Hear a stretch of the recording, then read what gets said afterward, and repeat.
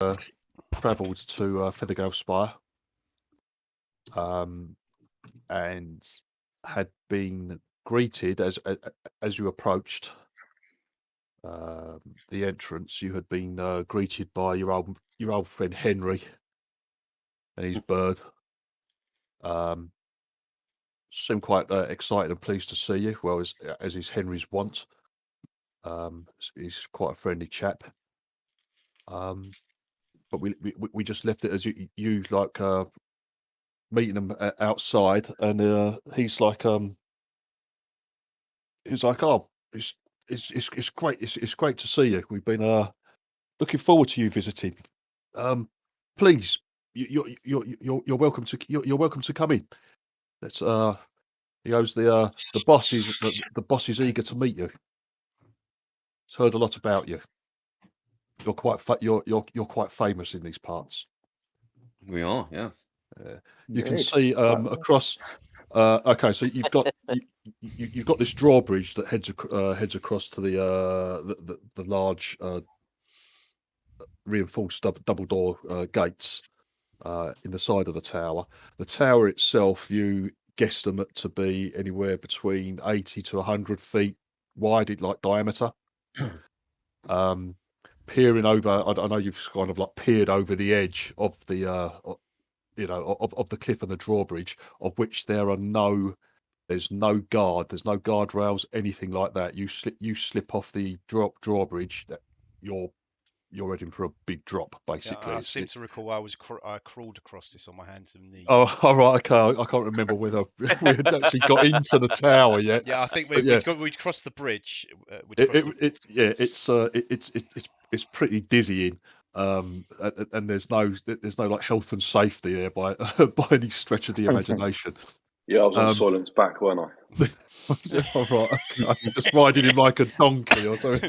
Yeah. So he crawls across. Right, Henry's watching you quite bemused. There's Henry and his and his bird are not.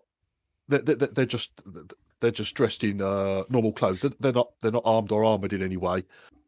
There's a couple of blokes on the other side of the drawbridge, and you can see some more figures in the chamber beyond the entrance chamber. They do appear to be armed and armored, but Henry and his girlfriend don't appear to be at all. The tower, as I said, it's made of some sort of white stone that gleams in the sunlight. As you looked over, you can see there's many windows. The interior of the tower, it must be, from what you're guessing, and a number of windows around the exterior. It must be fairly well lit inside. Again, peering over the edge, the tower itself, it probably extends 20, 30 feet below the lip of the cliff, before that's like where the top of this spire of rock is, that then the tower sprouts from. So the bottom of the tower, the lower levels are probably about 30 foot below the lip of the cliff. You can see all dotted all around that lower level, there's these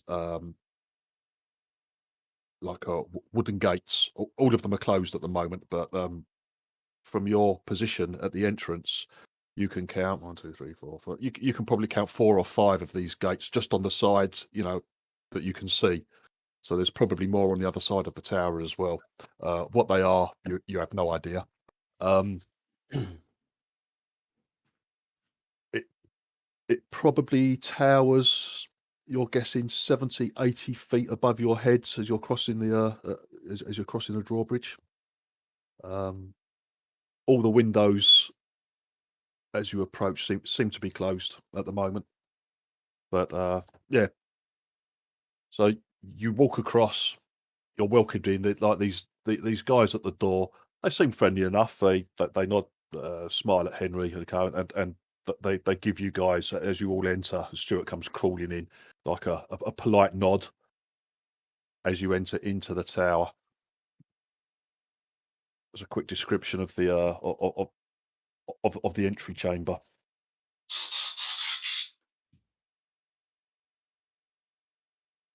So as you walk into like out of the sunshine into the cooler interior, it's it's quite an impressive entry hall.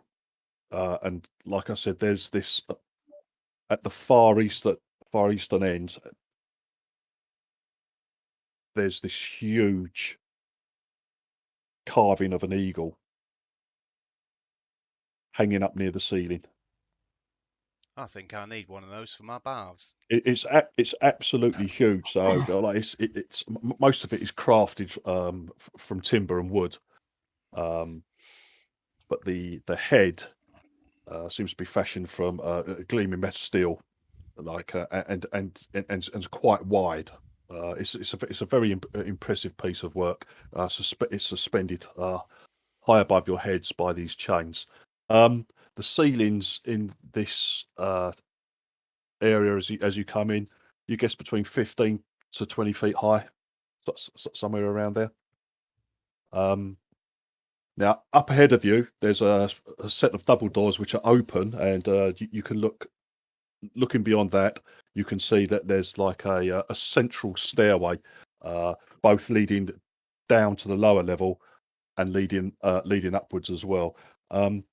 To your right as you enter is a smaller door, wooden, reinforced with metal and rivets. That's closed. But Henry's like ushering you all in. He goes, like, please, like, come in, come see the boss. He's on the top. He's on the top level, taking some air at the moment. He's eager to meet you. Please come in. So is everyone entering Yeah. in a friendly fashion? Yeah, Yeah. proudly Indeed. strutting. Yeah, cool. Yeah, they like I said, they all seem to be pretty friendly. Right, Henry leads you through the double doors into the central stairwell, which again is quite impressive, like beautifully carved stone balustrades and stairs heading up, spiraling above your head to the upper levels, and also heading downwards. Henry indicates that he goes, please, after you. If you just head up the stairs as far as you can to the top. He says, Thurl is awaiting us. Thurl is awaiting us at the top.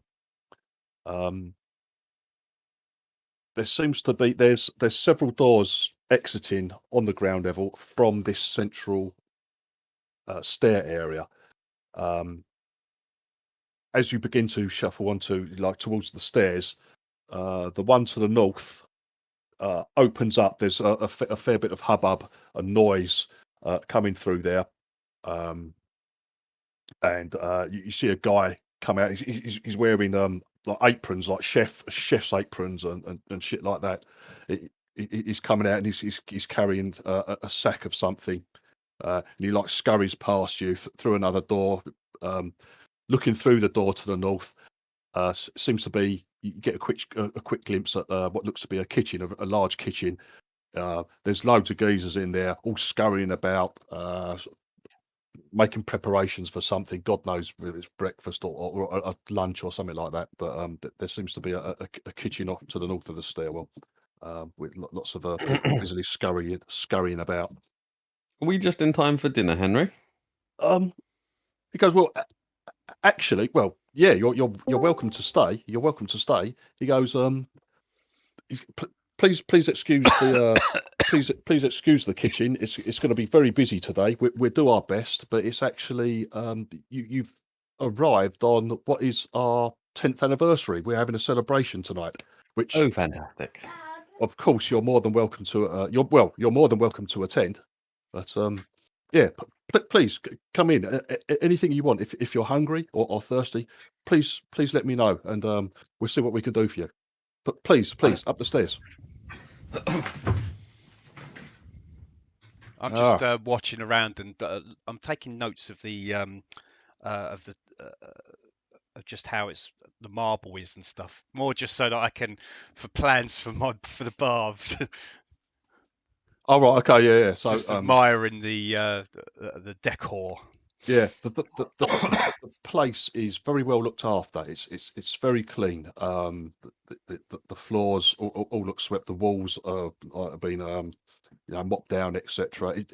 Everything looks like it's been looked after well. It looks like that, obviously these guys. It's a bit of a gentleman's club, and they're all young nobles, etc. So they're used to living in fairly luxurious conditions, and certainly the tower doesn't seem to have been let to go to shit or anything like that. It all looks well looked after. Are we being led in any kind of like random direction, or trying to obscure our way from the doorway back? Is it possible to get lost from how we're being led at all? Well, all you've done, literally, you've crossed the drawbridge, you've gone through an entrance chamber, Right. yeah, into a central stairwell, and you're not being led anywhere Okay. at the moment. He said, "Please, after you," and he's just said, "If you could go to the very top of the Okay. of the stairwell." So, the kitchen door's open. No one's made any move to stop you, or no one's been shutting doors in your faces or anything like that. But you haven't really seen a lot of the place so far. But yeah, no one's standing guard at any doors apart from at the actual entrance itself, where you had those armored dudes there. Okay. And in fact, as you climb the stairs, some guys, come past you. They're just wearing their normal clothes, some cloaks and bits and pieces like that. They're not all armored up and as if they're looking for a row or anything like that. I know you lot have come in with all your gear on and bristling with weapons. Yeah, none of these guys are really, to be honest with you. So you get a few raised eyebrows, but again, anyone who does pass you on your way up the stairs, they seem to be polite. They say hello to Henry, and Henry kind of mentions who you are, and they all, like, anyone who passes you by on the way up the stairs nods politely. I say Nice. to every one of them. What do you say, Con? Huzzah! Huzzah! Let's party! Let's party with our penises out. Con's obviously got no family around him today.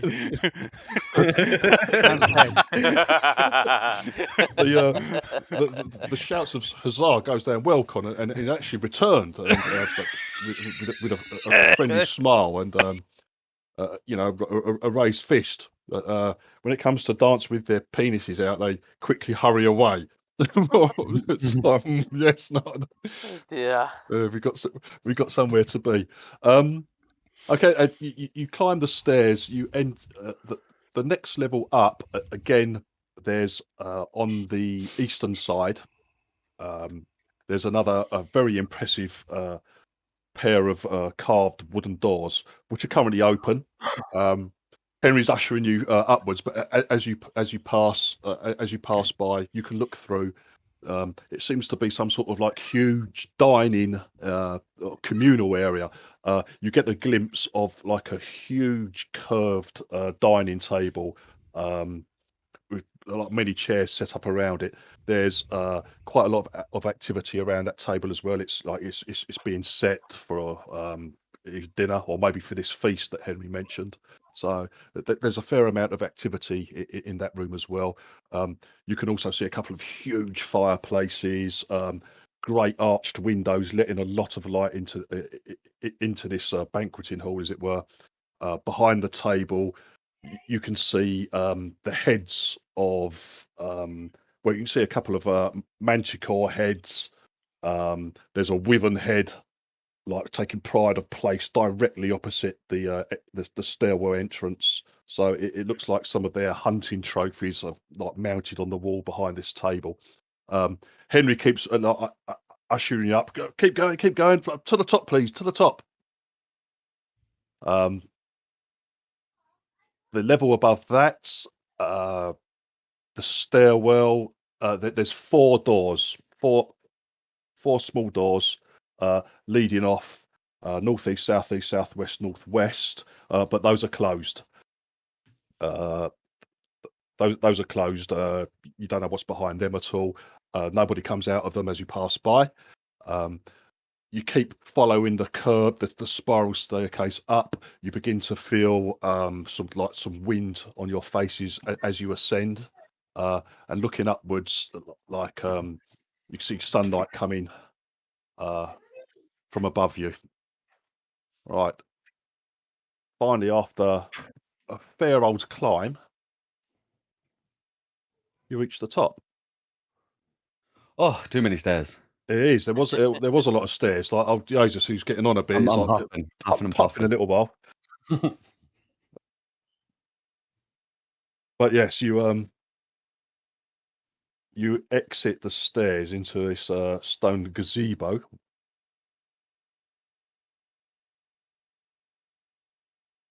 That is the base of like this like needle-like structure that you can see from a distance that like pierces the sky. That's the very top of the tower. But you're quite surprised to find it's like a pleasant little garden at the top. There's like a lawn all around at the top of the tower. There's like green grass. There's like there's some flower beds that are well tended. You can actually see some people tending to the flower beds as you come up, watering them, etc. Any gnomes? No, sir. No. These no. That's very lower class, Stu. Oh, do you mean actual garden gnomes or real gnomes? Like there's Kara. No, garden gnomes. Oh, right, okay. I don't know if you want to go and place Kara in the flower bed. No, but no, no, I'm not going anywhere near her. She's a fucking bear. Oh, you're a bear at the moment, Kara. No, she No, can but be a bear. be. Yeah. She's just an angry little thing. Yeah. All right. Okay. Yeah. I thought, but yeah, you would have crushed Stu riding on his back, coming like big bear on his back, sitting on Soylent. Quick, change now, quick. Yeah. Right at the top of the stairs. But yeah, yes, you can see like the wind's quite strong up here as you step out, but into the sunshine. But yeah, very pleasant at the top. You have the four like crenellations that stick out from the tower. You obviously it was I think the eastern one was when you saw off all those vultures and birds and down in the valley. That's where you found all the skeletons, all the crushed bones underneath what looks like would be the eastern crenellation. Are there any guardrails around any part of the There's open area? absolutely no guardrails here at all. What is up here is that you can see there's a rider on a hippogriff. Now he's doing slow circles like around the top of the tower. There's another guy with a hippogriff who is just like on the lawn. Like he's landed up here. So you've got a rider. He is armed and armored up the top. The hippogriff is all harnessed up and saddled up, ready to go. This guy is speaking to a tall, looks like a mature gentleman, long dark hair, a luxuriant beard, but holds himself with authority.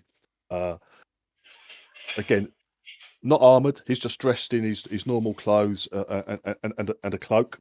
But he's chatting with the rider.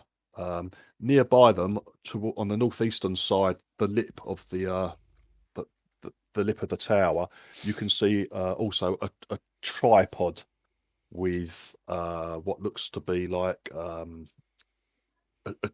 long tube attached to it as well. As you enter into the sunshine, this older gentleman looks over, and you see him speaking to the rider and sort of like dismisses him, as it were. And then he starts to walk towards you. He raises his hand in greeting. He's got like a big like a big beaming smile on his face, and he opens his arms wide as he approaches. He goes, "Oh, welcome. I am Thurl Maroska. I suppose you can call me the leader of this of this band or club, as it were. Welcome. How are you?" We're good. Welcome to you too. Yeah, thank you. Please, if you wish to take in the view, just be a little careful. I'm sure you've seen there's not a lot of safety measures around this around the tower, but please, you're more than welcome to walk around taking the view. He goes, "Have you eaten? Are you hungry, thirsty?" Very, very, very, very. Too many stairs. Do you have any lifts by any chance? Any lifts? No. Right, okay. He motions to Henry. He goes, "Henry, please, go get one of the servants to arrange some refreshments for our guests. We will take some food and drink up here, in the fresh air, if you will." Henry nods and says, "I'll be back soon." And you see him he heads back down the stairs. Sorry, Div. So there's Fel Roscoe, there's a bloke on Hippogriff, and there's a Hippogriff rider above us. Yeah, there's one rider who's in the air, just slowly spiraling around. He's not too far away. The other there's a rider on the grass. He acknowledges you, just he gives you a wave, but he seems to be like sitting his saddle. He's doing like checks on his saddle and shit like that at the moment. So he's not mounted.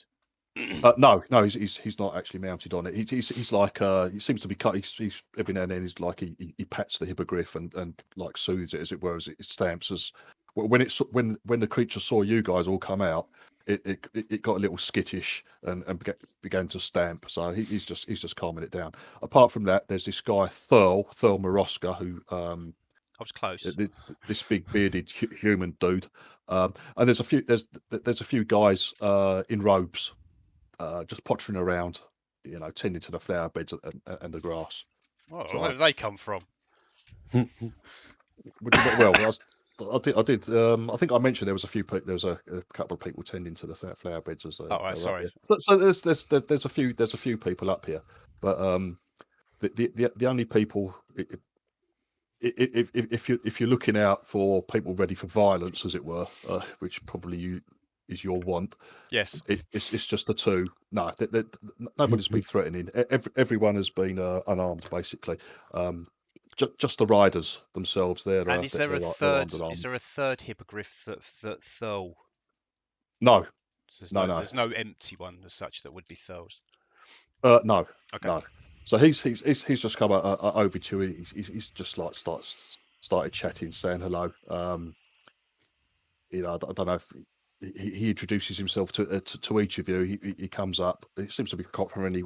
He wants to shake each of you by the hand, as it were. So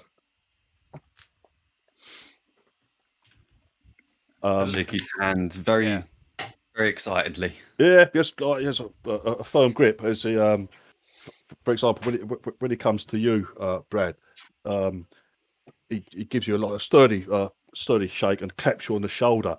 He goes, "Yes, I've heard of you," he says, "and your wrestling tales." Good. Yeah, he says even down here we you have your fans. He goes, I'm certainly one.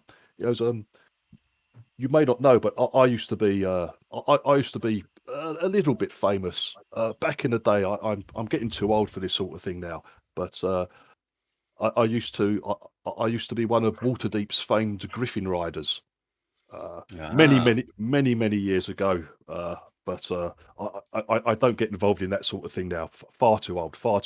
But good to see you still trying to keep going, even at your age, mate. I give you a clap. Gives you a clap on the shoulder. Yeah.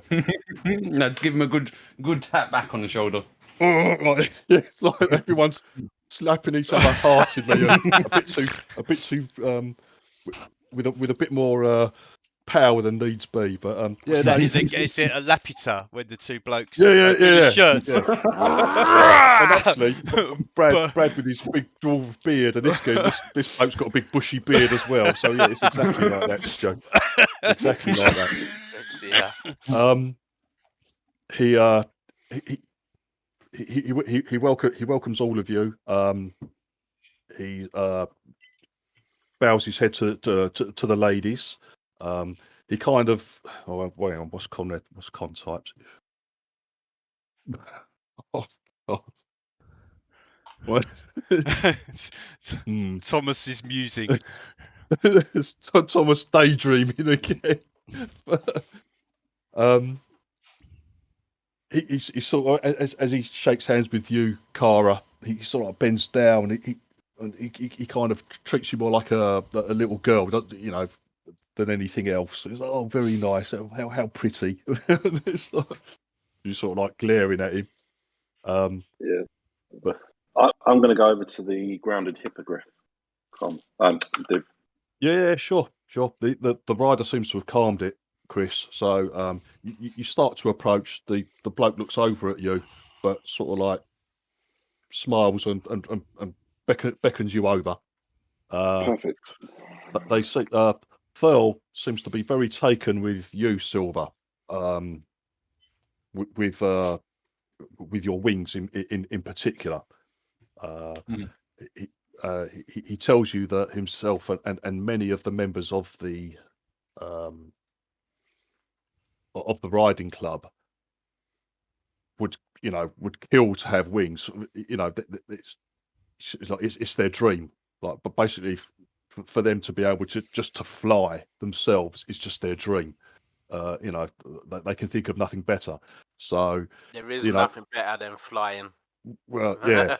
He goes, well, agreed. He goes, absolutely agreed. He goes, just amazing, beautiful. He says, and please, if we could do anything for you, or please let us know. Absolutely amazing. They're all very taken with you and your ability to naturally fly. Right. Okay. So, Chris, you've gone across to the hippogriff. It gets a little skittish, but the guy looking after it, he calms it down and it lets you approach. I say to the guy, "Can I have a go?" Sure, little girl. Have you flown one of these before? No, it'd be the first time. He sort of grins at you. No, it'd be the first time. Well, let me speak with the boss. He goes, but if any of you want to come for a ride or try your hands, he goes, yeah, I don't see a problem. But that would be great if you could. Yeah. Okay. Yeah. Please. We'll speak to the boss. I'll speak to the boss later. But he seemed friendly enough, Chris, or anything like that. Cool. Yeah. All right. In the meantime, after introductions have been done, Henry comes back up with some servants following up with some trays of food and drink for you lot. And Pearl says, please help yourself. Wander around. Come and see the views. I was like, guys, come over. Have you seen this? He's like motioning you over towards this tripod with the tube on, sort of thing. Are they right on the edge, the tripods? Yes.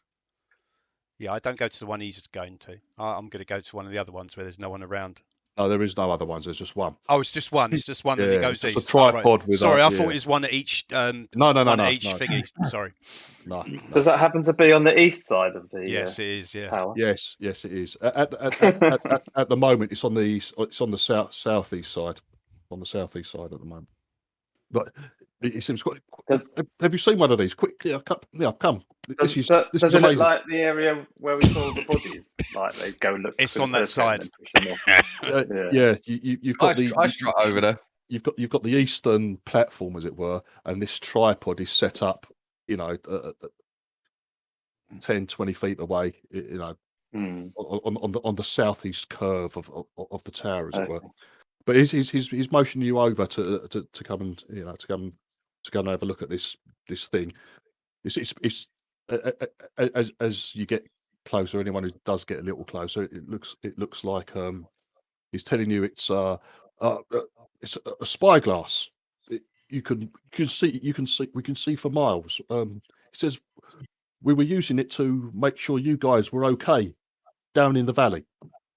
Come, have a look. I have a look. I'll stay 30 feet behind Jesus. I noticed that he's going over, and I'll stay 30 feet behind Jesus. So yeah, for that you'll be kind of in the middle near the stairs, Chris. Those who don't want to get too close to the edge, yeah, you just like stay in the middle, basically. Okay. I'm roughly the same place as Cara. Oh, well, you don't go anywhere near the edge either, no? No. Yeah, cool. I don't either. No, I'm ready for any dodgy. I'm ready for any dodgy stuff. So Jesus, I'll go up to the edge. yeah, you'll get up. Okay, yeah. So it goes up. Thil turns to you, Dave, and says, "Madam, please, if you could tell your friends, they have nothing to fear. I know the view can make you dizzy. But he goes, as long as you're careful, you have nothing to fear. It's just amazing views. They're missing out on amazing views. In the meantime, Jesus, you've had a look. Yeah, I want to have a look around. How well can you notice? How good is the vision on the knoll camp that we killed near the river? Right. Well, when you first put your eye up to the to the end of it, like this guy Thor, he was speaking to Silver about the others, stepping forward and maybe being a little a little nervous. Excuse me. When you first put your eye to the glass, it's what you see immediately is the far side of the valley where the little hidden trail, where the hidden trail was, where you guys, and then you had that ruck and which leads to the dragon pyramid. Leads to the scary place. How much can we see there? Can we see? Is it going to like a chasm and then we can't see where it goes? We just see the kind of outer parts, or do we see as far as like the bridge? You can just see an outer part. And as you watch, you think you see it like a glimpse of movement out there, and as you look and steady the spyglass, you see a figure disappearing into like the brush where the where this cannon is hidden. Basically, you're pretty sure you see a figure moving into that, and then Thurl finishes speaking with Dave, and says, let me show you. Let me show you some bits and pieces here. Look over here. He sort of like moves the spy. He moves the telescope like away. He goes, if you look at it now, through it now, there's a beautiful pair of mated griffins that are nesting not far from here. Oh! Let me see. Yeah. So, but he moves it away, and you sort of like look through, and he's moved it, looking down to the south now, along the western wall of the valley, and you can see there's a big spire of rock, not as tall as the one the tower was on. It's probably a couple of 100 feet high, but as you're looking at the top of this rock, spire of rock, you can see there's like all sorts of timber. There's like a huge nest, balanced on the top of it, and sure enough, at the top there's two griffins fucking. No, but they're preening each other. It's two magnificent creatures, like preening each other, sort of thing.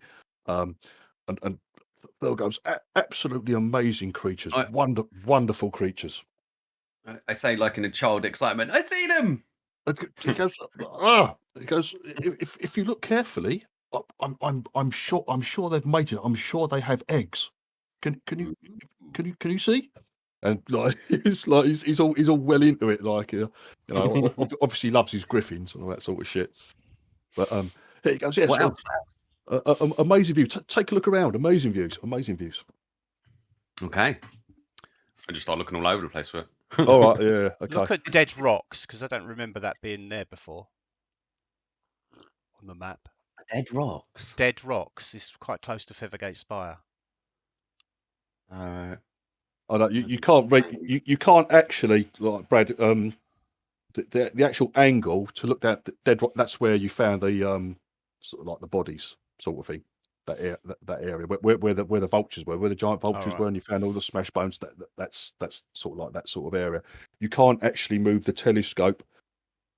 You know, the angle of it doesn't go that steep, so you can't look straight down the side of the tower, which will probably be really fucking like vertigo inducing. It's pretty scary, but yeah, you certainly have an absolutely fantastic view, not only of the Scion Valley, but of all the Sumber Hills, you know, for miles around the Sumber Hills as well. Truly amazing view. There's no way, unless it's the dead of night, pitch dark. There's no way anyone can sneak up on these guys in this tower. They've got just commanding views of the whole area. In the meantime, the rest of you holding back a bit. Henry's just like chatting. He's trying to put you at rest. It goes, it's quite safe. If you want to go and have a look and look out there, it's quite safe. But I understand if you're a little nervous. I'm not afraid of heights. I'm afraid of landing at speed. Yeah, that's it's true that. Thor hears that as well, and he roars with laughter at that, and he sort of like claps you on the shoulder. Stu goes, yeah. I understand. No problem. Henry talks to takes him aside, starts talking to him. You see him nodding, looking over. Comes back to you. He goes like, "Listen, I don't know the purpose of your visit. If you've just come to a sightseeing tour, as it were. You come to celebrate your 10th anniversary. Well, that's what I was saying. Henry did mention that. You're very welcome to stay stay for the rest of the day and join us in the evening. We're having a celebration this evening. Plenty of food, plenty of wine. You know, tell some stories, sing some songs. You know, get pissed. Basically, you're more than welcome. You're more than welcome to stay. What other club activities do you do here? Well, our main club activities is obviously flying and hunting. Do any of you fly? Apart from the lady here, of course. Have you tried flying a mount, a hippogriff, for example? No. Much prefer to keep my feet on stone. It's like no. Yeah, that's our main activity. What do you hunt? And it's because we love it. We just what? Well, flying. No, what do you hunt? Well, say, what do you hunt? Yeah, what do you hunt? Sorry. What do you hunt? He said we did have we did hunt. We did hunt gnolls. They used to, obviously the tribe of gnolls that you. Yeah, sorry about that. No, absolutely not. Awful creatures. We're glad we're glad they've gone. They made the area. They made the valley very, very dangerous. But he says we hunt gnolls. Sometimes we fly out. We come across orc bands. We hunt those, and harry them. But he goes, our greatest hunts are against some of the flying creatures that are around here. The most exciting hunts are manticores. Yeah, Soylent enjoyed the hunt of the manticore. Yes. He says, we've had to cut back on that a little because there's only one of the poor buggers left. Yeah, he's an aggravating fuck. Yeah, he goes. If he sets up the telescope, like, he goes. If you look through the scope here, you could probably there he is. Yep. Yeah, he's sunbathing at the moment. So yeah. Soylent, come and have a look. Nah, you're fine. All right, I'm fine. Brad, looking through the telescope, Brad, again to the far southeast of the valley. You can see it on the map. Obviously, we've got Manticore there down on the map. But yeah, in that area, you can see the cliff has partially collapsed. There's a climbable area up 30-40 feet to some ledges, and there's a cave set on one of these ledges, and outside this cave on the ledge, sunning himself in front of the cave, you can see like nemesis. It's this fucking huge bastard. As you watch, he sort of like stretches like a cat and like gives a good stretch. Then he like lays back, lies back down and sort of like in the sunshine. But what is over to the north where them little birds are on the map? We've seen something like that before, haven't we? The birds, haven't we? Up there. Well, that's where you come across the giant vultures. And the valley just like peters out. It just comes to an end, like some sheer cliffs at that end. There's nothing up that way. If I look round up that kind of way with the telescope, you'll have to move the telescope. It's portable. It's heavy, but it is portable. Oh yeah. No, I'm just being as confident as I like and moving it all over the place. And just looking very excited. Yeah, go on, Ian. Where are the drakes? Can we see where the drakes hang out? What drakes? Here? The what are they called? The wyverns. Sorry. Wyverns. No, you can't. There's no wyvern. You haven't seen any wyverns. You were told that they are in that area where you found the hidden, the hidden chasm, as it were. That's where you were told wyverns were, and you were warned away from that area. We saw some flying things over the pyramid, didn't we, when we went down? Although, yeah, when you reached that underground city place, whatever the hell that was, there was some very large flying lizard-like creatures you could see down there. So whether they were wyverns or not, you couldn't tell. But you were warned away from that area. Basically, you actually haven't, as far as you know, you haven't seen any. No. And no one's mentioned it yet, Ian, either. Oh well, I just did. Yeah, no. Yeah, just in case you didn't specifically say Hardy said this, but I'm just saying. While you've been AFK, no one's mentioned anything about any dead people. No wyverns have been mentioned. Nothing to anger anyone has been mentioned at all. You were saying I was just about to start saying about the wyverns. Vulture riders. We haven't mentioned vulture riders. Then. No. Henry and another one of these servant dudes helps you move the tripod, Jesus, over to like the northeast side of the tower. Thurl doesn't tell you to stop or anything like that. He's just chatting away with whoever's asking him stuff. Doesn't really pay any attention to you. Henry helps you move the tripod over to where you want. He goes, yeah, go on, take a look. Says there's not that much up there to the north and the northeast. The valley just ends in some cliff walls. There's nothing really of interest up there, although there are some nests of giant vultures, etc. In that area, but it's pretty uninteresting, to be honest with you. I see. Where are the nests of vultures? I've fought one of them. I would like to see where they are. I could do with a trophy of them. But you'll find them in that area, and they actually nest on the northern cliffs. It's if you really want to go and mess with some of them, he goes, I wouldn't. They're very, as you know, very ill-tempered animals. They are. I need that trophy.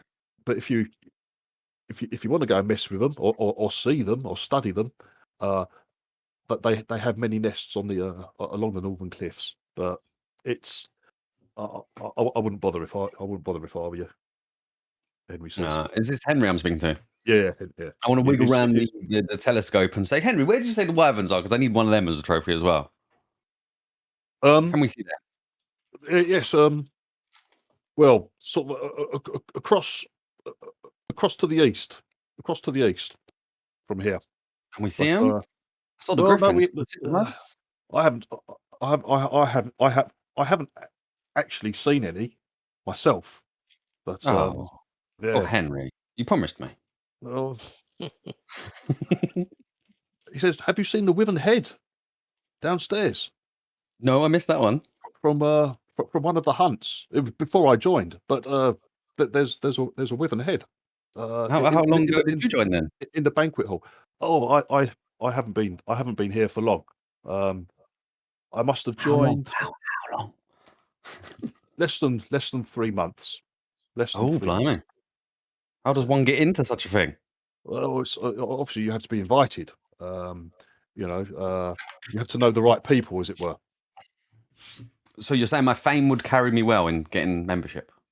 Good to know. I'm sure it would if you want me to put your name forward. I have to say we haven't got any dwarves on the roster, but there's always a first. It's a fine building, but yeah, feet on stone. It's got to be feet on stone. Sorry. I understand. Anyway, you're made to feel generally very welcome. The people you see there appear to be friendly, and pretty open. They'll tells you if you wish to stay, they'll sort you out. That they feed you throughout the day. You can join them for their celebrations in the evening. He goes, if you wish to have a look around the tower, I'm sure Henry will take you around the tower, show you around. He goes, no problem. He goes, but you're very welcome here. A tower tour? That sounds fantastic. The what? A tower tour? Yeah. Tour around the tower? That sounds fantastic. Well, as much as we can. We probably. He calls Henry out. Henry, please show these fine people around. Make them feel at home. Not yourself full, as in you've probably got the better knowledge. No, Henry's very excited to see you. He's he can show you around, no problem. I just have a few bits and pieces to do in my office.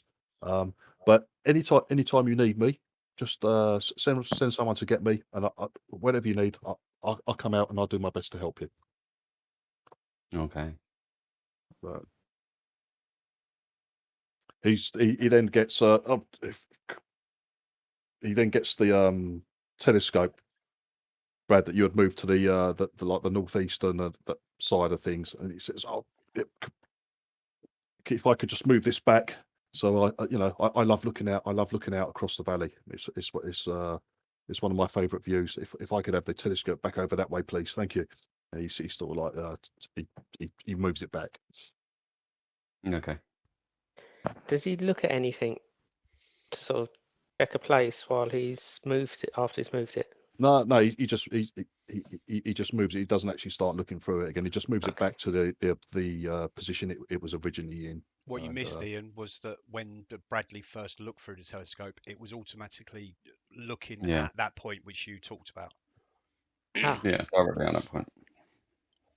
Okay. But yeah, they all seem friendly. So if you want to, if that's your favourite view, I thought you liked the watching the griffins. What's over there? What's over there that's better than the griffins and their fabulous eggs? Well, from where he's moved it to, you can see the griffins. Oh, right, okay. Yeah. The guard that the rider that Cara was speaking to earlier, he's had a word with Thurl, who says like before I go, if any of you would like to either go for a ride or would actually like to try to ride a hippogriff, please let me know. We'll be interested to see how you get on. He goes, do not worry, even if you haven't ridden before. He goes, the hippogriffs are very well trained. They will not do anything silly to unseat you, as it were. He goes, you'll be quite safe. You'll probably be very scared, but you'll be quite safe. Yeah, I'll take that up, Div. Yeah. And I like to go on my own. All right. Okay. Cool. Yeah. Reckon they could take my weight? What I mean, I don't mind if you say no, because obviously I'm quite a big. Yeah, person. you're quite a big one. I laugh and say Big. big stone, that one in giant-ish. What? What did you say? Big stone. Big stone. Yes, they can take you in. Oh. If you want to, if anyone wants to try and have a ride, you can. Yeah, I'm happy to have a go. Yeah. It's like, Yeah. try and ride them on your own. Yeah. No, I'll go with a rider. All right. Okay. Yeah, I'll go with a rider as well if they can manage. All right. Okay. So I'll leave my rucksack here. if people want to let me know what they're going to be sort of like, what they want to do for the rest of the day, I know. Okay, so some people want to go for rides. Cara wants to go for a ride by herself. I want to go on a tour. Yeah, so some people want to get the tour. I'll stick with Brad. I don't think we should all go off one by one. I People don't should think so stick either. together. Keep us in two parties then. Riders and tour. All right, yeah. I'm going on a tour. I don't really need to ride a hippogriff. No, exactly, exactly.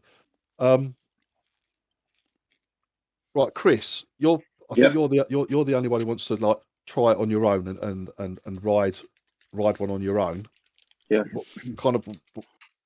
What's your plan? Because they basically tell you while they're getting everyone ready, doing safety and safety checks, etc. For you, they're kind of saying if you could just stay in the area around the tower. He goes, don't go too far off. He goes, it's really for your own safety, just in case you upset the griffins, because they're a mated pair and they have eggs.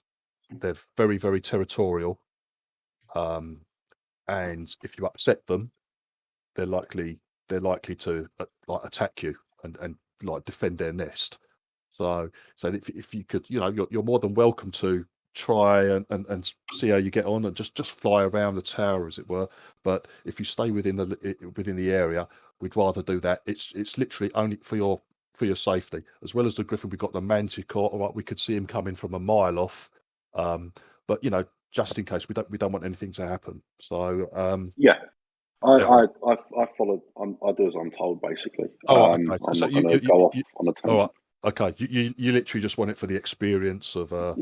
Yeah. Cool. Right. Div, No is a hippogriff a beast? Is what? Sorry. Is a hippogriff a beast? I was going to do a nudge, Cara. Can you change into one of those? No, they don't think they are. No, they're not. They're monstrosities. I was just going to make a note. That's fine. But no, that's fine. I'll do as I'm told, Div. I'm not going to Yeah, I just wondered if right, okay, yeah, because what's a hippogriff? A cross between like an eagle and a horse, isn't it? So although Yeah. it's a cross between beasts, no, it's in game terms it counts as a monstrosity. So it's not something good that one. you could shape change into wild shape into at a later stage, Chris. No. No worries, mate. Unfortunately, but yeah, the experience, they're magnificent creatures. They're like you as a druid and a lover of nature. They're absolutely magnificent creatures. Yeah. And it will be amazing to try and fly with one. It'll be that'll be Absolutely. cool. Very excited. Yeah, You very could cool. Yeah. probably try and change into a hippo with painted on wings. That's close. Yes, you could. Yes, and tumble try off the that. edge of the tower. Yeah, with really tiny wings. Hippopotamus just crashes to the floor. Yeah. Just imagine that. That would be great. Right, okay. Tour wise, now then, Henry. Obviously, okay. You've seen the top. As you descend the stair to the next level, Thurl heads off to there's those 4 doors: northeast, northwest, southeast, southwest. Thurl heads to the northeast, the northeast door, and he says, "Please excuse me, I have a few things to attend to in my office, but anything we can do for you, uh, please let Henry know, or actually, please let any of the fellows here in the tower know, and they'll do their best to help you out. It was lovely to meet you. Now, if you'd excuse me," he gives you like a small bow, and he opens the door, that northeast door, enters into it. You can see beyond some sort of a well lit chamber. There's like bed and you can put a bed and a desk there, sort of thing, and then he closes the door. Is that the 1 floor down with the 4 One floor doors? down, yeah. 4 doors, yeah. This is 1 floor down from the top. Henry tells you there's not really a lot to see here. This is the bedrooms where the guys stay. Basically, when we visit, what happens is people visit the tower. They come up from Waterdeep or their homes, and they spend time here, maybe a couple of months at a time before returning home. So not all members of the club are here all the time, but when they do and they come and stay here, these are their rooms. He opens the other doors, and just you look in, and basically the chambers, they're quite cozy, well lit. Again, closed windows. They contain like each room contains like 4 beds. There's a fireplace. There's some closets. There's some pictures and tapestries hung on the wall. Some rugs, etc., to make it a bit homely.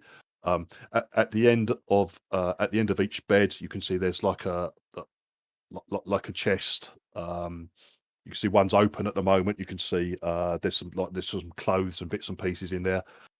There's also on the beds, there's you can see like some suits of armor and weapons.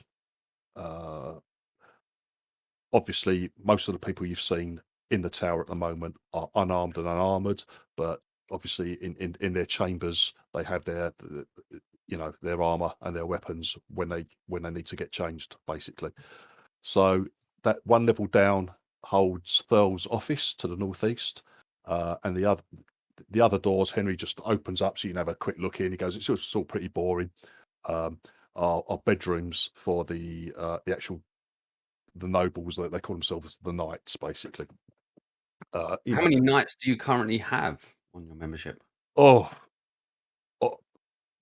Our total membership, or here at the moment? Well, I guess Bit of both, really. Yeah. I don't really know. I think the actual club itself numbers over 50. Over 50, but at any one time here, he goes, some of the people you see here, they're not actual, they're not riders, they're not a member of the club, as it were. They're not the knights. you know, some are like servants, you know, or we hire some security sometimes as well. So there'd just be some guards and servants. They're not knights. So even though there might appear to be, you know, a lot of members here, you had to bear in mind that not all of them are riders. He goes, at the moment, I don't know. I'd guess there's probably 20 or 30 guys here at the moment. I'm not sure. I don't know. I haven't thought. But yeah, the tower's fairly full right now. He says, fairly full. Where will we be staying? Oh, we'll put you up in one of the bedrooms. The ground There's you floor. know, there's some no. We'll put you up on the floor below. Here, come down. I'll show you the banqueting hall. And if you want to have a look at if you want to stay, you don't have to, obviously. But if you wish to stay the night after, we're probably, you know, we'll all be pissed up. But if you wish to stay the night, then I'll show you the chambers where you're more likely be quartered. Come down the stairs, just down one level. As we walk, I say to Henry, I say, Fool does seem very jolly, but at the same time very reserved. What do you know of him? Well, same as anyone around here, really. He used to be a Griffin rider of Waterdeep. Now, those guys were they used to like probably the closest thing to like Waterdeep had to it's like Formula One drivers sort of thing. Like they used to race on Griffins and stage hunts and you know, great parties. That they were you know, real flash kits, all noble born, very very rich, and from powerful families of Waterdeep, basically. But yeah, they were like, if you could consider them as like Formula One drivers, you know, daring, handsome, brave, you know, fucking all the women used to fall over themselves, you know, to get their Oh, attention, I know sort of this thing. well. They're like, you know, like they were like the faces of Waterdeep, sort of thing. Yeah. So they're all like celebrities in their own right around Waterdeep in the local area, but all around here, a lot of people have heard of them.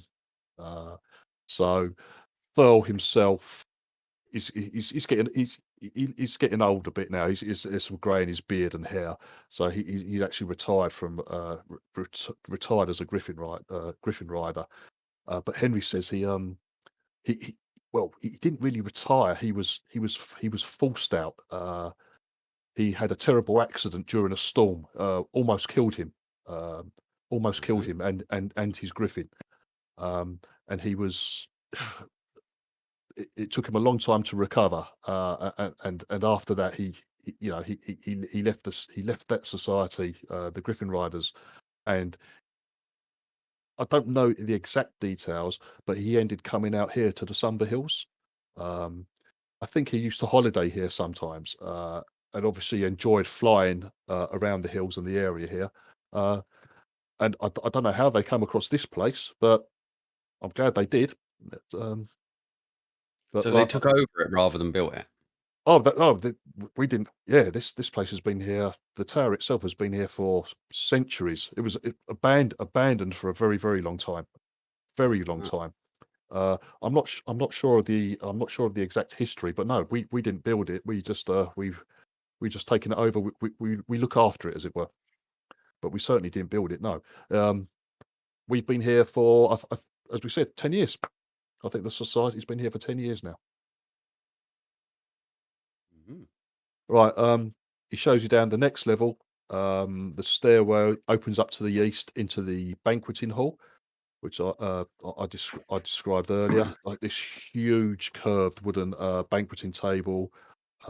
In the center of it, there's like not a throne, but a very, you know, you can see who's meant to sit there. The lead, you know, where Thurl's meant to sit, you know, and you know, command the table, as it were.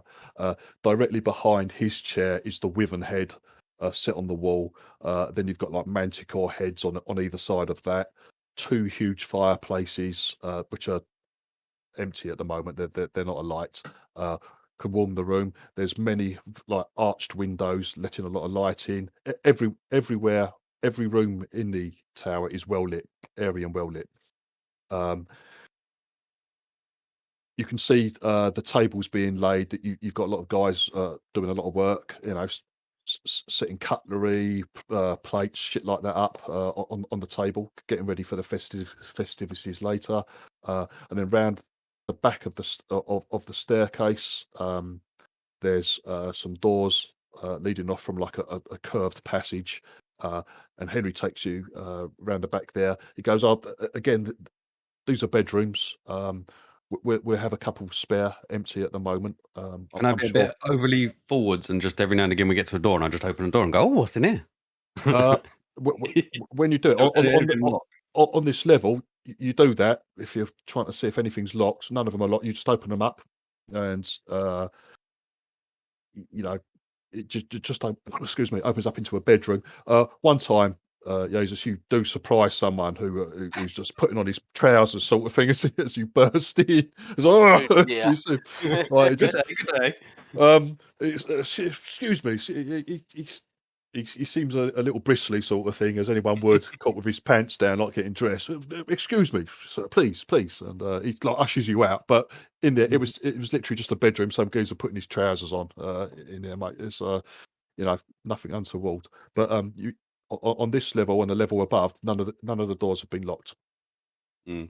And again, just more bedrooms, Hey there. basically. Cheers, mate. Takes you down to the ground. The next floor down is the ground level where you entered. Now this is where there are some 2 arms, parcels, yeah. some armed guards down You want here. them up there, or are you going to come down? Okay. David, you're not muted. Sorry. Right. Okay, so north from the stairwell here on the ground level is the kitchen. He opened again. He shows you in. It's a huge kitchen, and there's a lot going on. There's like 8 or 9 guys in here, all bustling around, getting stuff ready for the food and drink for the feast and the rest of the day. So that they're all very, very busy. Again, no one armed, no one armored. They're just all in their chef's gear and aprons and bits and pieces like that. Just working hard. A lot of hustle and bustle. Henry grabs a fucking chicken leg or something off the table as you enter. He starts eating it and like ushers you out. I join him. I snatch whatever he snatches. Yeah. I was just about to say I'm going to grab a chicken leg as well. Right. Well, when you all start nicking stuff, right? One of the blokes, please, out. Please, out. Like Uncivilized. pushes you all the way. It goes, Henry, please, if the guests need anything, send someone to tell us, and we'll sort it out. Please don't just come down here helping yourself. Just like out. I say to him, good food. Yeah. To the south, there's a door opposite the kitchen on the other side of the stairwell. That's another bedroom, but nowhere near as nice. It's like a large chamber. There's a lot of like double bunk beds in here. It's fairly basic. It's not as well furnished as some of the bedrooms you've seen so far. And then on the other door to the east, which you didn't see, Henry opens it up. There's a little description of that. It's a very bright room. It seems to be some sort of like indoor garden area. So there's people there. They're growing a lot of flowers and shrubs and potted plants and things like that. It's like visiting a garden centre. Interesting. How do you get down to the hippogriff cages, Henry? We're getting there now. We're getting there now. Okay. And in actual fact, that's where people are going to start there. But those who want to go for a ride, go for a flight, that's where we'll be going from. We have the stables on the lower level. It's the lowest level, the stable level. Please follow me down the stairs. takes you down See you later, chick. to the lowest level. Now, as you come out from the bottom of the stairs, now this area is not so well lit. There's so there's like a central area around the stairway which is like packed full of equipment. It's like so the central area it's like a storeroom. Henry tells you like these are our main stores around here, and he says all the doors, the 12 doors you can see around the area, these lead to the actual the stables or the stalls, and he goes, that's where we keep the that's where we keep the mounts, that's where we keep the hippogriffs. As you're looking, some of the stalls are open, others are closed. There's a couple of armed guards down here as well. There's a couple of knights down here in full gear, armed up as well. Do they look like they're actually guarding anything in particular, like a door or anything like that, or No. They're kind of like lounging around on crates, like the whole area is pretty cluttered with crates and equipment, and there's tons of it. There's swords, there's armor, there's food, backpacks, tons and tons of stuff down here. Loads of stuff. Okay. Loads of stuff down here. Henry tells it, and it stinks as well. It fucking stinks down here. So Henry goes, please excuse the smell, but obviously, we have to muck out. We have to muck out the hippogriffs, every day. But this is where this is where they are.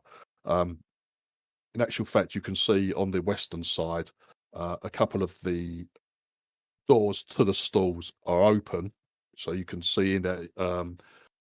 You look through into like a large chamber.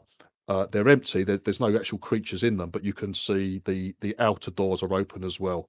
So maybe that's some of the hippogriffs that are outside flying around at the moment. In the actual stall, there's it's just the floor is covered with straw and muck. Basically, it's like as you look in, it's like fucking bird shit and crap like that all over the pole, all on the straw. It absolutely stinks down here. Henry tells you if you're interested in any of the stores, they could probably help you out. But he goes, unfortunately, we can't just give this stuff away. But if you're interested in anything or you have need of anything, you're welcome to have a look through, and we'll sell it to you, no problem. Mhm. And you look around, there's tons of stuff down here, tons of stuff. That's a fine offer, Henry. Right. So, but again, apart from like down here where a lot of the stalls are actually shut, right? All the doors where it's taking you around, nothing's locked off. It's pretty much shown you, as far as you know, he's pretty much shown you the lot. It seems smaller on the inside, Henry. I was expecting it to be bigger. It looks big. It does. Each room though, Brad, it's very spacious. The ceilings are very high. Like I said, the ceilings are, you would guess, Okay. above 15, maybe even 20 feet high. They're very spacious, and the rooms are large. The rooms are fairly large. Like I said, you would imagine a lot of it is taken up. The central area, you've got like quite a large area taken up by the central stairwell. But the actual tower itself, you reckon from one wall to the other, like I said, 80 to 100 feet across. So there's been no rooms really that we've not been denied access to. They pretty much opened all the other rooms. He's described pretty much everything. There's been no hidden levels or no areas that we've not been in. We have, yeah. I mean, as we've been going around, The only room we didn't really go into was was Thurl's office, wasn't it? But we saw that open up and him going into that. But other than that, Yeah. pretty much every other door was opened up or by Brad or by Henry. All right, Brad, you try to open up. You try to do your little trick of like, if I can open it up on the stable level. You try and open up one of the stalls. That is shut, and it is you can't open it, mate. But Henry tells you that's please don't shake the door too much. You might you might scare the you might scare the animal beyond. We don't want them getting too skittish. We don't want them to hurt themselves. But he says if you open it carefully, let me open it carefully, and he just opens up a little. You hear like the noise of a couple of calls, low calls, animal calls as he opens the door, and you can see there's a hippogriff on the straw, like inside. Henry goes, they do get skittish, especially around if they smell strangers, that they get used to our scent. But with you guys, if you jump in or surprise them, they might attack you. They might attack you. Yeah, and we don't want that. We don't. They could hurt you, or they can hurt themselves. Obviously we don't want that. I get on my castanet and say no music then. You don't like music. You make music with those? Yeah. This is music from my town. Well, perhaps you can entertain us later at the feast. Oh, I'm sure I will. Oh, God. Yeah, but yeah, Stu, they've given you a tour, and they put as far as you can see, they've given you a proper tour. He's given you a proper tour. There's nothing seems to be like locked off or fucking. They're not trying to hide anything by the looks of things. It's an odd place. And they Henry, I'll take advantage of your offer of supplies. Sure. All right. Okay. And in those of you who wanted to go for a ride, those who went, I think Phil, you wanted a rider with you. They take it. They take you out. It's quite exhilarating. It takes a little bit of getting used to, but it's absolutely amazing. Just these creatures like soar. It takes you soaring through the air. He doesn't do any crazy fucking twists and turns or somersaults or anything bad like that. But he does take you like up high and then dives down towards the tower. Does like a flyby over the top of the tower around the around the top sort of thing. It's very, very exhilarating. But they seem to be very safety conscious, especially with you, and they make sure you're strapped on properly and all that sort of thing. Cara, Div, what I wanted to do was see if we could get towards where those corpses were. So I try and encourage them to go around. You know where the bodies were, that have been the skeletons. Oh no, he said. Well, he goes. We can dive a little bit, a little lower, but he goes. We might be if I he starts shouting at you like the wind's buffeting, he turns around, he's shouting at you just to make himself heard over the wind. He says, I don't want to get too close down there because of the vultures, the giant vultures. They have been known to attack us, attack hippogriffs if we bother them too much. He goes, if you want, I could dive down, towards them, but I can't take you too close. It's dangerous. Yeah, I just want to try and manipulate it, so if we can see the skeletons, I can say, "Oh, what's that?" kind of thing. He doesn't go. He doesn't go No, close okay. enough. He keeps his distance. You can see the area where you know it is. Yeah. You can't. Excuse me. You can't pick out too deep. It's like trying to pick out like bones and that. There, you're too far away. He doesn't get that close. No, okay. Is that Ian by any chance? Ian, are you doing washing up, mate? Yeah, you can't. No, I am. No, sorry, it's me. muted. My Oh, it's apologies. Chris. Oh, sorry, Yes, Ian. you can't. It's Sorry, Ian guys. too. Um, Ian too. Right, I was- It's you- Chris, Ian, was- Ian a fur. Chris, was there anything that you wanted to achieve or do on your on your solo flights? The guy who sets you up, he seems concerned that you haven't ridden one before. But they're going to let you go out on your own. Mhm. He says what we got here. He introduces you to Nelly the Hippogriff. He goes, Nelly's she's getting on a bit now. She's quite old. Sh One of She quick. one of our older mounts. Uh, they're all quick, but she's probably got the best temperament of all the hippogriffs we have here. She's quite friendly. She's quite calm. So we're going to let you take her out. Excellent. But we just got to make sure you're safe and you're all strapped in, etc. And you know they're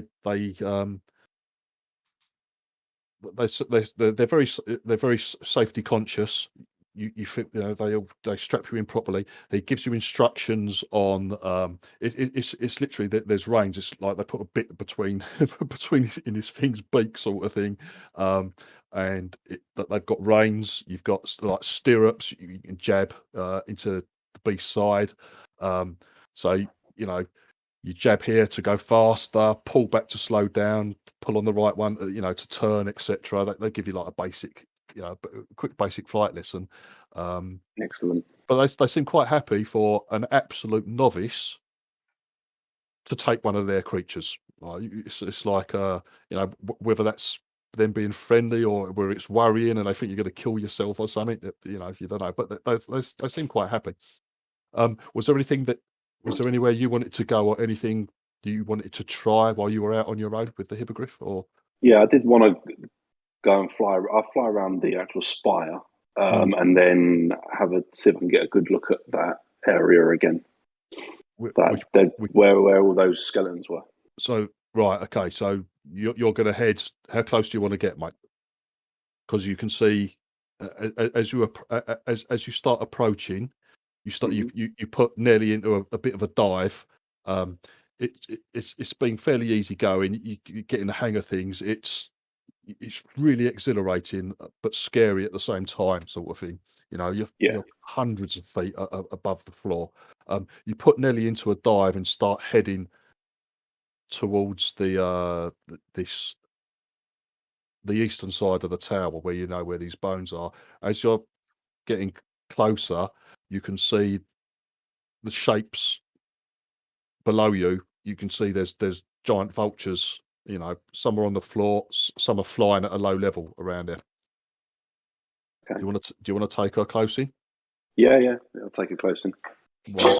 Could you make animal handling check, please? Because as you're getting close to the vultures, she's beginning. You can feel the hippogriff getting like a little hesitant to your commands.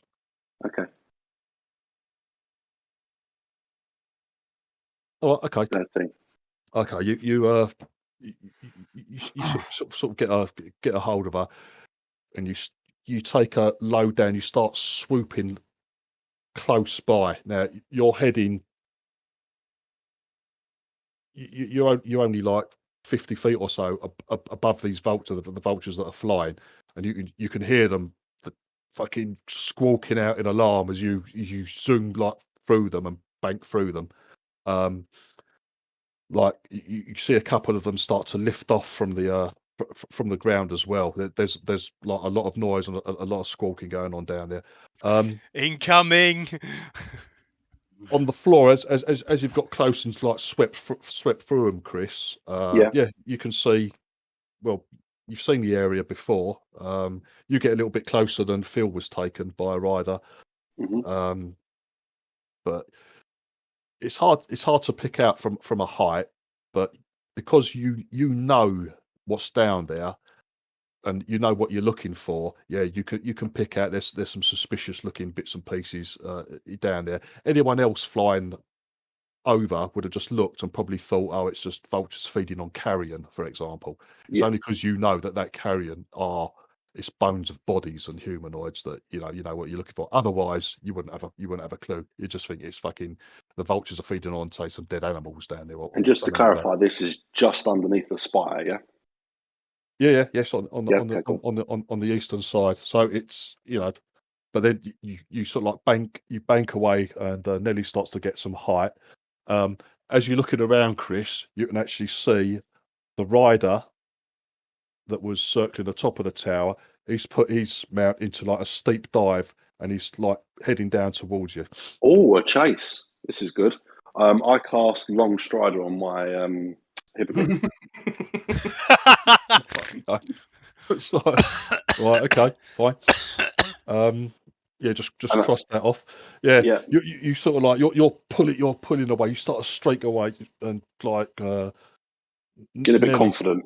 Nelly seems to get an extra burst of energy. I don't know whether it works on beasts or not. We'll just say it does. Let me just check. I think it does. But touch a creature, yeah. That's cool.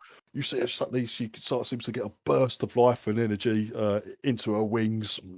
She, as you come out of your dive and circle, you just pull away, streaking back up, towards the sun. Mm-hmm. This other mount, you see, it'd be diving in like towards you, and as you're watching, as you pull away, you see him. He puts himself behind you, in between you, and you can see some of the vultures had like taken off and were like coming towards you, and you can see he's put himself between you and those vultures. You're guided with the benefit of your magic. Nearly the Hippogriff has pulled away easily and like actually like powering away, no problem. That feels good, doesn't it, old girl? And then I'll make my way back up. She sort of like squawks. Yeah, she seems to be loving it, like so. But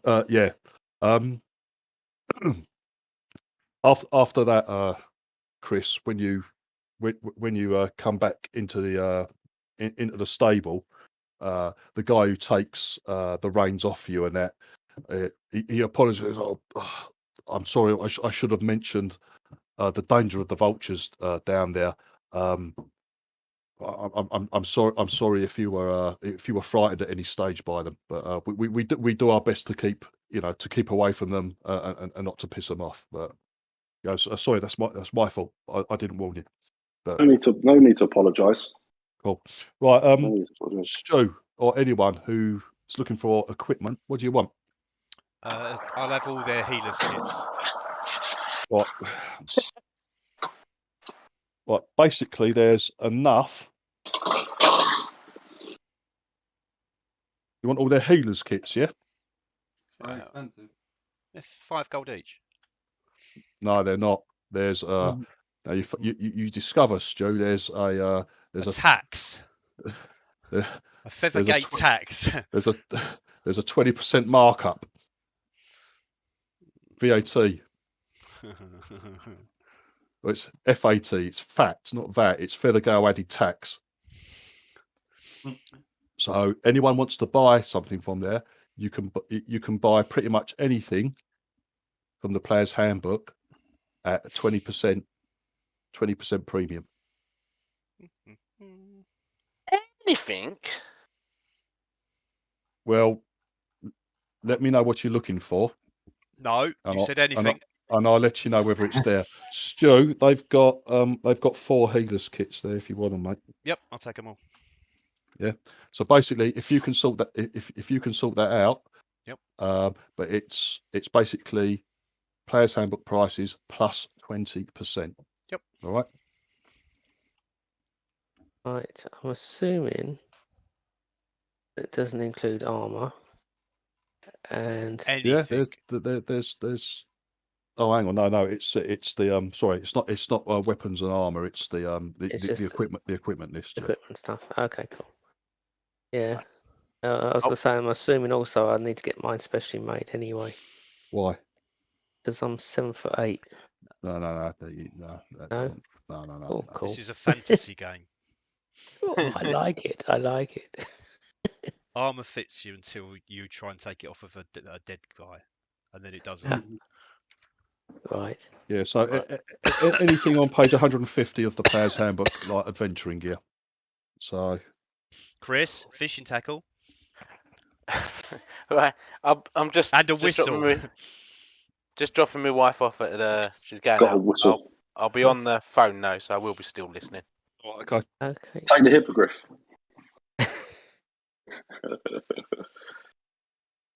And Fishing don't tackle. forget, Eh? you don't need to buy torches or pitons because I've got lots. Yeah, I don't think you need any of those at all.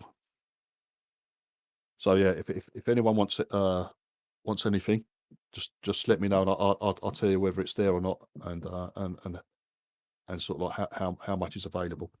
Ian, But how like many 10-foot ladders have you 20%. got? There are some ladders there.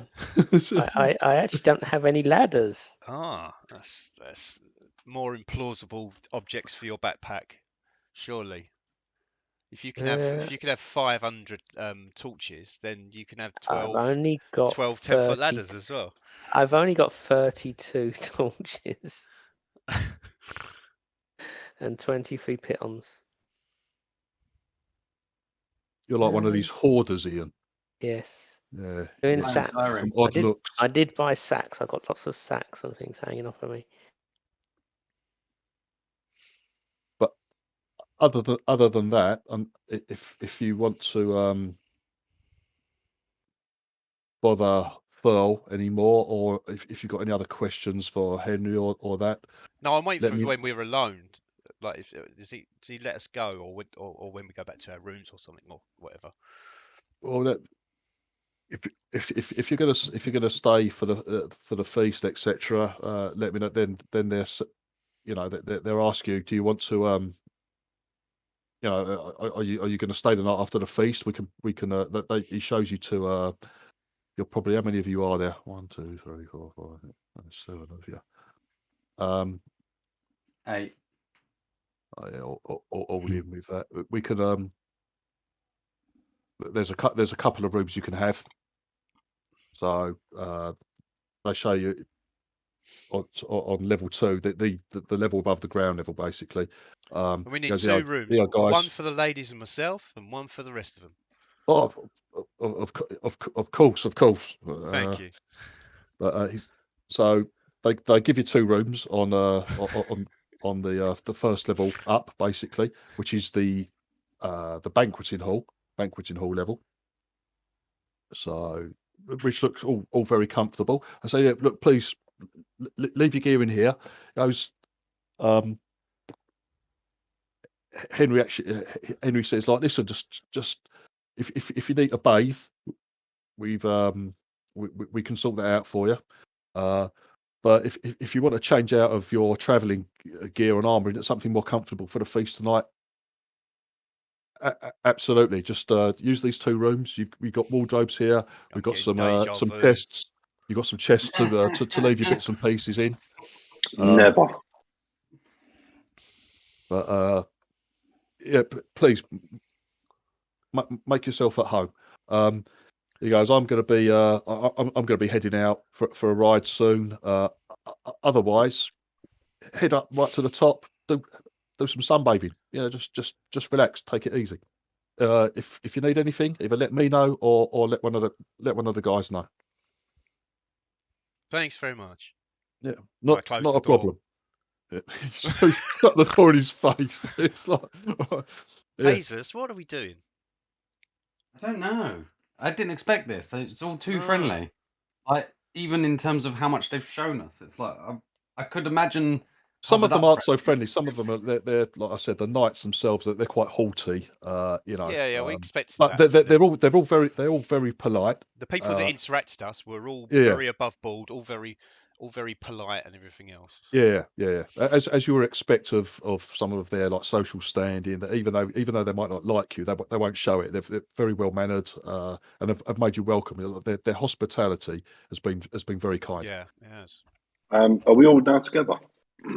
Yeah. Let's just assume we're all together. Yeah. Yeah. There's been if you're expecting them to try and oh no, our rider has had an accident sort of thing, and Rhapsody's fallen to her death. A seatbelt came loose. None of that. They were very attentive. We did that. I didn't think that.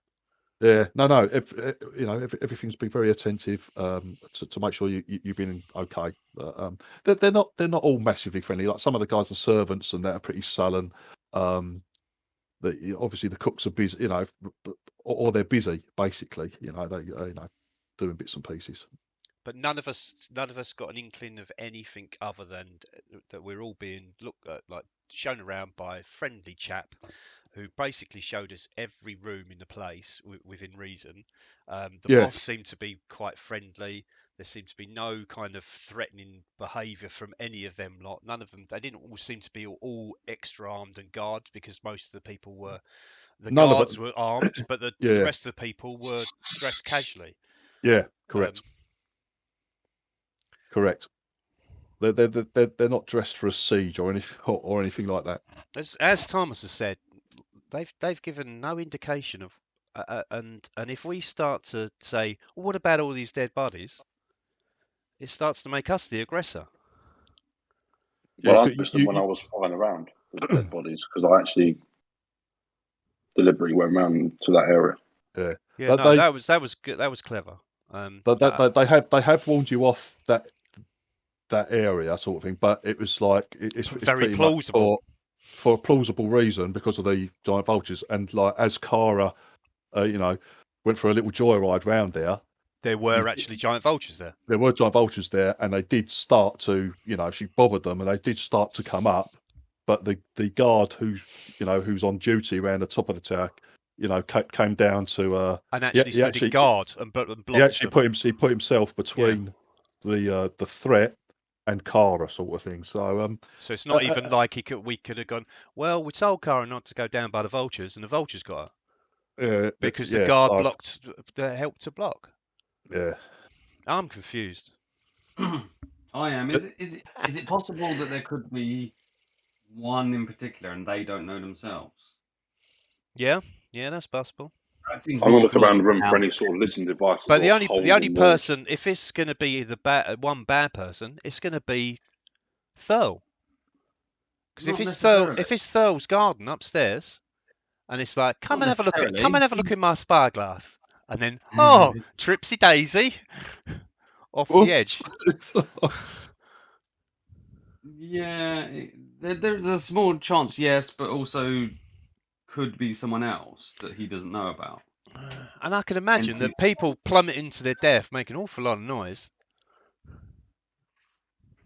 Well, it probably wouldn't, because the winds, like I said, there's flying around, winds in your ears and stuff like that. It's and you're already high up. Yeah. How about the signaling light across the way? Was it definitely a signaling light that we saw, or was it potential that someone was just wiggling around the telescope? Now that we've seen the telescope and know it's there, could what we have seen, could that have just literally been him moving the camera, like the telescope around, looking?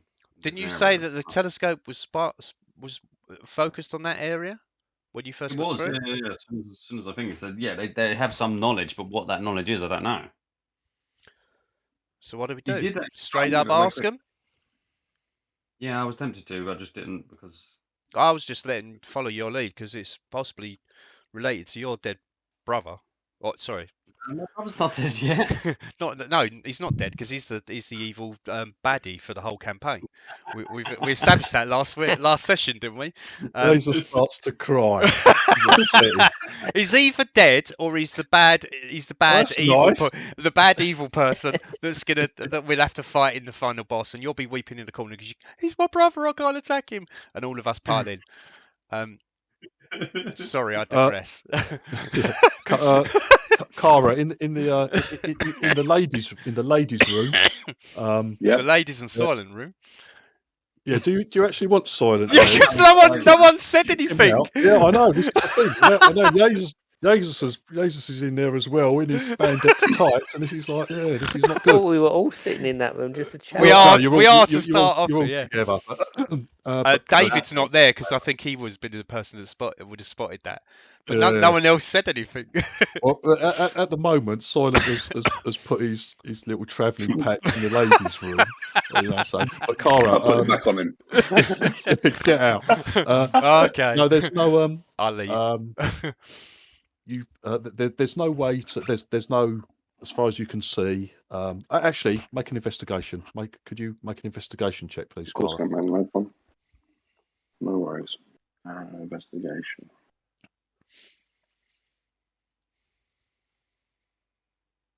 Oh. Don't worry about it, Div. It's like, well, Close. Don't worry Yeah. about it. I'm too focused on Soylent getting himself comfortable, I think. yeah. You're put off by Soylent, who you reckon he keeps trying to Slippers and pajamas underneath his bed. little glance. So you've tried to put your backpack. You bent over, put your backpack under the bed, sort of thing. So you turn around, it's Soylent licking his lips behind you. No. I'm far too cultured for that. Yeah, I know you're not like that. Not But, leching. Silent yeah. leching, yes, but Actually, what's more worrying, Cara, is you bend over to put your backpack underneath the bed to store it, and Thomas is under the bed. What's going on? No, there's no signs of, I don't know, spy holes or Listening devices or anything like that. odd. The room is clean. The everything's been well looked after and cleaned. The window, there's it's all well lit. There's a single window in there. The window can be opened. It's not locked at the moment, so you can open a window to the outside. Now the room you've been given, the ladies have been given, is it's on the west side. So actually, if you stick your head out the window, you can look down about 20 or 30 feet to the drawbridge. Yeah. Okay. Yeah. Okay. Yeah. And you're about 30. You're from the window to the edge of the cliff is maybe 30 or 40 feet.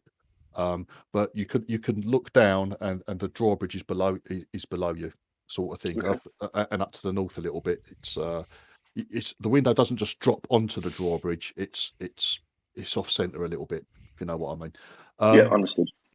So I'm back, and also the door. Sorry.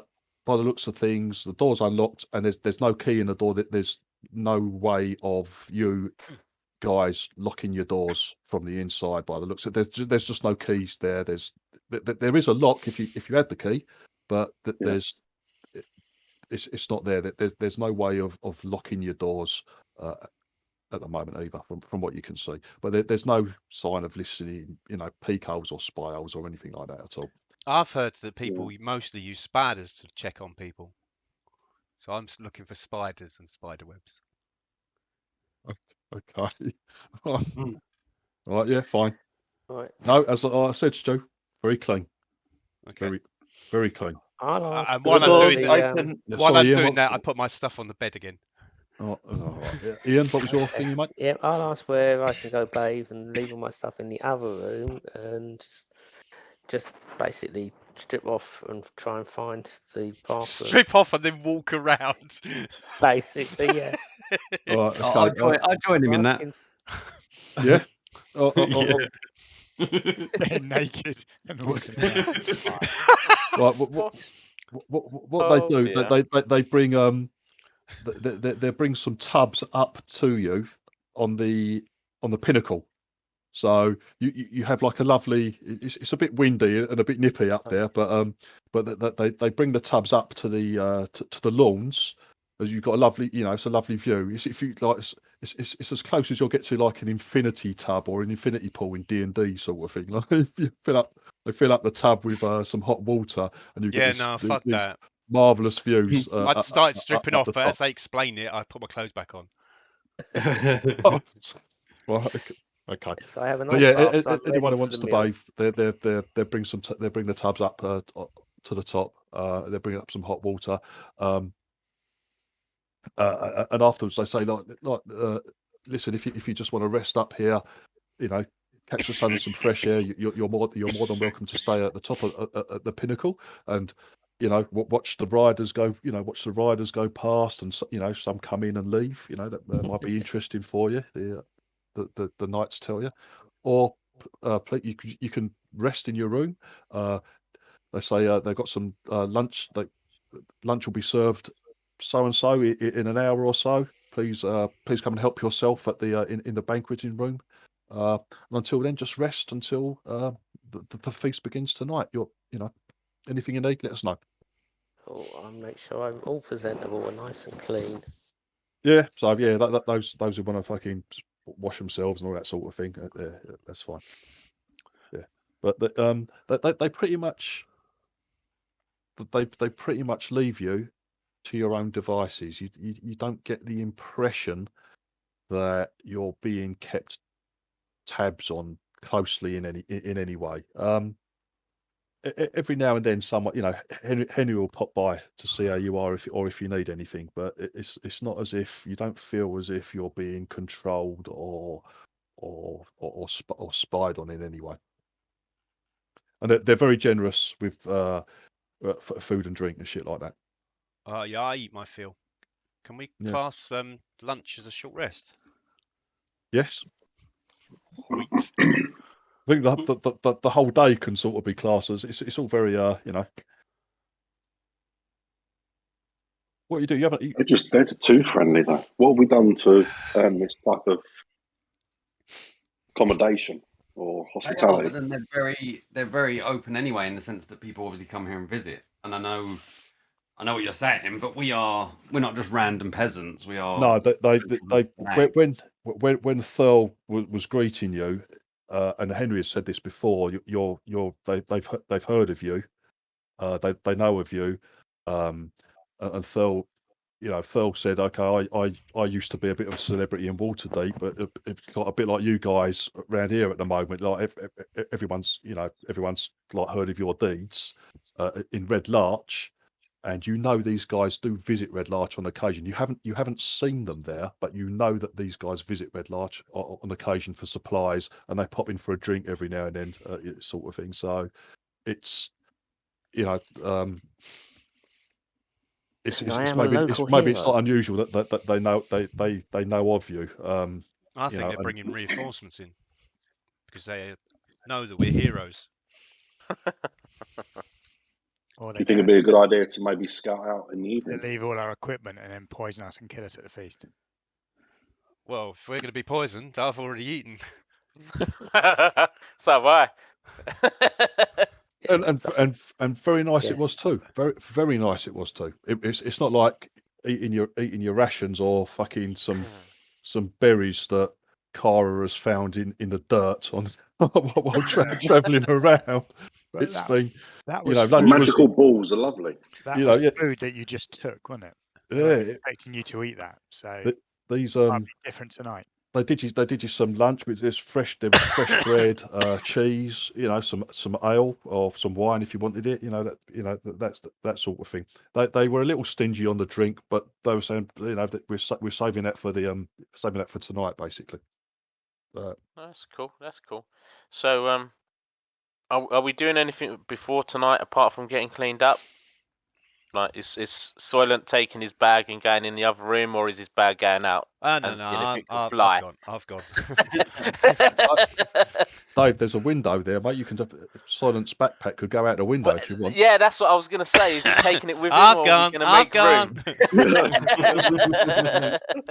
make room? Stu's finally seen off. Nice try, Soylent. You enter into the boys' room, Stu, like a little, oh bollocks, never mind. And Thomas isn't under the bed, I'm assuming. No, Thomas. They chased me out, and then they have to go back for a second sweep. To sweep the room again for Thomas's. Well done, Silver. No, so but spend the day relaxing. The whole day sort of like counts as I know you haven't done anything or really can't, Cara cast Long Strider basically, but the whole day counts as a short rest. You're not doing anything. Yeah, that's good for me. Yeah. All right. As for the feast itself, how are you guys going to attend? And in that way, I mean, are you going fully armed and armoured? Are you going as guessing just your casual gear, but naked? No, hold him to that. Yeah, you know, I'm going to go in Go just. casual gear. I'm just Yeah. going to go in just my outfit, my wrestler's outfit. I'm going to put all my arms and Yep. armor and everything down. All right, okay. So, so you're going in wrestling regalia. So, Phil, you're just going. You're just going to the feast as. Knowing that I always have a packed weapon to hand. Oh, well, yeah. It does. Yeah, it doesn't matter so much to you. Yeah, you've Deja got that. vu, So. Stu. All right, You what, so sorry? Deja vu. Yeah, I'm going with. Yeah. I'm going with all my stuff. yeah. We've been there before. I'm my full leather gear again. Yeah. That's and my daggers. I'm not going anywhere without any of that. Right, okay, so I've got no visible weapons, but I've got the wand of magic missiles tucked in my armor. That's it. I do have my visible weapons in all my. you're going fully tooled up, though. Yes, Yeah, 100%. that's pretty much normal for you anyway. Same here. Just Yeah. my hair's different. Oh, you've done your Just hair. my hair is different. That's all that's different with Cara. I'll preen my wings. They can be a bit Oh, sparkly. yeah, Would you nice. like me Yeah. to oil them?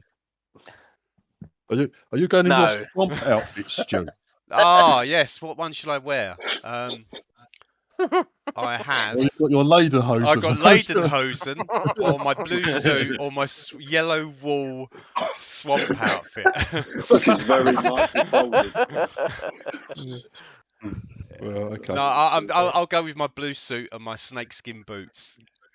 All right. Okay. Yeah. Very, very snazzy. I'll just leave my backpack. I'll leave all my weapons except my halberd. I'll go with my halberd and my armor. Fucking halberd. That's his dinner cutlery. Very subtle. Where are you going to put that down? Next to It's your my dinner plate? tradition. I need to take it. It's part of my tradition. Oh, okay. They sort of like obviously there's like it's like the feast is beginning. Dinner's starting to be served. So like it's like a little tinkle of a bell calling everyone out to the table. You come out. Those of you who come out fully tooled up, you do feel very overdressed, as it were, because you can see all the knights, all the members present from the Feathergale Society. They're all, dressed in very, very fine clothes. Like they've made an effort, sort of thing. They've all got all their beards and their moustaches, comb their hair. Like fucking, they made like a proper effort, sort of thing. Obviously, all of them are fucking rich bastards. right. So I'll clean the blood off. I've used prestigation on everyone. To you can clean them, do that sort of shit. to give everyone a bit of spit and polish if they require it. If they I'm already decline, washed up. It's appreciated. But, I washed my wrestling uniform when I got into the bath, into the tub. I'm all good. in your own bath water. Yeah. You just got into the tub in all your Fully wrestling dressed. gear. Fully dressed. And just Scrub dried your out. colour.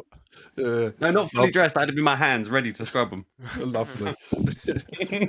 Anyway, you lot have made an effort. I haven't heard much from Thomas. I usually got my big black coat on and hat. Yeah, you got your Colourful, top hat and sort of.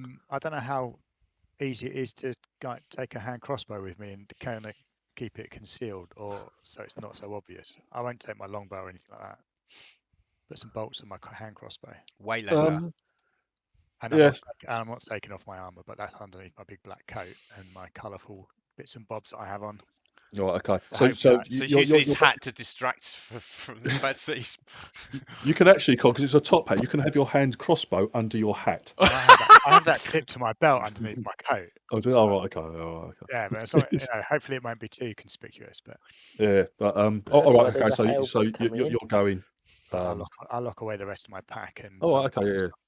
Well, you can't lock anything away, unfortunately. Like I said, the rooms can't be locked as far as you work out. But yeah, you've got a place you can store your stuff away in the in your rooms, etc. Anyway, you come out into this huge chamber. Like the sun's like setting, so they've started the fire. The 2 fires are going.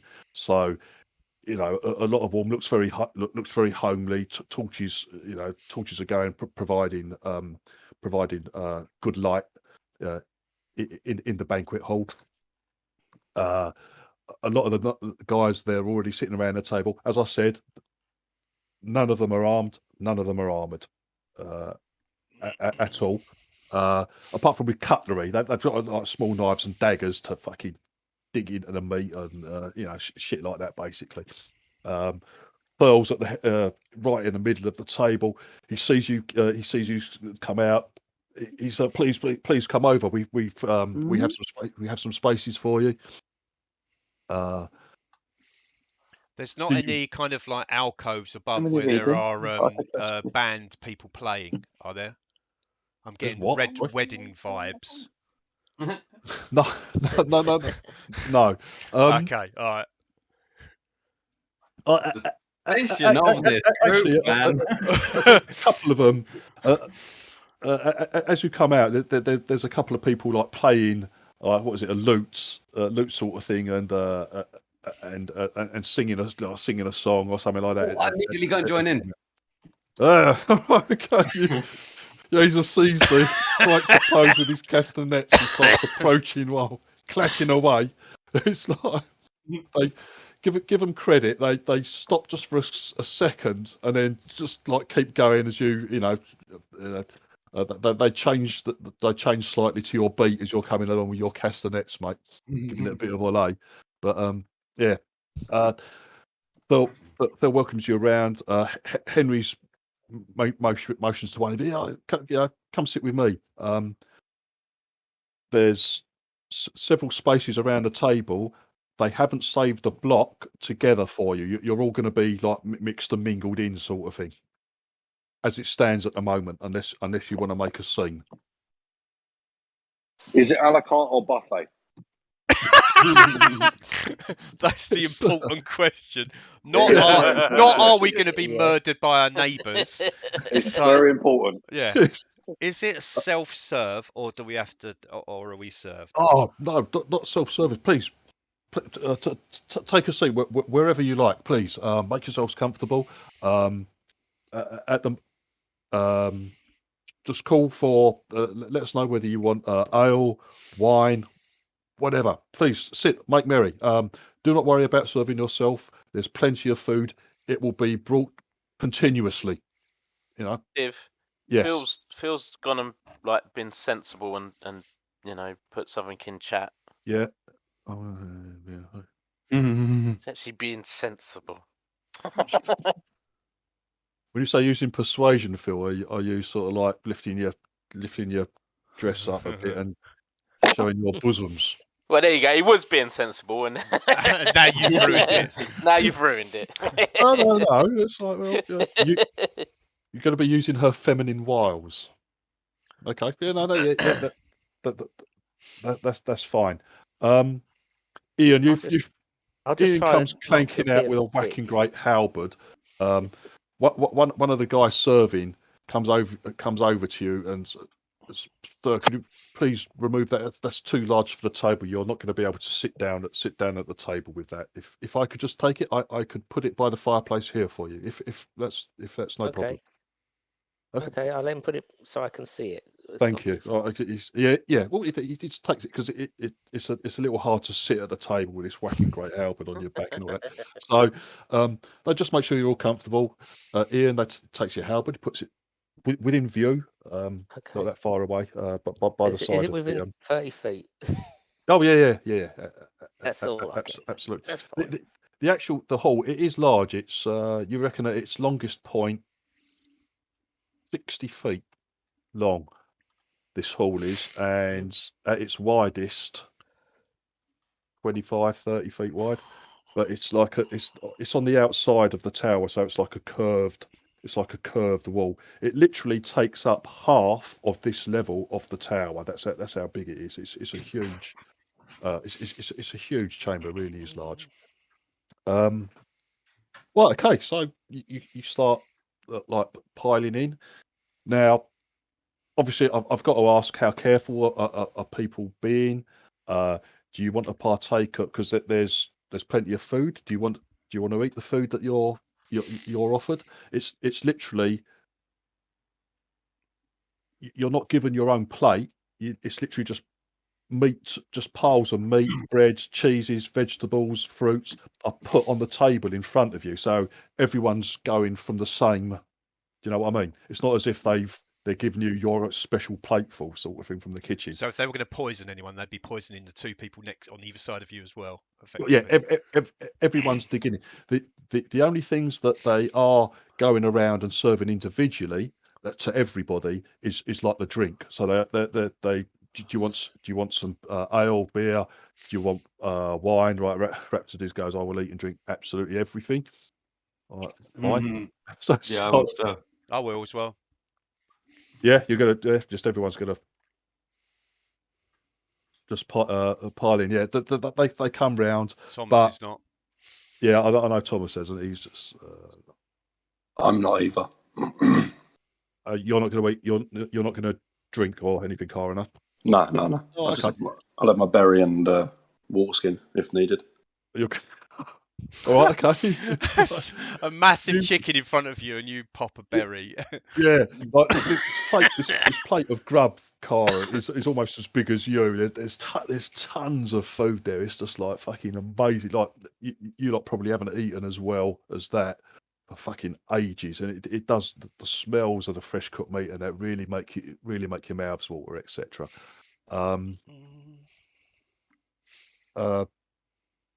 The drinks they're serving, again, when you look, that they come around with these like these jugs, or and they serve wine and ale from these jugs to the knights and the other guests at the table, and to Thurl himself. He's on the beers by the looks of things. So again, from the same pots, they serve drinks to you and they serve drinks to themselves as well. So everything seems to be like fucking shared and all that sort of stuff. But it's a general hubbub. Like I said, there's a couple of people. They're not minstrels as such, but it looks like a couple of the guys there know how to play the instruments. Maybe they learned how to do that, back home in their noble houses, sort of thing. So there's some entertainment from the guys playing some instruments. But after a while, when everyone's like drinking and making merry, etc. Like Phil stands up and like bangs on the table for a bit of quiet, and he says, "Oh, we're very, very odd. It's very special to be able to." He gives a load of spiel about the 10 years that the Feathergale Society has been going for, and how it's been his honour to have created it from from nothing, basically, into the fine society that it is now. It goes on about how honoured he is to lead it, what good friends he's made, etc. And how wonderful life and everything is, all that sort of bollocks. He goes, but we have a extra special honour this evening to have the company of our guests, our unexpected guests, but our welcome guests nonetheless. He motions round to all of you. I hope you're all eating your fill and enjoying the feast. But he says, apart from, we've heard rumours, we've heard stories of your, the things you've done, the things you've achieved. You're quite the local celebrity, it would seem. Although we have heard everything second hand. Perhaps you could tell us all more about yourselves. What you've done here. Yeah, how you met, how you came to be. It's a very good question. He looks and he looks around at you, He looks around at you, smiling expectedly. Goes, please tell us all a bit. Well, tell me a bit about yourselves. I'm interested. I'm interested to know more. I offer to go first. Yeah, go on in. And I borrow a guitar and make a nice little song about our heroic exploits. On the spot, you freestyle it. Freestyle it, yeah. do you have any skill with I have the skills. I do. I have the skills. I have the skills. I'm Right. proficient in performance. Oh yes, the old performance stuff. Let's have a look at you. Are you proficient in it? You're not, are you? I can play an instrument. Yeah, you're not proficient in performance, though, are you, Phil? Well, I believe I am. And belief is everything. Not according to your character sheet. You're not. Mine's willing. You're proficient in you're proficient in persuasion. Yes, certainly. Okay. I use my knowing that, Phil, have you had maybe a bit too much to drink and are getting a bit overconfident, perhaps? He persuades them that he's good at performance. Yeah. Well, go on then, Phil. Let's have a performance check. Not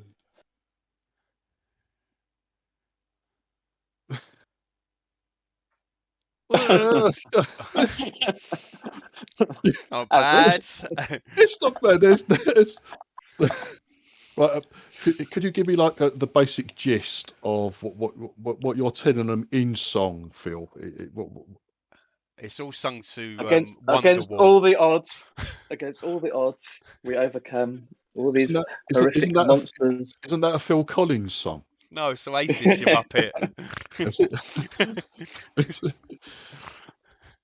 Oh, I tell you about the evil cult that we defeated. Right. Okay. What do you say about the evil cults? Oh, just but I put it all in rhyme, so it's not in too much detail. But basically, there was an evil band that had taken over the good souls of an innocent village, and we rooted them out and identified them. All right, okay. Through bravery, blah blah blah. Nothing too specific. So, your song is about how you're like saving Red Larch and uncovering uncovering the little secret society. Yeah, that sort of thing. Yeah. All right, cool. Yeah.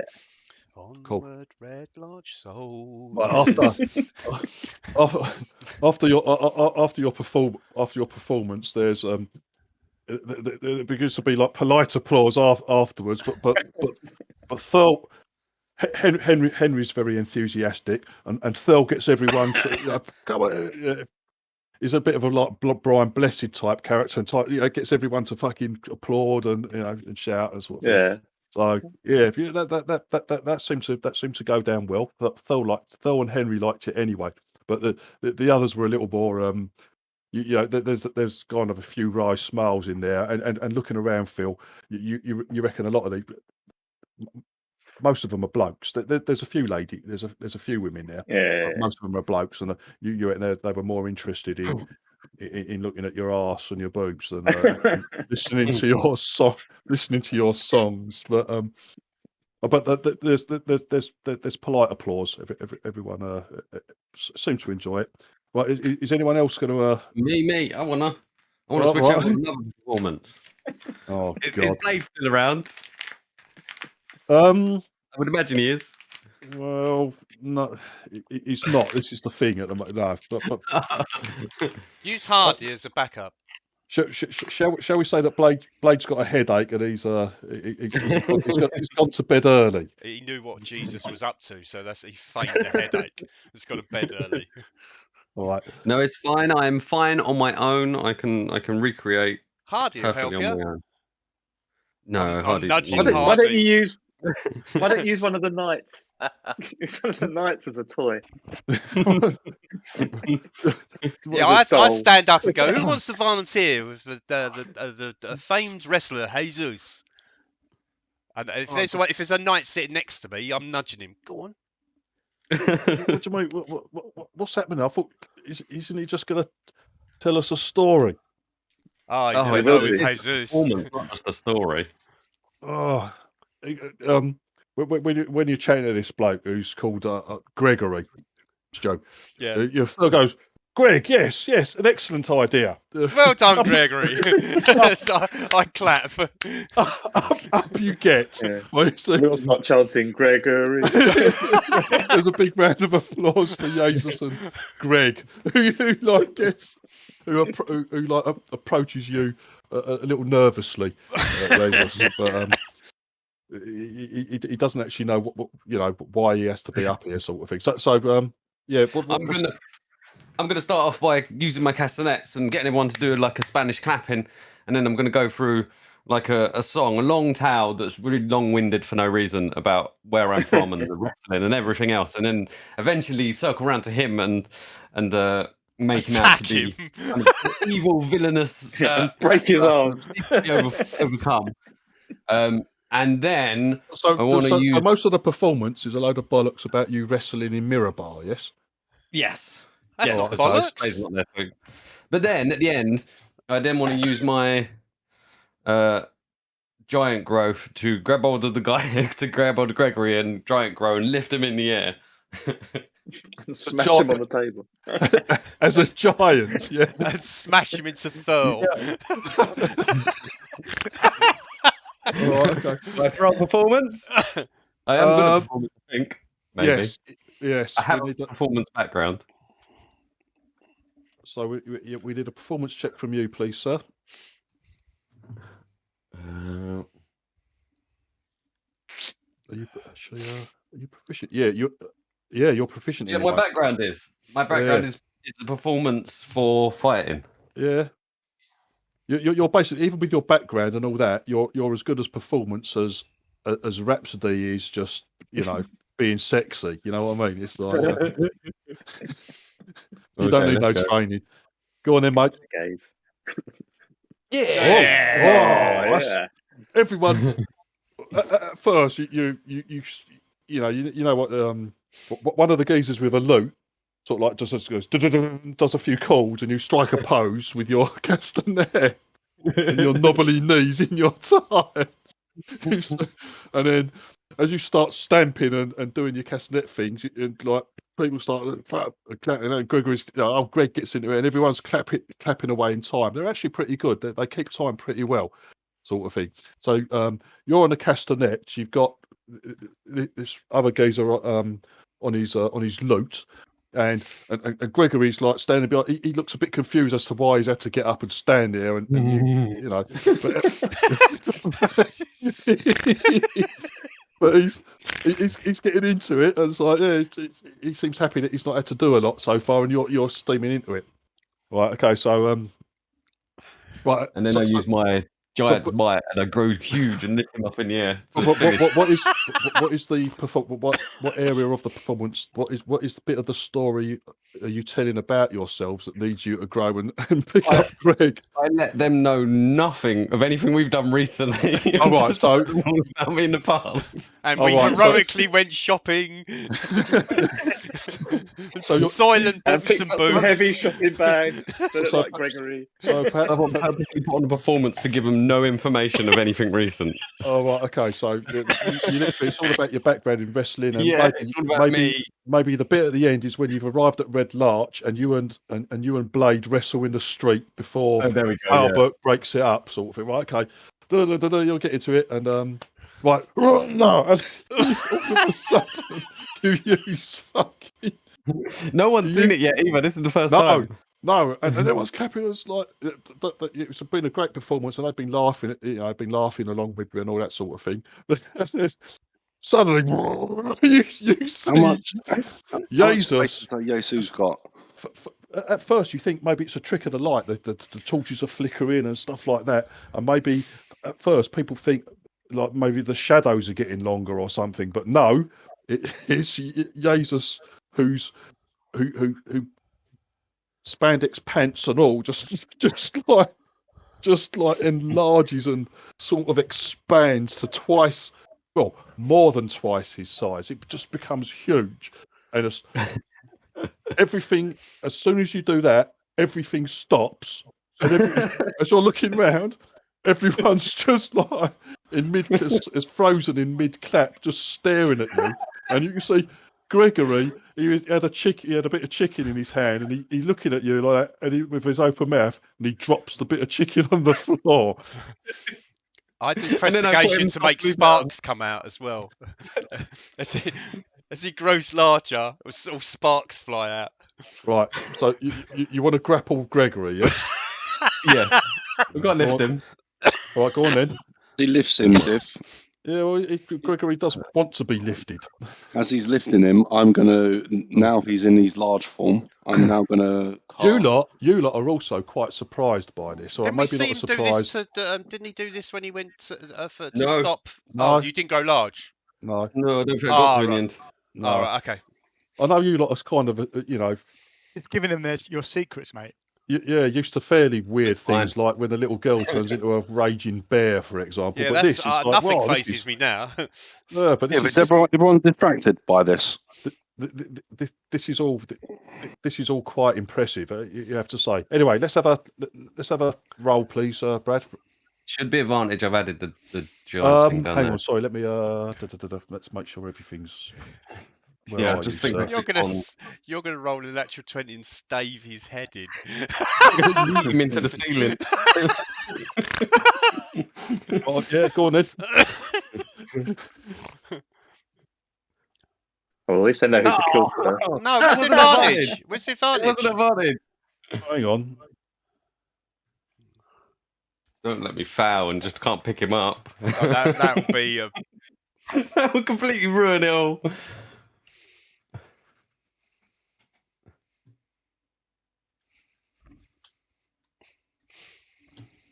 Oh, no. What you've put on, Brad, Yeah. is the D6 giant damage. spike damage effect, which is if you hit something. Oh, that Yeah. one's that's singular. That's the thing that once you've hit something, you apply that to yourself, which adds the damage to the next roll. Yeah. So what it is, if you look at the other thing, the other effect is giant's might, advantage check, strength, and advantage save. Oh, I see. Do you see it? Yeah. That's the other one. So hang on, let me take that off. So if you click that other one, that one. remove the damage one. Yeah, and roll again, mate. Now it should work. So now back to skills. Back to that. No, it still hasn't worked, has it? No, we only got one. But that one's definitely better.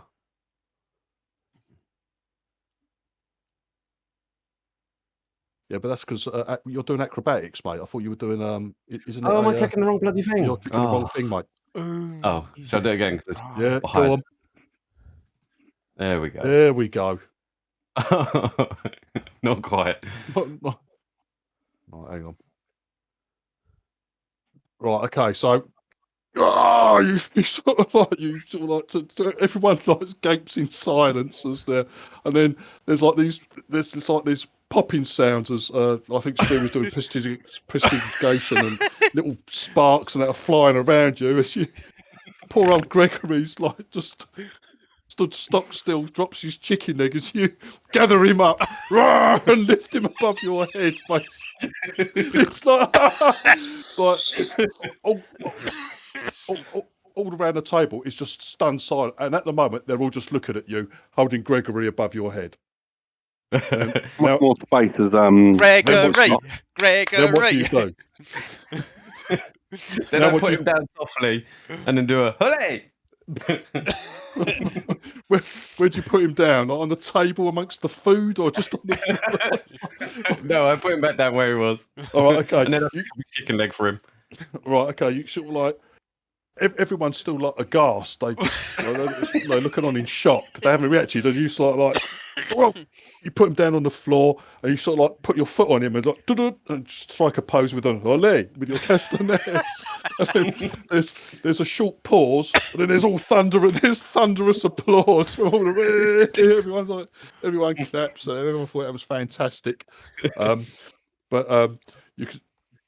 as well, the only one who doesn't clap perhaps is poor Gregory, who's sort of like you've got your foot on him, so his massive foot treading on him, sort of thing. It's keeping him on the floor. He's like not really reacting, but everyone else applauds. Like Gregory gets up and dusts himself off. They're all laughing at him. He's sort of like scowling at them. They all laugh. They're all laughing at him. But he sort of like scowls a bit and sits. But everyone's applauding. But they're very, very impressed with your size trick, mate. It's like, you know, Henry's sitting next to him. How did you do that? It was amazing. That's the way of a wrestler. He said, Thurl has applauded. Everyone enjoyed that, but you can see he's like got his like raised eyebrows and sort of like, yes, very, very nice. Yeah, thank you. Well, does anyone else wish to give a performance or just tell people? You know? Right, okay. Go on, Thomas. Oh no. How do we roll? Right there? Performance. But what's your performance going to be, Con? Well, I'm going to roll. Oh no, is this right? So it's a dreadful performance, Con. Is it by any chance getting your private parts out? I've written my song. I can't perform it. Touched by an evil badger. That was fisted. That's what I sing. I repeat those a lot in the song. Fisted by an angry bear. Yeah. Fisted by an angry bear. I use prestidigitation to create the fisted animal. Well, I can make a small non-magical trinket or illusionary image that can fit in your hand. So I just open up my hand. Can it look like they're covered in poo? There's an evil badger chasing a boy. Oh, I'm very impressed when I finish. Right, I rolled a 2. No one's heard Con sing before. And then there's this. First of all, it's an utterly dreadful song. That's very disturbing. Very, very disturbing. Has absolutely nothing to do with tales of daring do or heroism, and everything about being fisted by animals. Hey, when I finish, I wait a few seconds and start again. And just repeat it. Encore. Right, okay. I'm trying to work out where the evil badger comes into it, and then was the young man the one that had the anal prolapse? Was the little boy the same young man? Yeah. Soylent's taking notes on the words, on the lyrics. Right. When you finish the first, your first round, as it were, Con, you look around and everyone looks appalled at your song.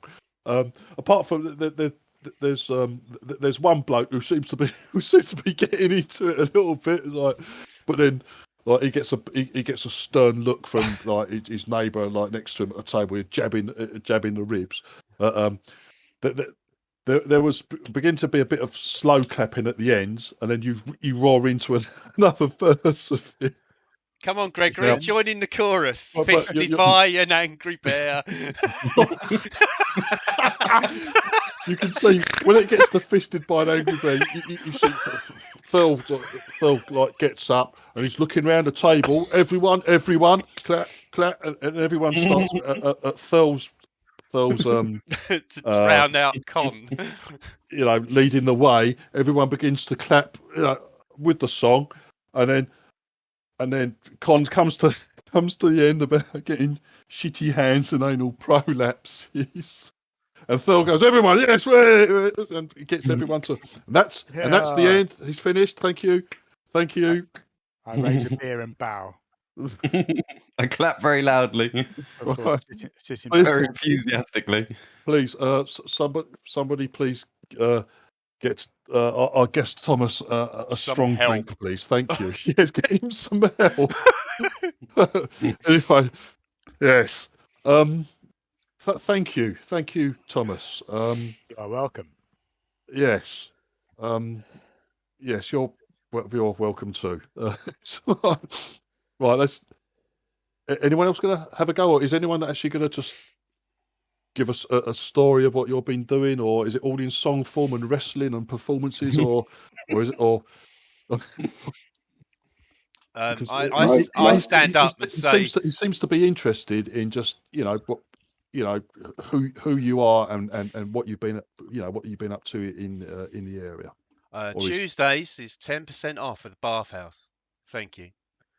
I sit back down again. Yeah, actually, Stu, you get a lot of applause for that and a lot of thumbs up. Yeah, it's like yeah, a few of the guys here are probably you would well imagine to be punters at your place, mate. Absolutely. So you get a few like thumbs up. As well. Well, Phil looks about if anyone else wants to say anything. He goes, well, thank you for some fine performances. Is there anything? Till we've made their 10th anniversary. If we're all drinking together, we've all shared food, we've all shared drink. We're. I hope we are becoming good friends. Is are there we now members? Is there? He holds his hand up and goes. There could be. There are quite stringent membership rules, Thomas. But if you wish to apply, you are welcome to apply. No problem. All right, Hardy's going to tell a tale of. All right, just a bit of your soldiering days, yeah, Ian. Ian, can you speak or? All right, I think you should light a torch while you're doing it. Ian, I recreate that fateful day. Yeah. Ian,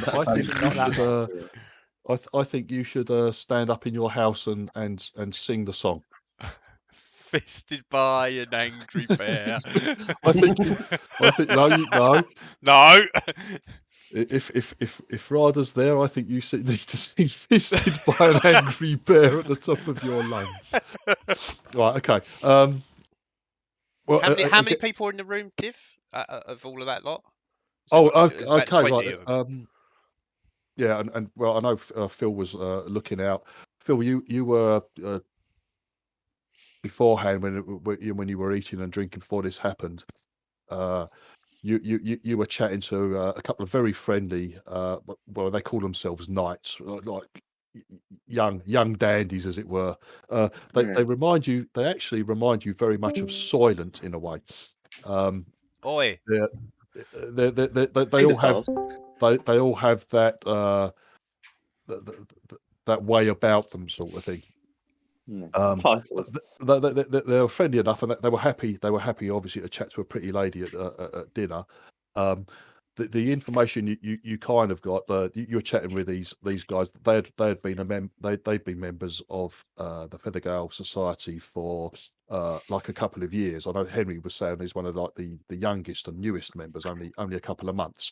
But in general chit chat, they were saying, they try and spend a few months a year up here. You kind of get the impression it's like what's it, timeshare type thing. They come up here for for holidays sort of thing, and to hunt, or that sort of thing. And just go fucking wild for for a few months. There doesn't seem, from what you can get, there doesn't seem to be any great how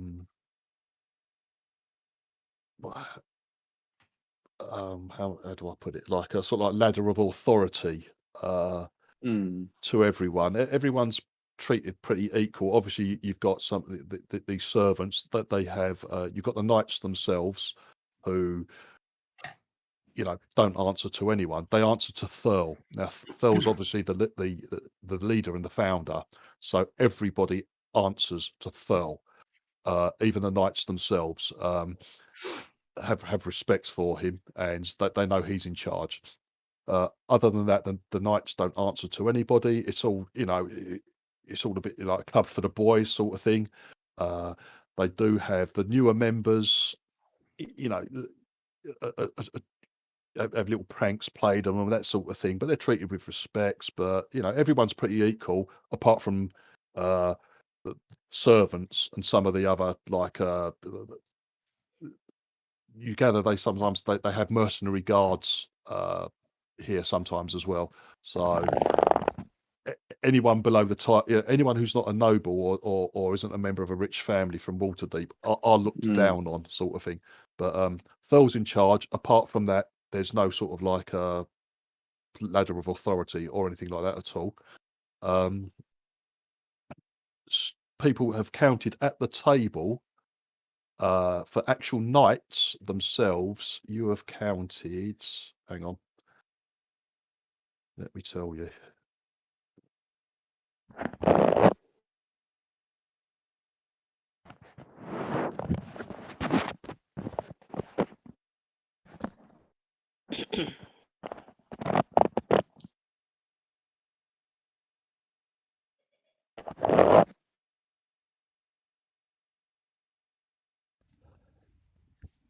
Right, at the table, there's actually what classed as knights. You would call it. There's 16 knights there, but there's a lot of servants or what they deem to, what you deem to be servants there as well.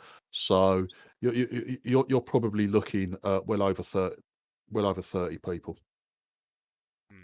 Okay. And Div, Yes, mate. Yes. where I've been sort of the person who's been on guard and watch, Yeah. and throughout the evening, do I see anything shifty or out of place or anything like that? As I've been sort of I've been very antisociable. Yeah, you've had you've noticed a couple of times, like particularly when you have got up to perform, sort of thing. People have been chatting. You've seen a couple of times, a couple of the nights away, whispering amongst themselves, looking over. But it's that they seem to be just like I said. They probably look down on you guys. So, but most of them seem to be quite friendly and well mannered. But there's been a couple of times where someone's made a faux pas with what eating their food or a bit of bad manners, and they've been you've caught a few of them sneering at that person, as if they think they're they obviously think they're better than you, like, sort of thing, yeah, just because they're noble born or they're rich, sort of thing. They're sort of people, but most of them hide it well. Most of them are well, but have good manners and seem to be. The actual knights themselves seem to be generally friendly. Some of the servants seem to be a little surly, and abrupt with you, as if they don't, while we serving you fuckers, we have to put up with all these other idiots as well.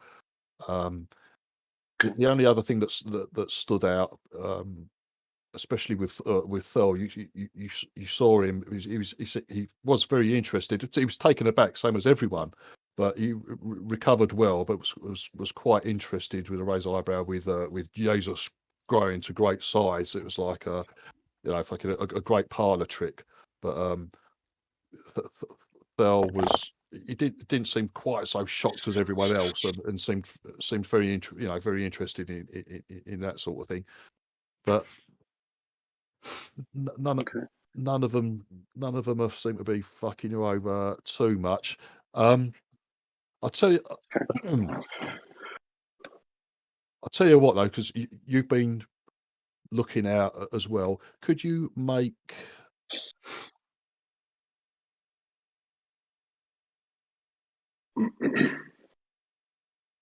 Could you make both a wisdom perception check and then an insight check, please, Chris? Okay, yeah, no worries.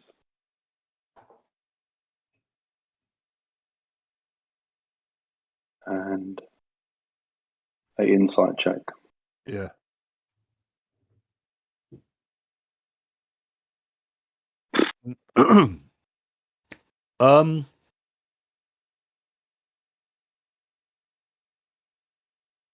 No, there's nothing really untoward. You've kind of been on the lookout for it, but they seem friendly enough. One thing you do know is the jugs they're serving the drinks in. They don't seem for the size of them. They don't seem to be lasting very long. I don't know whether they're just half filling them or anything like that. But when they go around filling up everyone's cups, you would think normally like a jug of that size should hold fucking a ton of wine or beer. Maybe the servants aren't filling them fully, sort of thing. But to save on weight, maybe they're a bit heavy. But they do seem to be. They fill everyone's sharing. That they fill your glass, they fill Thomas's glass or Stu's glass, and then they go to Thurl and they fill his glass up as well, all from the same thing. But it seems a little odd. The amount of times that they're going away, coming back with refills, sort of thing. But maybe that's just the fucking they don't fill it up so much. I wanted to do something with regards to that. So, Sorry, Brad? I wanted to do something in regards to the drink and stuff. So, being a brewer, kind of allows me to do something in terms of making people's moods better. So, I wanted to kind of sit with Gregory and improve his mood based on upsetting him. But I also want to sit with Fool and essentially just try and keep giving them more of the drink, making them drink more, and just kind of keep nudging them and trying to get more information out about the local area and just see if I can get them to slip up on anything. You want to improve Greg's mood by insulting him? No, by drink. By planning with drink. It's part of a brewer's thing. Oh, okay. Right. We didn't say anything. Ian basically, Hardy got up and gave his, gave his story of his travels when he went to Waterdeep and some of the military campaigns he had seen. Bigging himself up a little bit. Again, that they seemed interested. They seemed politely interested in the tale, and they gave a bit of applause afterwards and seemed generally interested in what had been doing. But still, all of you are basically shying away from any recent history. Is what you're telling me? Yeah. No one's giving anything away to what you've been doing recently and all that sort of stuff. It's all very, very general. Blah blah blah. Right. Okay. Cool. No worries. Brad, I did want to poke more at the idea of getting a Wyvern trophy, but not that we'd been over there as such. Sorry, you what? I did want to poke more about trying to get a trophy from a Wyvern type thing, but not that we'd been over there. Oh, what? So it's what you ask him about the Wyvern head? Yeah, the Wyvern head. Yeah. And I want to get a trophy, and that Henry mentioned that they're kind of over in that direction and that kind of stuff, but not necessarily giving away that we've been over there, but just trying to nudge him in I want a kind of trophy sort of thing. And that's what I've been doing. I've been sitting with him trying to apply drinks and see if I can kind of get him to slip up on some information like that. Oh, okay. He seems happy to chat with you. He welcomes you next to him. He's chatting away with you. He was like very impressed with your performance and that. He goes, "What? That's an amazing trick. Very, very funny. It's very funny indeed." I'll try. We are famous for a reason. I'll try and help Brad if I can as well, because based on his thing about the trophies and stuff, by showing my boots, my snakeskin boots, and saying this was a snake we killed. So helping, I'll just a little bit of chiming in to help Brad's conversation is what I do when he's going on about the trophies. But Phil says, the Wyvern head. You're impressed with that? Yes, that's a pride of place. Hunted that bugger. how many years ago was that now? It was a good few years back. They there used to be this is going back many years now. There used to be a pair of wyvern in the area. They nested on the far side of the valley. Henry said to where the river comes out over that way. Yes. We use it as a He's Henry's chatting around on other bits and pieces with his bird and that. He goes, we kind of the younger members. We tease them that there's still wyverns in the area. It's like we try and scare them basically. We try and prank them. But he goes, we hunted this one and its mate we drove off. He said years ago now. A good 3 years ago. So he goes, we used the story. Obviously, it's a very impressive beast. I have to say, I dealt the killing blow on it myself. But yes, a very impressive trophy. Although he said, I need to get one, and you say that there's one still there. Well, no, we drove the other one off. I haven't seen wyverns in these areas for a couple of years now.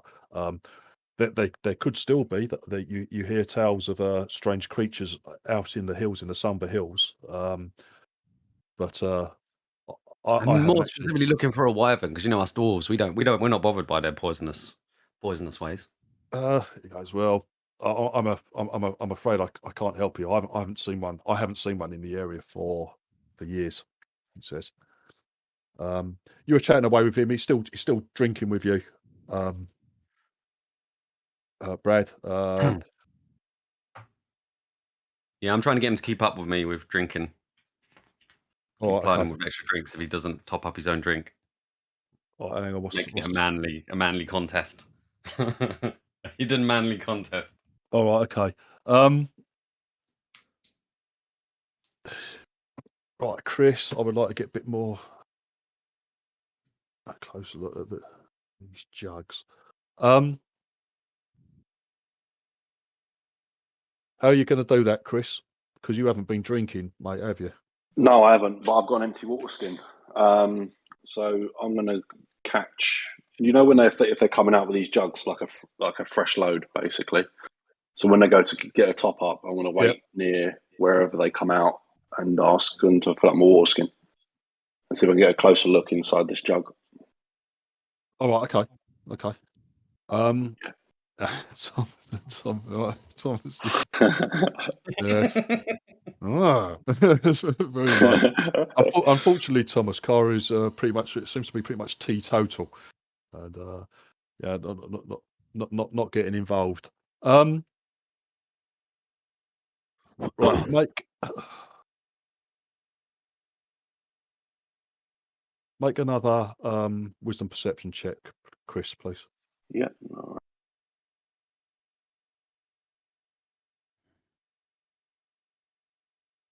All right. Oh, that'll do. Natural 20. Right. Okay. One Sherlock. He's off again. The man that serves you, he comes in. You call him over and say, "Oh, would you mind if you fill up my water skin?" He says, "Madam, you rather sit down. I can fill your goblet. It's no problem." No, I'm fine, thank you. Just the water skin would be fine. And I'm still keeping an eye out. Right, okay. Yeah, absolutely, no problem. Thank you. If you could hold it open for me, right? As you see, he tips it up, and as you're watching, where he holds the jug, he sort of like you see him grip very tightly the handle, and you see it move to the right slightly. The whole thing shifts over slightly, and he pours the drink into your wineskin, and as he comes back up, and that, you see it fucking it twists back, yeah, and then he goes off and he serves one of the knights. Okay, Mhm. I'll do that up. Assassin's teapot. I'm going to, as discreetly as I possibly can,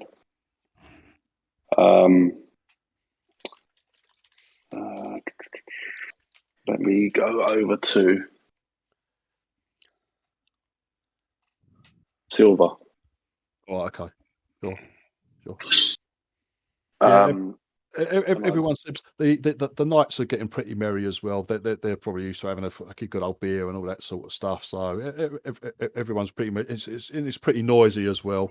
You see various little groups chatting, like Stu and Brad are chatting with Thurl.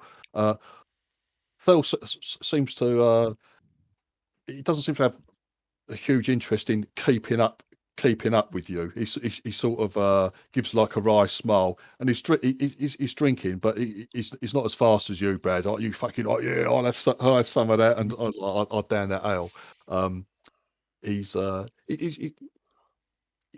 drinking. All of them. You would imagine the amount of drink that's been going on. Everyone's pretty merry. You guys yourselves are feeling pretty pissed.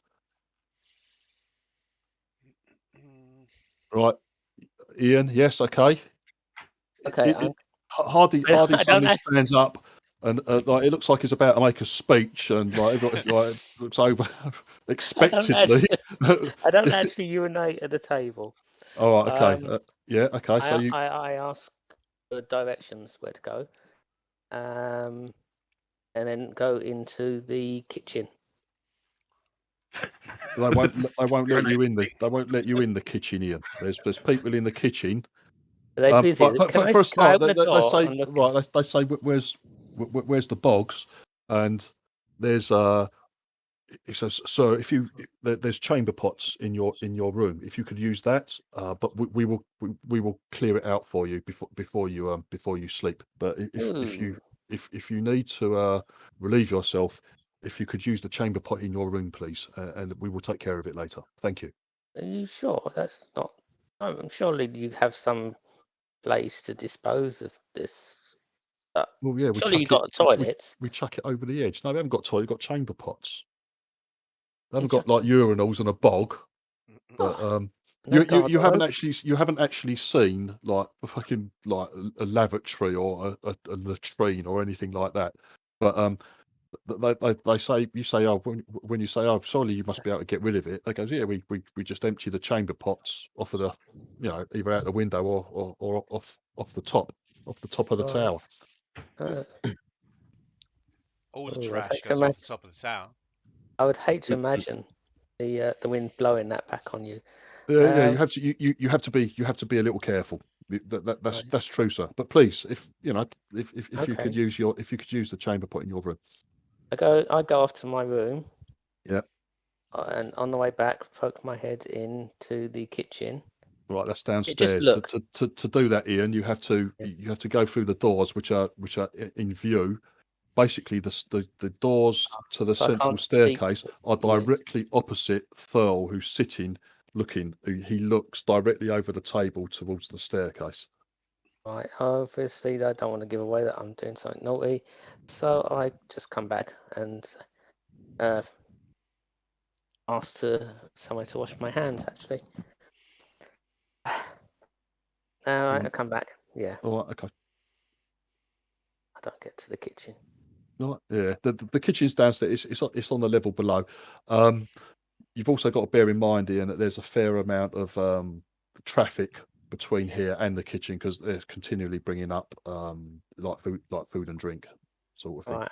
Okay. Never mind. Yeah. Never mind. I just sit back down as if nothing has happened. Cool. Right. Rather than like going through, does anyone else want to particularly like push for anything else, or does anyone else want to ask anything, or? Hello, can I join in? Hey! Oh, hello. Keith's headache's dispersed. Yeah. Headache? Yeah. What headache? You had gone the headache to bed that you had that stopped you from coming here to the party earlier, mate. And joining me in the fantastic display. Yeah. We've got a I new had to use party a member now stand-in. called Greg, so you can stay in bed if you want, Keith. Cool.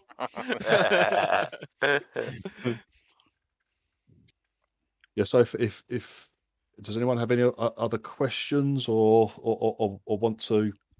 Well, I'm making my way to Silver. That's for sure. Oh, After okay. seeing what I saw. Yeah. Okay. Yeah. What you gonna tell her? Like, she's like Silver's like she's not very happy about it, but again, she's got a couple of the nights at either side of her sort of thing. I've been eating and drinking sparingly, mate. I've not been.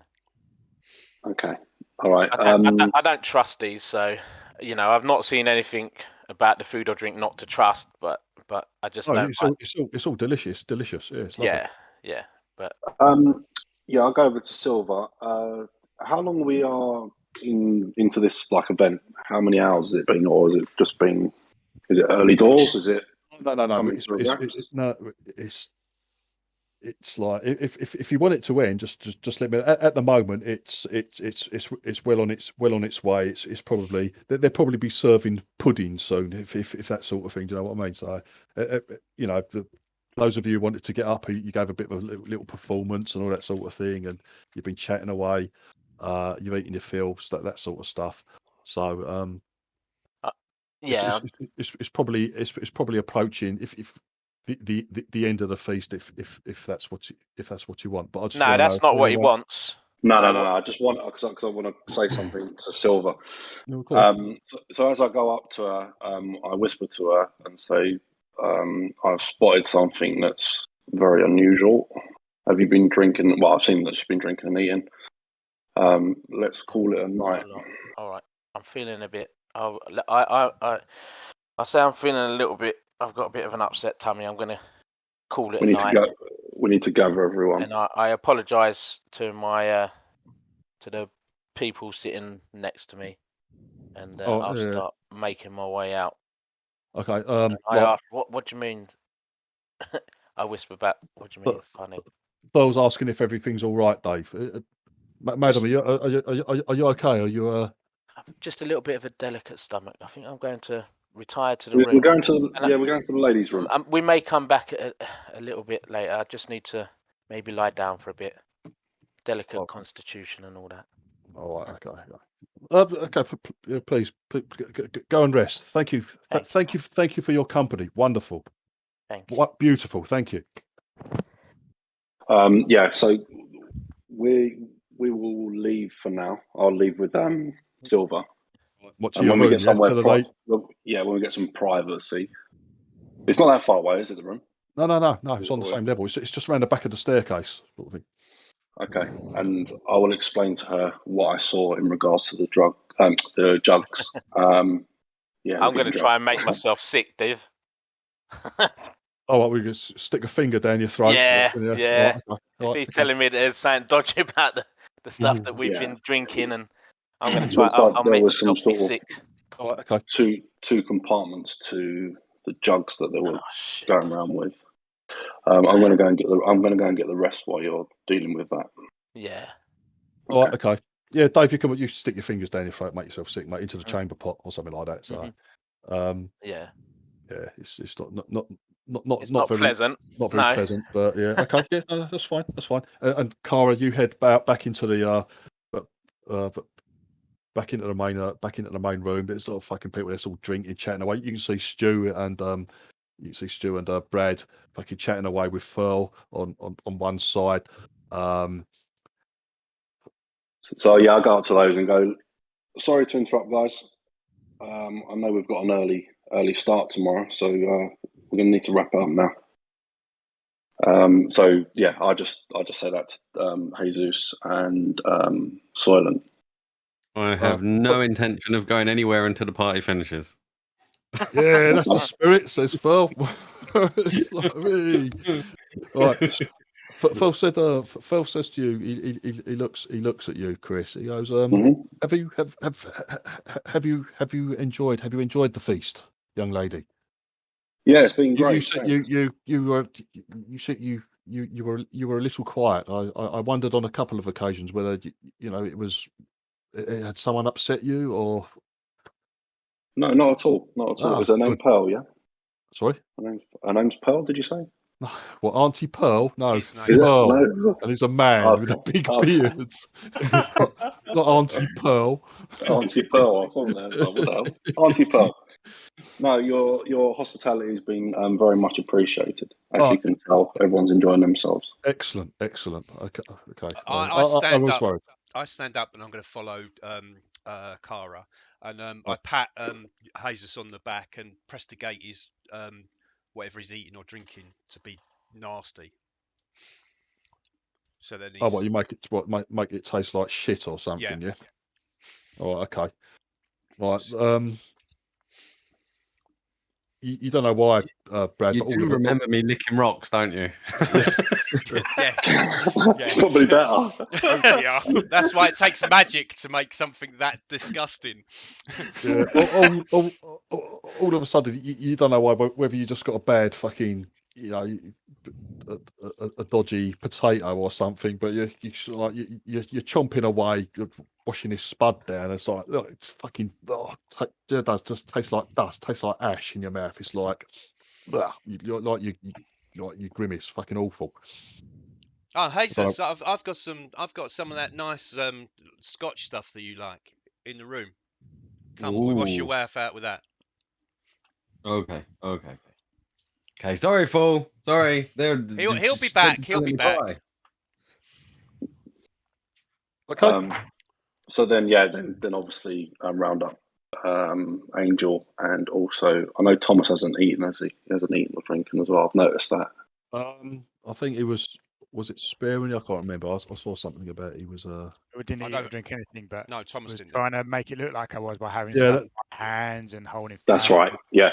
Chatting, being obnoxious, and he's been he's been dropping food on the floor, sort of thing. Wanted to see my willy. And knocking. He's knocked his drink over a couple of times as well. Loads sort of of chicken thing, legs hidden under the mash. Yeah. There's a load of potatoes and God knows what under his chair. When I'm talking to people, though, the chicken leg, I wipe it on them and stuff. Like just gestating with my hands. It's like no one wants to be near you. It's basically... I catch Thomas's eye. I give him a little wink and nod to the door, and then make my way over to the door. Phil gets up. It seems everyone. It seems our guests are. It seems our guests are leaving for the evening, retiring for the evening. But it says, thank you very much. He addresses you. Thank you very much for attending. You did us a great honour. Thank you. Please go and rest. But if any of you wish to join us later, please do. You're more than welcome. Good, maybe. Thank you very much, all. Thank you. I wave goodbye to my colleagues. You wave goodbye to what? To my party, because they've all gone and not told me anything. Oh, right, okay. You're just going to stay there, Ian, yeah? Stay here, yeah. Oh, right, yeah. They clap you on the shoulder. Fucking, that's the spirit. I did say I was gathering up everyone. I won't. Yeah, he did specifically say that. Right. But then he used everybody's names apart from Ian's. Yes. Sorry, Hardy. I get Hardy as well. Yeah, Hardy, the little girl, she's like tugging at you. So like, I make a very, very disappointed face, and right. go get my halberd and apologies. I apologise. I wanted to stay and grumble. And yeah, I did as well. I did as well. Maybe we'll come back later, Hardy. Yeah. Right. Anyway, okay. You gather everyone, and you all retire back to your. It's literally the boy. Sorry, excuse me. The boys' room. You can actually see the door to it from from one end of the banqueting table, basically. The girls' room, the entrance into the girls' room is out of sight of all of them sitting at the table. It's right round the back of the stairwell, sort of thing. So that's out of sight. But the entrance into the boys' room can be seen by the feast goers, as it were. Yeah, I asked. Well, I just take them all round to the girls' room, basically. Where Silver is. Hey! Soylent thinks fucking After great. party, Jesus. After party. Yeah. All right, okay. So you'll Yeah. pile into the girls' room, yeah? Well, you Yes, we do. you walk in and there's Silver on her hands and knees with her fingers like fucking down her throat. Jesus and Blade think, oh, here we go. Can't hold her drink. Fucking typical bird. I'd stopped doing that ages ago, mate. No. No. Right, anyway, okay, so everyone piles into the ladies' room, yeah, no problem. I'll And I'll explain make to sure everyone. hang on, before you talk, I'll sort of go by the door to make sure no one's sort of listening in at the door. All right, okay. I'll explain the situation to them when Angel's gone outside. In regards to the jug having two sections to it. Well, looked like it had two sections to it. It could just be that they didn't want us to have their good wine. It could be. It could be. No, none of you have been drinking and partaking of the food and the drink. You're feeling apart from a little bit pissed, obviously, because like some of you, like Jesus, so that Stu, you were drinking and all that, weren't you? Yeah. And those of you who've had a beer and a drink and and this and that, yeah, you're feeling a bit pissed. But apart from that, excuse me. Apart from that, you're feeling absolutely fine. There's no real effects that you wouldn't expect, rather than maybe have a sore head in the morning, sort of thing. As a brewer, is there any way I can know if that tasted different, not very good, cheap, or anything like that? Is there something like that? I think there is, isn't there? There is, yeah. Yeah, I have a brewer's kit, so I can actually take the alcohol and probably do stuff with it. Yeah, I was. Hang on, let's have a look. And tools. Take it, and no one can detect poison or anything. No, we need a I think I could have done, but or a I haven't cleric. got it. Oh, droid. Right, have you got brewer's supplies and that, yeah, Brad? I do, yeah. I guess what I'm asking is more so something that's not specifically written here. I'm just asking, is that in the wheelhouse? Yeah, you can use you can use no, a there you go. It brewer's. does say detects Well, poison and yeah, impurities in the drink. you don't just do that just by that taste. You use the actual brewer's kit. You've Yeah. got a brewer's kit on you, so using that brewer's kit, you could probably, if you had a sample of the drink. Oh yeah. Yeah, I think Angel said she brought her wine back. Yeah, I've got a whole water skin full I was of going it. to say he's got yeah, a skin full of it, hasn't he? Yeah. So you do have a sample of wine. It was wine that Cara was asking after. Okay, we've also got identify alcohol as well. So that's what I was saying. Can I kind of get a sense on what it is? Is it just cheap wine type thing, or is it something poison, something else in it? Also, was it the wine and the ale, or just the wine? Well, identify it. You know it was alcohol because it was very good alcohol as well. The ale was excellent. The wine was excellent. You don't think, Brad, that they were serving you fucking cheap wine? Cheap wine. Yeah, Mate. okay. It was really good stuff.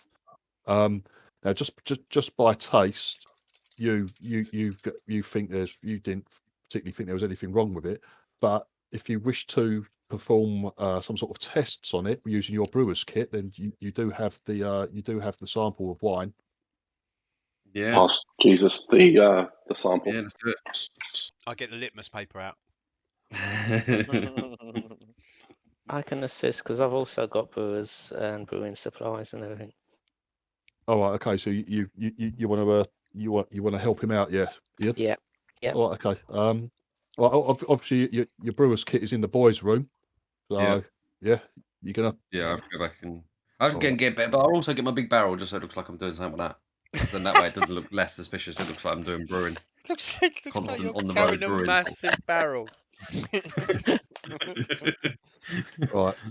Okay. All right. That's gonna take Brad a little while to do. So he's going to be running some laboratory tests on the wine or whatever with his kit and that. The rest of you, what are you up to? Well, Rhapsody, you were you were like standing by the door. You had the door slightly ajar to make sure that no one was creeping up to listen in or nothing like that.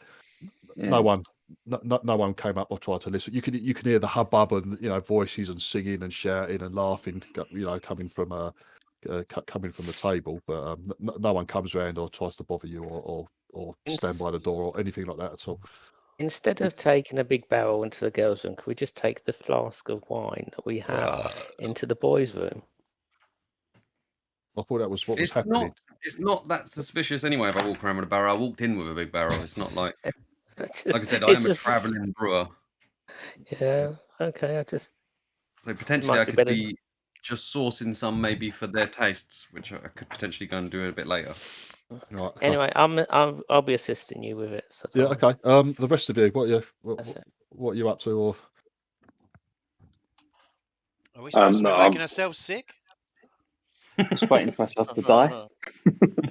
Let's wait until see what Jesus finds out. It's probably a beer section and a wine section. Yeah, exactly. I drank ale, so I didn't drink any wine, but I'm sure I'm now thinking difference. I'm now thinking they're keeping themselves sober. How drunk were they? Did anyone notice how drunk they were? Did I? They could be having watery type stuff rather than actual alcohol. So we're getting drunk and they're not. Yeah, the reverse effect. Yeah. That was actually, that insight check you did and fucked up, Chris. Yep. That's that. You had you didn't notice them. You were looking out for it that perhaps they're gonna, that Thomas, every now and then Thomas was doing that. He would like tip his beard into the potted plant next to him or something like that, and he was dropping bits of chicken wings under the table. So you were looking out with maybe stuff like that where these guys might have been just sipping, taking a little sip every now and then of their beers and that, but no, they seem to be quite, getting into it. Way fucking, having a good drink up, and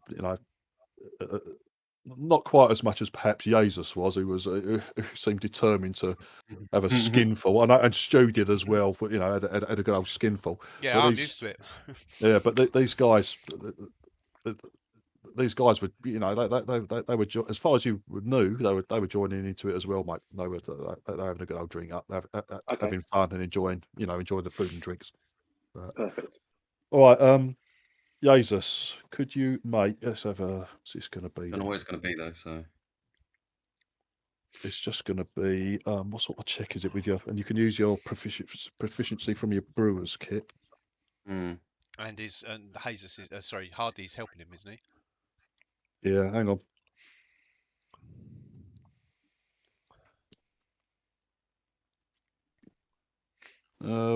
Right, okay. Because it's like let's see. It's kind of like an investigation, I guess, isn't it? But yeah, it's on you. I don't mind. Is it investigation is intelligence? Make an intelligence check. You can use your proficiency from your brewer's kit, mate. Hardy's helping you. You're proficient in brewery as well, yeah, Ian? You said? Yeah, he did say that. Yeah. Well, you said he's got a brewer's kit. There's having Yeah. I am proficient. And you're proficient in it as well, yeah? Yeah. All right. You can make that check at advantage then, Brad, please. An investigation check at advantage? No. No, not an investigation check. An intelligence. Hang on. Have I actually added your brewer's kit anywhere to it? Yeah, it is in my skills. I've got it in inventory, and I don't have it as like a clickable action. All right, okay. There isn't a clickable action for it. Right, I'll tell you what. Just make an intelligence check at with your at +2 then, and at advantage. Yeah, so add +2 at advantage. Clicking them down the bottom and then roll like in this. It's not a save. Yeah? It's so on the left hand side of the first page, you've got your which is at -1 anyway. Yeah, but yeah. So double click on the intelligence should give me an intelligence roll. Yeah. Yeah. Cool. Okay. There we go. Can't see what the other one is. Oh dear. Jeez. Wow. You rolled a 1 and a 3. Wow. So what we should do is we should drink more ale. The wine, the wine is excellent, Brad. This is good wine, people. It's good wine, mate. And the wine is wine, and the ale is ale. You're a little bit pissed off that you've been dragged in to do some tests, or you could be out drinking more. Yeah, exactly. What is this nonsense? Yeah. What's going on? Let's go back to the past. Can I just not even see how shit he just was? You're helping me. You did that shit with me. Yeah, yeah. You were equally as shit. I actually improved his score by more than double it. You can see the rest of you are looking on, fucking interestingly as the two scientists. They just start throwing wine around. No one had any idea that we fucked up that bad. You can see that they get it in a bowl into their kit, and they're all rubbing their chins, and then the test seems to be just Jesus drinking puts it. his face into it and slurps it up, and then offers it to Hardy, who has a good slurp as well from a petri dish. And then they look at each other and go, yum, yum. That's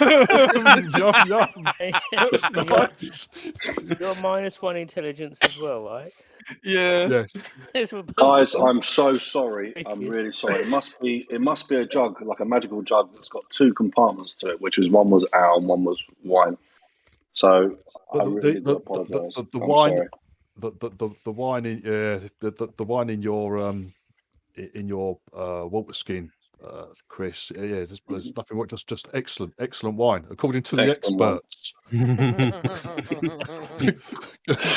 According to who have a fine nose for these things. We do a little sniffing and then spitting a bit out and everything else. They swirled it round, then spat it out.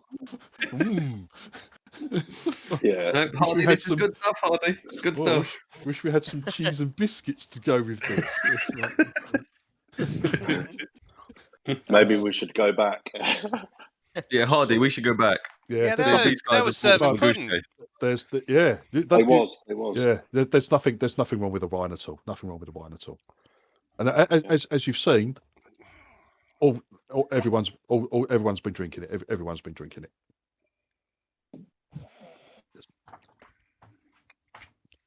We'll make our way back, I guess. Oh, yeah. All right. Okay. What was I eating at the point when Stuart did that thing to me? What thing? When he made it taste horrible. Oh, I don't know. It wasn't pudding time. I think they were about. No, it wasn't. It wasn't pudding. I think you were eating a potato at the time, Brad. You were. I warn everyone of the potatoes. The potatoes. No, don't eat the potatoes. They're weird. The potatoes are no good. They're weird. Phil sees you come out, and you start to head back, and wonderful. No one's got COVID. Let's go. Yeah, more wine. No, he invites you over, please. You're just in time for pudding. Just in time for pudding. I don't go. Obviously, I've just made myself sick. I'm staying in the room for a bit. All right, okay, yeah, no problem. Just those of you who want to go back can go back. Those of you who want to remain and go to bed or whatever can in remain for a in the penny, room. in for a pudding. That's what I say. Right, yeah, good. It's all good. It's all good. I'll leave my halberd in the room this time and just go. Are you heading back out there, Ian? Yeah. I am heading back out there. I want my pudding. Yeah. All right. Yeah. Cool. I'll go back and I'll stay again watching. Just the other guys. Yeah. All right. Okay. So Dave and Phil staying in the ladies' room. Connor, you going to head back out there, mate, or do you want to? He's got under the bed again. How much of how many of the party staying? How many are going? I missed that. Rhapsody and Silver are they're not going back out to the celebrations. They're gonna call it a night. They're gonna remain in their rooms. Okay. But everyone else seems to be heading back out to have pudding, apparently. Well, or pudding and beer. I've been eating, drinking, so I might as well carry on. Liquid pudding. I leave the room, but I'm going to keep an eye. There's nowhere to hide, is it? It's all lit and all lovely out there, isn't it? But by the actual table, it's very open. In the corridors and stuff. Oh, in the keep an eye out in case anyone comes to their room. you coming out of the ladies' room, you are out of sight of everybody at the table. So, but it is well lit. They've lit torches. There's no everywhere in the tower is well lit. You can't be seen where you are coming out of the ladies' room. But once you're at the table, obviously it's very difficult to, everyone's chatting and stuff like that. And the other thing that's kind of pissed Ian off and you can't get into the stairwell without being seen, because the doors into the stairwell face the table, and Thurl and anyone on his side of the table it looks across to the doorway leading to the stairwell. So it will be it's almost impossible to get into the stairs without being seen.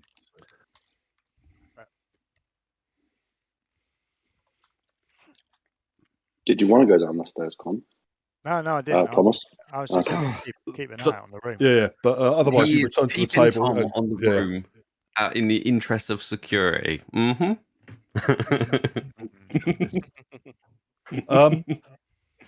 Right, okay, well, pudding's coming out.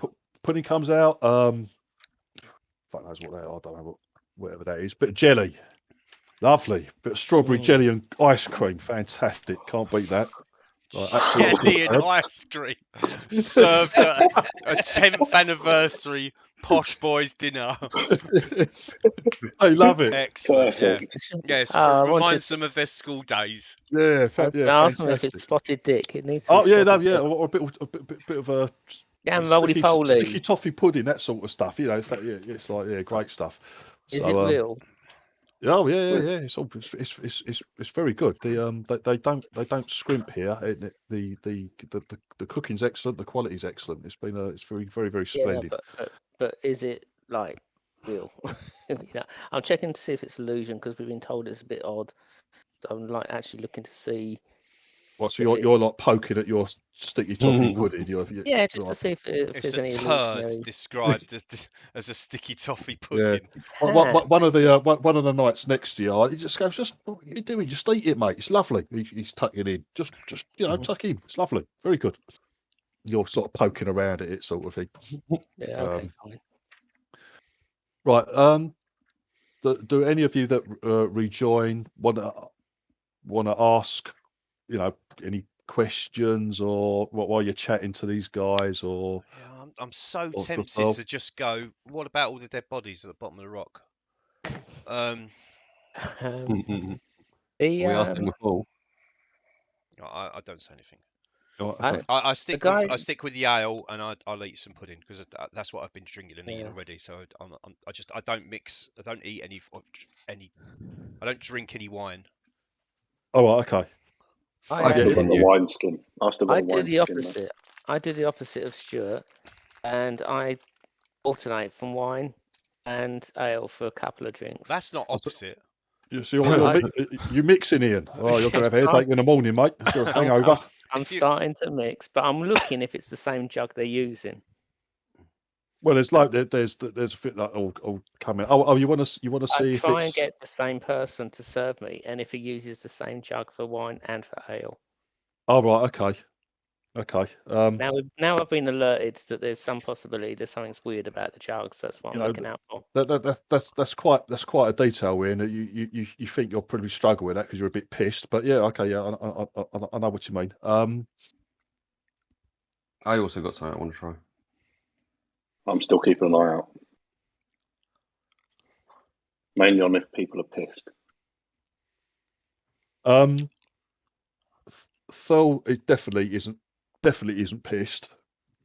You know that, but a lot of the others seem to have made they've been drinking along with you lot, all night, sort of thing. There's been none of them really who have been holding back and not partaking. They all seem pretty merry. Pearl, maybe because he's a bit older and he's in charge, doesn't want to get absolutely smashed and make a knobhead of himself and stuff like that. Excuse me. But everyone's joined in, and I want to try with Fall sitting back with him again.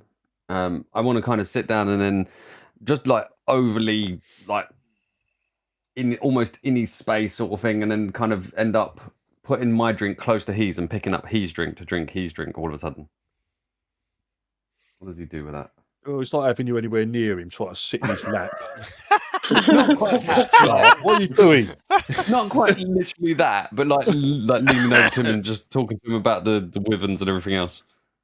He sort of like you're chatting away. He seems happy to talk about like the trophies and his hunts sort of thing. That's he's happy to do that. But you sort of like leaning into him as if you're a bit pissed and that you try and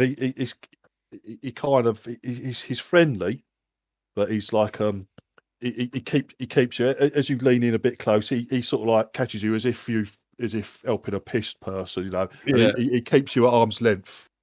Brad, he doesn't let you get too close, mate. But he's not being nasty about it. He's not violent about it. He's just like as if sometimes he steadies you and then moves you back to your chair. He doesn't let you get too close. As for you're pissed on that. You at one stage while you're chatting. He's chatting away, and he motions to one of the manticore heads. He's telling you about a manticore hunt. You pick up his flagon. It's got ale in. So you have a drink out of his flagon? Yeah. Fucking right. Okay, yeah, very obviously getting really wasted. It's pretty full. He hasn't been tanking this one down, so this one's still fairly full. There's well over half of it left, but you drink it out, and very nice, very nice indeed. And then you put that down, and then take something out of yours. They taste well, as far as you can tell, mate. It's just the same beer, mate. So it's okay. It's not water though, is it? So that's what I was trying to check for. Oh right, okay. Like something obviously like water, like it's obviously the same kind of drink. It's not an obvious difference. Right, make another intelligence. Make another intelligence check, Mike, please. Straight up intelligence. Good one. A good one, please. Here we go. With your proficiency, so this could be at +2. Oh, okay. I didn't have the +2. Oh, so that's a total of 14. Right. Yeah. Okay. It's also -1, so 13. Oh no, that's already 14. That's already included. There is a small difference to the taste. Whether that's like if they're serving a different ale, but perhaps they are. You don't know, but there is. There is a slight difference to taste. You think, is it watered or is it watered down slightly, or so there is a slight difference, or is it just a different ale that he's drinking, or perhaps? But yeah, there is something about it, mate. Okay. There is something about it. Oh, He doesn't look pissed at all. Whereas some of the other guys around the table were, they're getting loud now. Do you know? But he's not. He's holding himself well. Is Gregory real? He's alert. Gregory's getting nowhere near you, mate. Every time you look over at Gregory, and that he moves away. It's not. Whenever he gets distracted by Brad, I'm trying to steal his pudding. I'm going to be. Oh, you steal Gregory's pudding? Yes. Right, okay. Yes. When he's like glancing over at Brad and being a bit freaked out by him, I swap out my empty plate for his one. No, what you do, Stu, because he's like got hold of the bowl, but he's looking up at Brad, and Brad looks over to him, starts to go up, but you see him look up, so you quickly get your spoon and you take what, like Grange Hill taking his sausage. You take the sausage out of his bowl, mate, and eats it. And as he goes back, and he looks shocked that he's got nothing left in his bowl, like sort of thing. You should chew it up and spit it back on the plate as a big bolus. A bolus, yeah. Or nice feed him like a baby chick. No, that's disturbing. that's really disturbing. Oh dear. Yeah, that would make his day complete, wouldn't it? Yeah, maybe Greg isn't as pissed as as all the others, because he's like a little bit he's a little bit worried about certain Did I ruin Greg's night? bit on his guard. Yeah. So, but Henry, on the other hand, seems to have had a great night. He's had a good laugh. He's pissed. He's like snogging his bird at the moment. It's like everyone's clapping him and all that sort of nonsense. But all right, so Phil, are you there?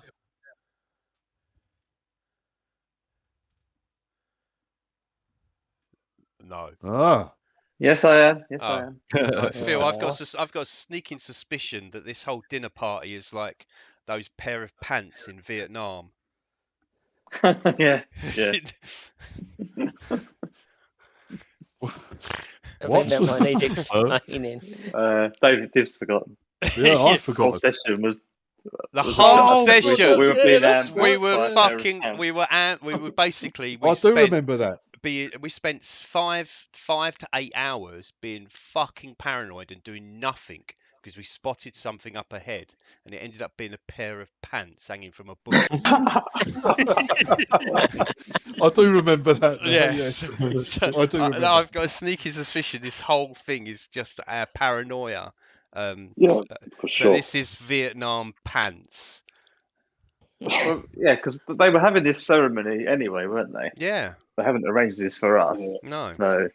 No, the kitchen. The kitchen, as you entered, if like you're maybe thinking about, you're thinking back at that. The kitchen was busy as soon as you walked in. Like they opened the door to show you, and when Henry was showing you around, it was it was busy and stuff was going on. So, but yeah, they yeah. Apart from the two girls who've retired early, the rest of you have been out there. Thomas still be just sipping, pretending to drink, keeping a close eye on things. But most people seem to be ignoring you, Con. You've been very quiet. You haven't really got into conversation with anyone. And I'm still outside the girls' room. Yeah. He's just standing there. Come back. I'm standing looking outside. through the keyhole. All right. In that case, Rhapsody and Silver, have you got ready for bed? Have you got into your night clothes? No, I was going to leave it a few minutes and then maybe have a look around on my own. Look around where? The downstairs. Oh right. Wherever Okay. Well, right. You wait like maybe 5 minutes or so, Dave, and then you come to the door. You open the door, and Thomas is bent over with his eye. His eye at the I'm like a guard, mate. I'm not spying on them. Oh, I'm not seeing if anybody's coming to the room or anything like that. Oh, right. No. Trying to catch an eyeful. Oh, right, no. Thomas has been a gentleman. No, Thomas has been a gentleman in that case, and he's just you can see him, as you said. You can't see the table from here and that, but Thomas is just outside, just lounging up against like the opposite wall, just looking out alert. But he sort of nods as you open the door. Now, Dave, as I said before, you probably heard me. It's extremely difficult to get to the stairwell without being seen or drawing attention to yourself or anything like that. Not only is everyone looking, in that area, and it's all well lit, but as I said, there's a lot of traffic, and by that I mean people coming up and down the stairs from the kitchen. The kitchen is one level down, so they're coming with trays of food, or drink, and pudding and ice cream. That sort of shit. Okay. Okay. So different tact. Yeah. I'm gonna go out the window. That's fine. That's the way. I'll just sneakily sneak out the window. Yeah. And then sneakily sort of fly around, and see what I can see in the other windows, like into the kitchen, if I can look in the kitchen without being seen and stuff like that. All right. Okay. So it's dark now. It's obviously it's dark. It's outside. Yeah. If you're at a window, you have to be perhaps a little bit careful because they're very large. They do let a lot of light in, so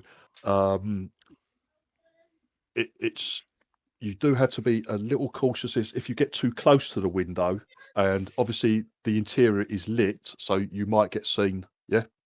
obviously, you know, there's some light coming out the window from the interior, so you have to be a little bit careful.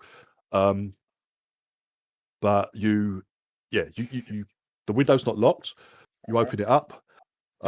You clamber onto the edge. There's like you can't see anything now because obviously it's dark, but you just know there's that huge drop like falling away below you. The drawbridge, you can I'll just say you can see from the lights coming out the windows, etc. You can see that the drawbridge has been raised as well. So there's no way out, easy way out at the moment. The drawbridge has been raised, the gates are closed, etc. But yeah, you jump, you launch yourself out from the window, spread your wings, catch some air, and like you take flight. You take flight around the tower. Now you're going to just head down, yeah. Yeah, I want to. Right, there's two massive windows that look into the kitchen. So you just have to you glide slowly round the tower until you're approaching like the big windows. There's an area which you could just like land and just you just precariously balance on a little ledge outside the window itself. I will ask you to make a hide roll or sneak roll, whatever it is, please, mate. Stealth, yep. Okay, it's been a while. Right, okay. Excuse me. So anyway, yes, you have to do your reading then. You manage to glide in fairly silently, and instead of like slamming into a wall or window nearby, you just sort of like you manage to alight, carefully, and just at the corner. You're trying to keep out of the light as much as you can. It's difficult, but as you're looking in, they're still pretty busy in there. Maybe not cooking anymore, but you can see there's a lot of tidying up going on, fucking like washing up and shit like that. I don't know what's going on in the game. We can play it after you've read. And there's there's some food and drink is still going out. You can see several barrels where they're probably getting the drinks from, etc. In the kitchen. It's pretty busy in there. I would say at the moment there's still a good 5 or 6 people in there, but just like working, going about their business, washing up, preparing stuff, doing that sort of shit. I just want to pay attention to anyone who's filling up any jugs, if how they're refilling them up, seeing as just trying to gauge what I didn't tell you to just log off, didn't I? All right. Yeah, sure. I'll totally play it afterwards. Yeah, what Cara said. So if I see someone like coming back in with a jug to refill or something like that, I want to pay particularly close attention to what they're doing. Sorry, Cara, I hadn't seen your you typing that up. That's fine. No worries. You had found him. I would say earlier on in the evening when you're just chatting away. A couple of these people you've been like fucking mingling and chatting away, sort of thing. But the guy who came down, who was like on duty, as it were, on watch. He's come over to you. He's introduced himself and had a little chat. He was asking how you found the flight. Was it? He was saying that Nellie's she's very well trained. She's got a good mount. You should have found it fairly easy. And he was telling you were in no real danger. Nellie would have looked after you, sort of thing. No matter what happens. But yeah, Nellie was brilliant. Yeah. Really enjoyed it. I'm glad you were a natural. You were a natural. Very, very, very impressed. But I was a bit worried at first, but I picked it up after a while. Yeah, which was good. Yeah, you certainly did. Very impressive. Goes, how are you enjoying the dinner? Yeah, it's good. Just about the flight, though. Just wanted to mention, I couldn't help notice, but all those, like skeletons at the bottom of the spire. What's all that? Is it a graveyard or? What was down there? He says. I noticed some skeletons and stuff as I approached. When when I started approaching that area when you came and escorted me back. Oh, down by the vultures, yeah. Yeah, correct. Yeah. Oh, pay no attention. Yeah, well, you know what vultures are like. They're like they eat carrion. No doubt, it was them just like feeding on carrion and animal carcasses. There, I would imagine. There's quite a number of them down there. Did something happen, or? So no, not that I know of. Well, maybe it goes. I don't really know. Do vultures, they don't hunt, do they? Maybe they just came across a group of carcasses, and maybe they were feeding. They do tend to gather in groups around where they're feeding. So I would imagine it was just that. Yeah, it was just the numbers, which was quite peculiar. Yeah, there was a lot of them there. That's why we didn't want you. That's why we didn't want you getting too close. They're easily spooked, and they're quite aggressive. But, as I said, you spook them, they become aggressive, and they chase you, and they can be dangerous. They're vicious. They're very dangerous. Yeah, you were lucky, but yeah, perhaps that's why they chased you. That they were feeding, and you disturbed their feed. Yeah, it just seemed quite odd the amount of bodies or bones or remains were down there. It was He goes, it's a bad place. It's a dangerous place. That basically down in the valley.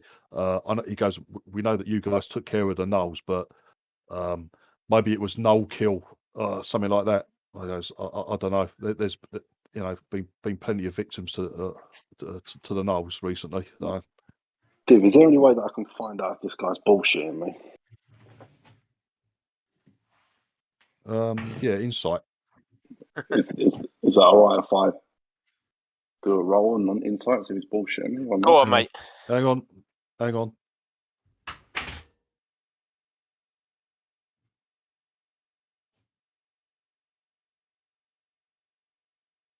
me 2 sets, Chris. Hang on, mate. Sorry. No worries, mate. No worries. Where am I?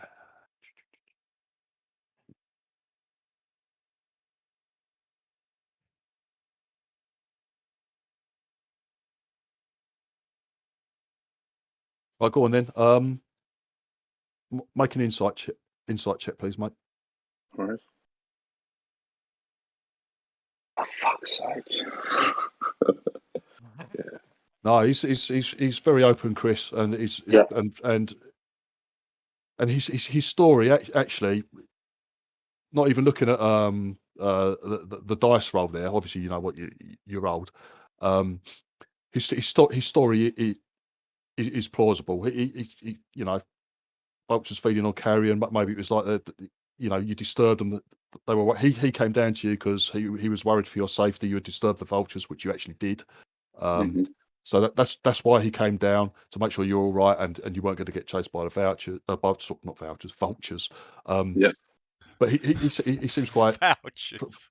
he seems quite genuine, and he seems like quite a nice bloke actually. This guy, and seems quite genuine and plausible basically. Okay, So mate, no worries. you reckon he was just being nice? He's telling you the truth. He's just being nice to you. Perfect, mate. I'll take his word. Yeah. Lovely. Can I get you a drink, young lady, or anything? Are you okay? I've got plenty here, and then I'll show him my water skin. Oh, thank you. It goes. A bit for later. Nice one. All right, okay. Yeah. Nice to talk to you. Nice to talk to you too. You take care. Yeah. He gives you a smile. He returns back to a couple of his mates, sort of things. Yeah, take your retinol flavoured drinks away. You pedo. Right. Is anyone else off? Dave, do you want to sneak around in? You're the one outside while stuff is going on indoors. Is there anything else? Oh yeah, you've watched. Yeah. More puddings being made. Yeah, your pudding thingy. Right. Okay.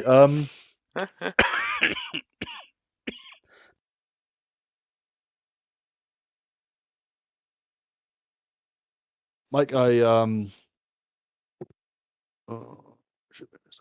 make a wisdom perception roll, please, mate.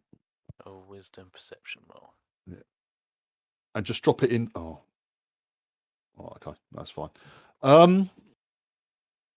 Right. You see what? One guy come in. He goes to the one of the barrels. It's not on tap. He starts ladling drink out into this jug. Yeah.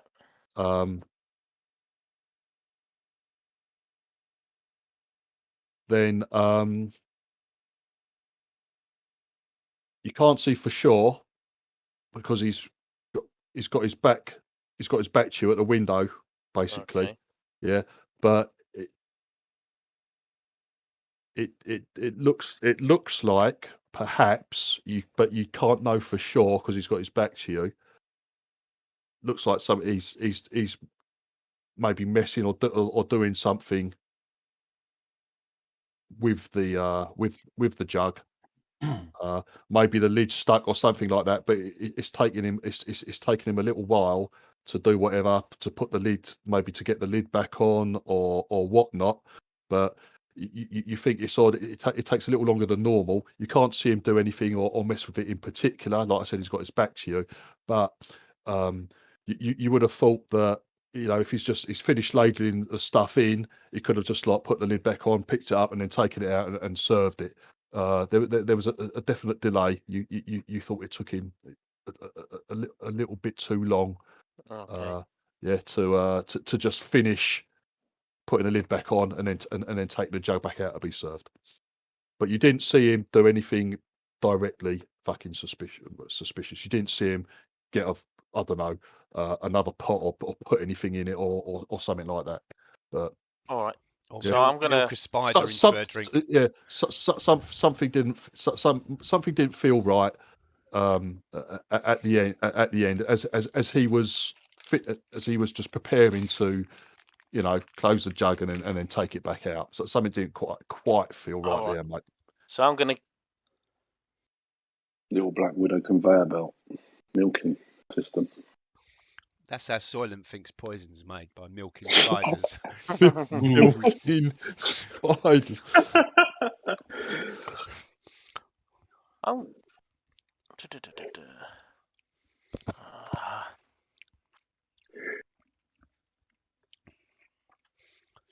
keeping an eye on him. I'm going to sort of back off the window ledge, but say as I can keep an eye on him. He's gone. He's gone. Yeah, he's got the jug. He's gone out. He's gone out. He's one of the serving blokes. So Yeah, he's coming. I want to keep an eye on him, so I'm gonna go back to our room. Right. Yeah. And I'm gonna back in the window, through, and I say something really fishy going on with that wine, and like to Rhapsody, and I'm gonna go back into the room and see if I can spot that gentleman. Who has currently filled up the glasses of rolls a d4. Ian.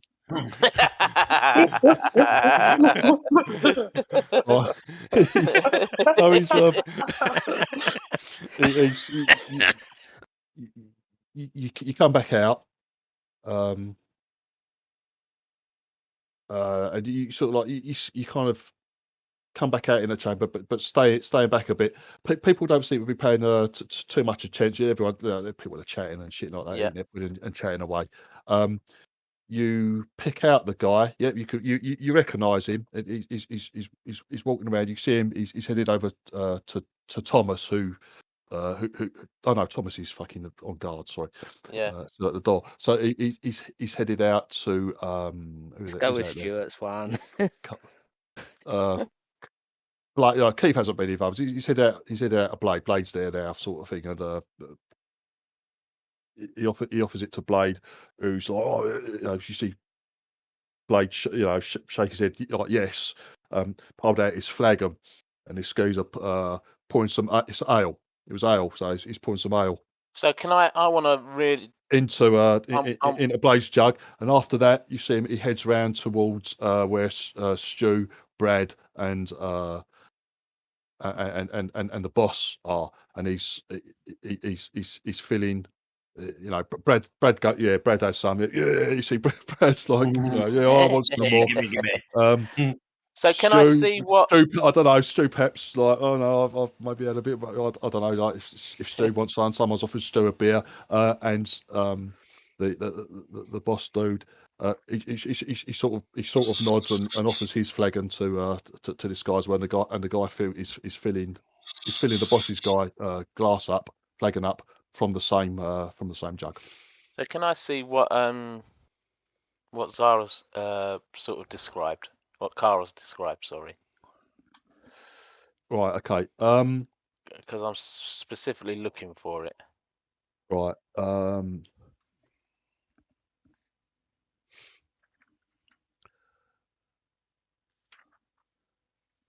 You know, I am making my way towards him as well.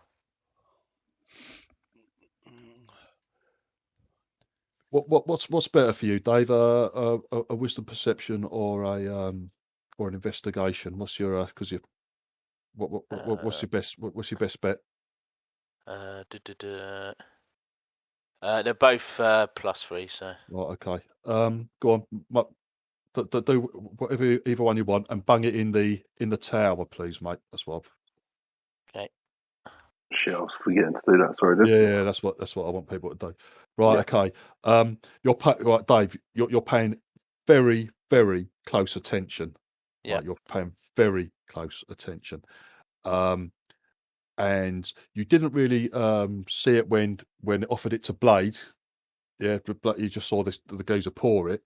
But as he goes over, you see him pour into Jesus's flagon, and then the boss gives him a nod and offers more, and definitely there's it's like a shift on his grip. Yeah. Yeah. Where he's holding the handle and the bottom and the lower bit of the flask, there's definitely a shift in the grip, and it's as if something, and then he pours into the boss man's flagon. Mate, I'm gonna go straight at him. I'm gonna pull out a dagger and ask him what the fuck he's doing. Right, okay. I've got a dagger to his throat. Well, that escalated quickly. Oh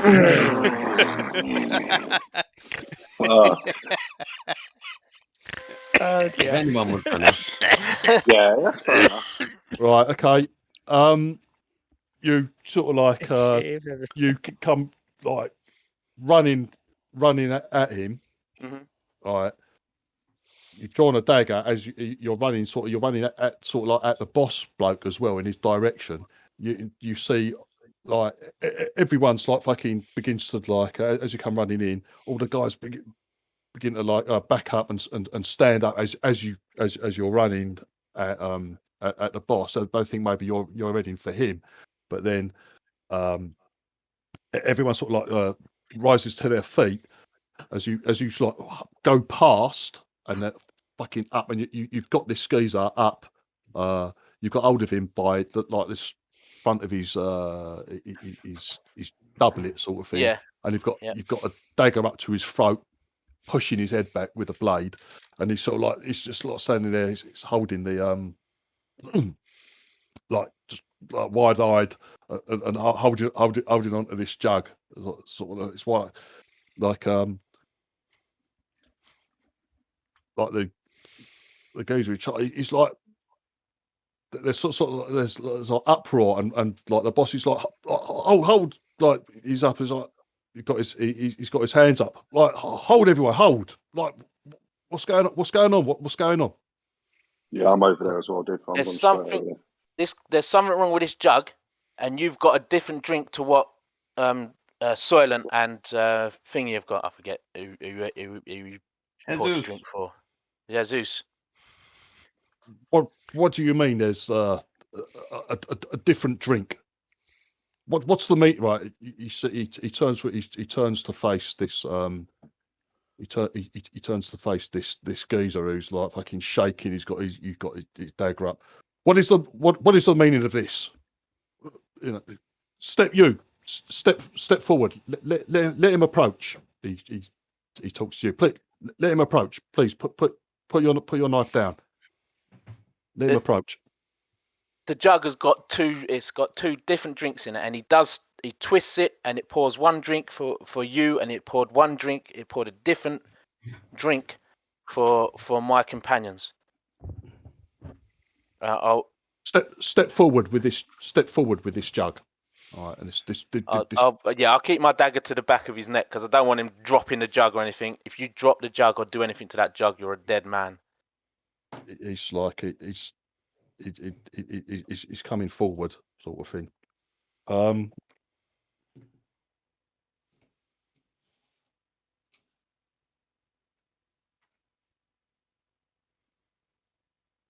Right. There's like a lot of like not shouting and God knows what, but there's a lot of confusion in the room and a lot of hubbub like going on. As he's coming to like this bloke, the boss geezer, he looks like really fucking like pissed off. He's like looking at this geezer, ordering him over to explain himself. This geezer is coming forward now. As he starts to come forward, like suddenly, like Stu and Brad, you're close by. Suddenly, from out of nowhere, like there's very, very strong gust of wind swirls all around this bloke. You see him like he's clothing, and also around the boss dude. His clothing and his robe and cloak, that they all swirl around. You see he starts to like move aside to shield himself, and this gust of wind like literally picks the jug out of this geezer's hand as he sort of like stumbles after it, and it just like falls, slams into the ground and shatters all over the floor, all over the flagstones. Like everyone's watching. You don't know what's going on, but all of a sudden, can I not use gust as well to try and catch it? No, you ain't got time, mate. But Stu, you reckon because you've got that? Yeah, I've got gust as well. Yeah. That's the cantrip shit. Yes, yeah. You reckon someone has used a cantrip or something similar, to that, and to do this to fucking Well, look around because they've got to be within. If it's the same spell as mine, they've got to be speaking and within a certain range. So I said that. I said, there's a fair bit of like hubbub and confusion sort of thing. So there's no way. I'm just trying to get because of the fact that I've got the spell and I know where it's got. Is there any chance that I've got a better chance of spotting? In the hubbub, no, you can't. Okay. You look around because you reckon it's definitely someone has done this deliberately with either a spell or a cantrip. You recognise you recognise the effect sort of thing. Yeah, but like this the jug falls and just shatters into a load of pieces, and all this fucking ale, like what was left in there, just fucking goes all over the flagstones. Right. Definitely no chance I could have stopped that, grabbed it, or no, because I was right there. Yeah, I know. You had like dig up to the back. Everyone's like, it was like taken. Everyone's like taken by surprise. It wasn't something anyone was expecting. Like even Furl himself, like has now got this ale's like all over his boots, and he looks absolutely fucking furious at that. As you know, he's like, "What is the meaning of this?" And he tells a couple of the knights closest to him. Like, seize him, hold his arms, hold him fast. Like, he seems there's an accomplice in the room that casts a spell. Right. Right. He's like he's like ordering some of the knights to. He goes up. Make sure the doors are secure. Bring bring the people up. I want I want the servants from the kitchen brought up here now. All right, so there's a lot of what's Ian saying? Hardy's got up and gone to his room. as soon as David did that with a servant, he got up and left. Yeah, that's a very suspicious behaviour. Exactly. The big blue man. Who could it have been? Oh, Yeah. one of our group leaves. One of his Just going to get my halberd. I'd actually go quickly. That makes it even more suspicious. You run from the room. Yeah, as I'm leaving, okay, as this happens, or just after it happens, I say in Giantish to Jesus, because I said something in Giantish before, I think. Look out for the monks. And so hopefully none of the other people understand Giantish. No, very good. Very good. Yeah, it's very unlikely they're going to understand Giantish. Anyway, well done, Ian. Pearl is Thurl's asking for some of the knights to go down and fetch these what he calls servants. It might be worth checking the other jugs as well. This is the only one I saw, but it was definitely pouring 2 different drinks. Anyway, Div. Yeah, go on. Who's got mend? I was just about to say, has anyone got mend? Thurl actually looks like shocked, and you can see like some of them, like some are fucking little bit pissed to care sort of thing, but others are like fucking like they're pushing, they're fucking. They're chucking their drinks. They've overturned their flagons and chucked their drinks down as well, sort of thing. So hold on. So we thought that we might have been the ones being poisoned, and it's going to be Furl. It could be, yeah. Furl, have you got anyone on your staff that can help with poison, just in case? Yeah, me. We see your brewing skills earlier. It was licking a petri dish. Just putting your faces into the bowl and blowing bubbles. Slurping wine from you a don't petri know that's dish. not how it's done. No, I don't. You don't know that's not how it's done. It just didn't look very professional. Div, also, can I just check that we're not all surrounded by those mysterious gardener blokes with their cloaks on? Oh no!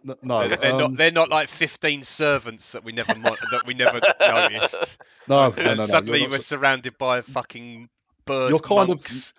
You're kind of all mixed in. You're kind of all mixed in with the knights, but you're not.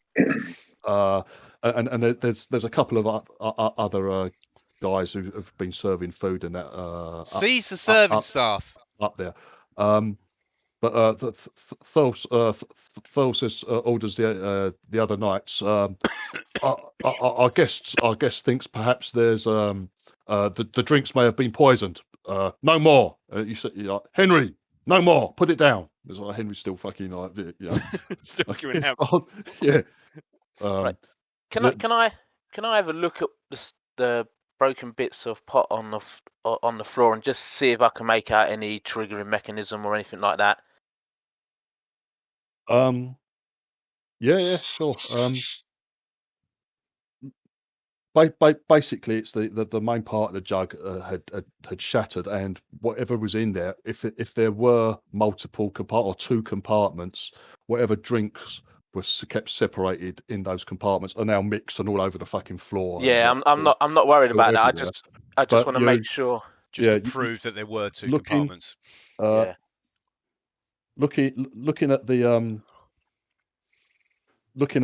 hand, the handle's still intact, and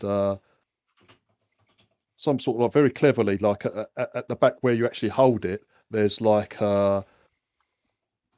you can squeeze it. You can squeeze like a button or something.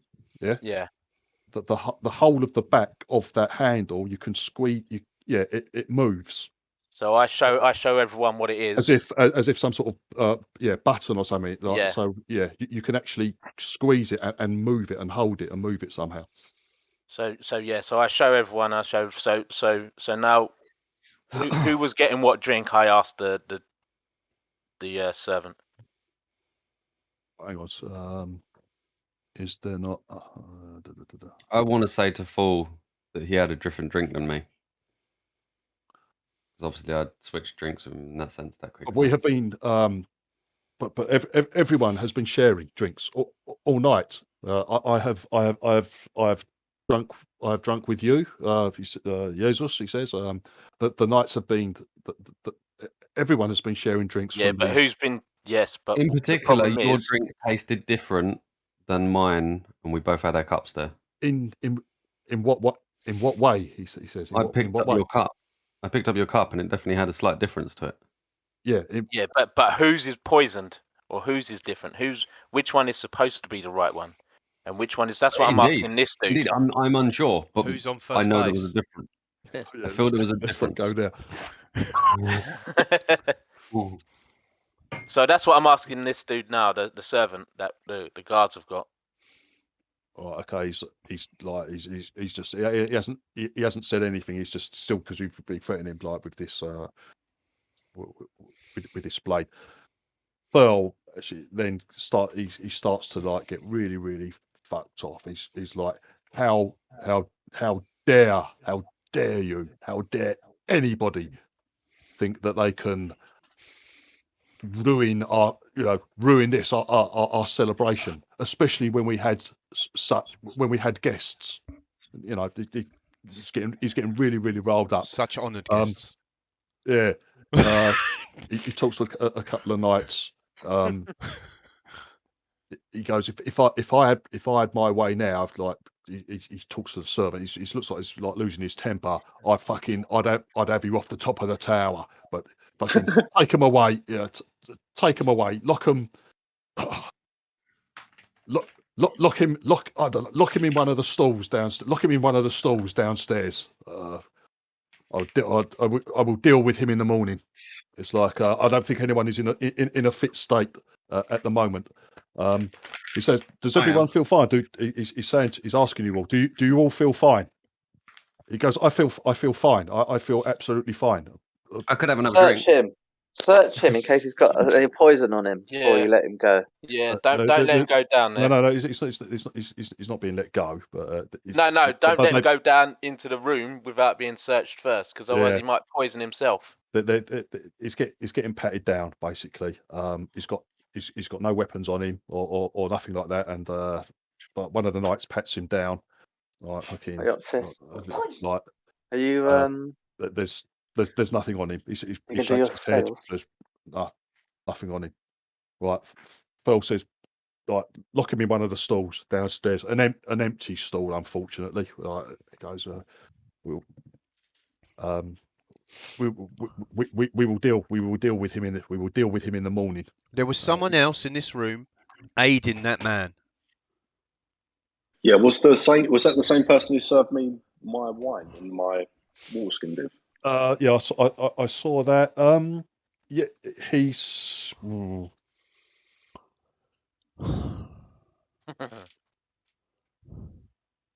You know for definite that you remember him coming to you before, Cara, yeah, and serving you. Whether you can't actually remember off the top of your head, that was a little while ago. You can't remember off the top of the head if it was that guy in particular. It could have been. You know that he's approached you before.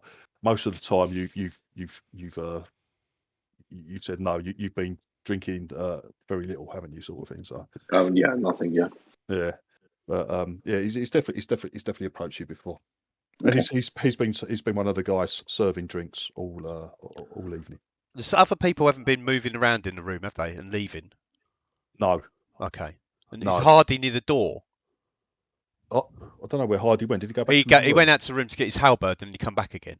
All right. Okay. I asked Hardy to guard by the door. Don't let any servants out.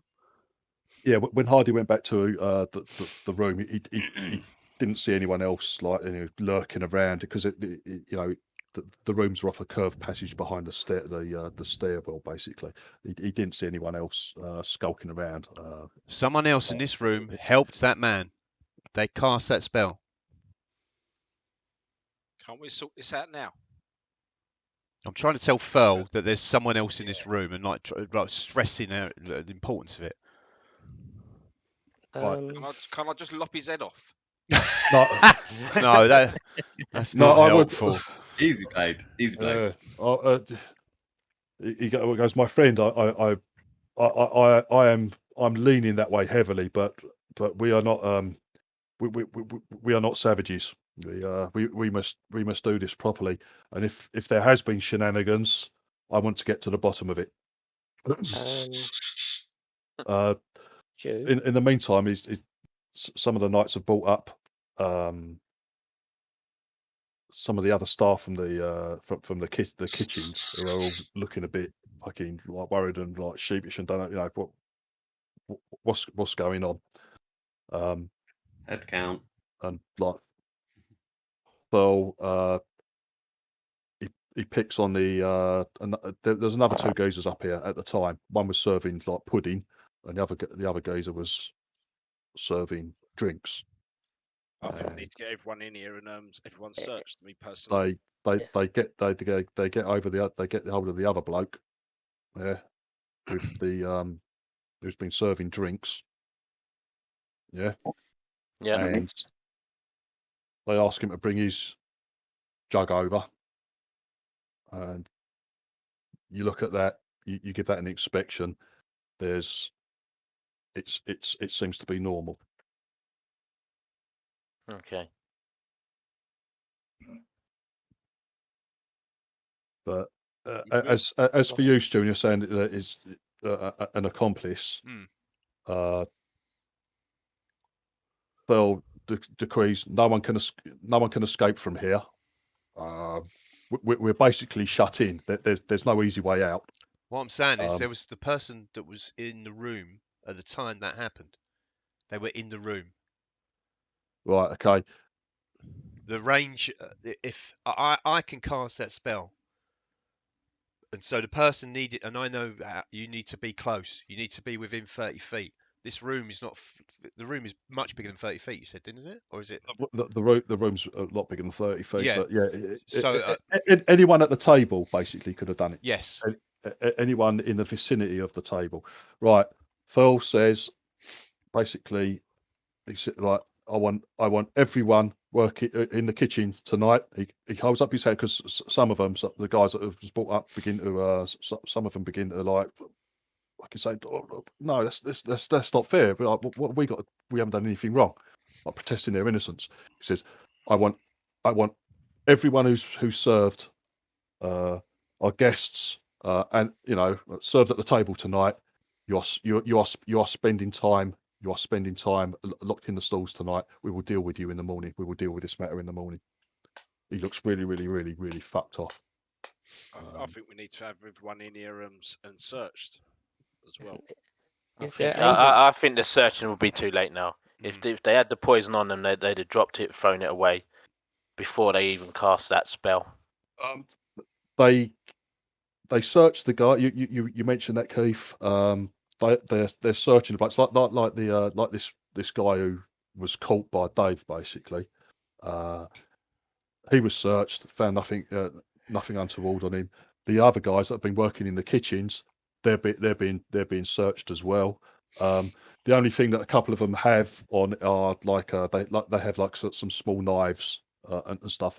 Basically, because they were just working in the kitchen they were working in the kitchen at the time.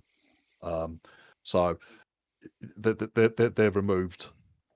Anything like that's removed from them. But apart from that, they didn't have anything else suspicious. There's no, I don't know what you're looking for, like files or little bottles or anything like that. There's nothing like that on them at all. Is Fool's drink still on the table? Could I potentially use that and make checks for that?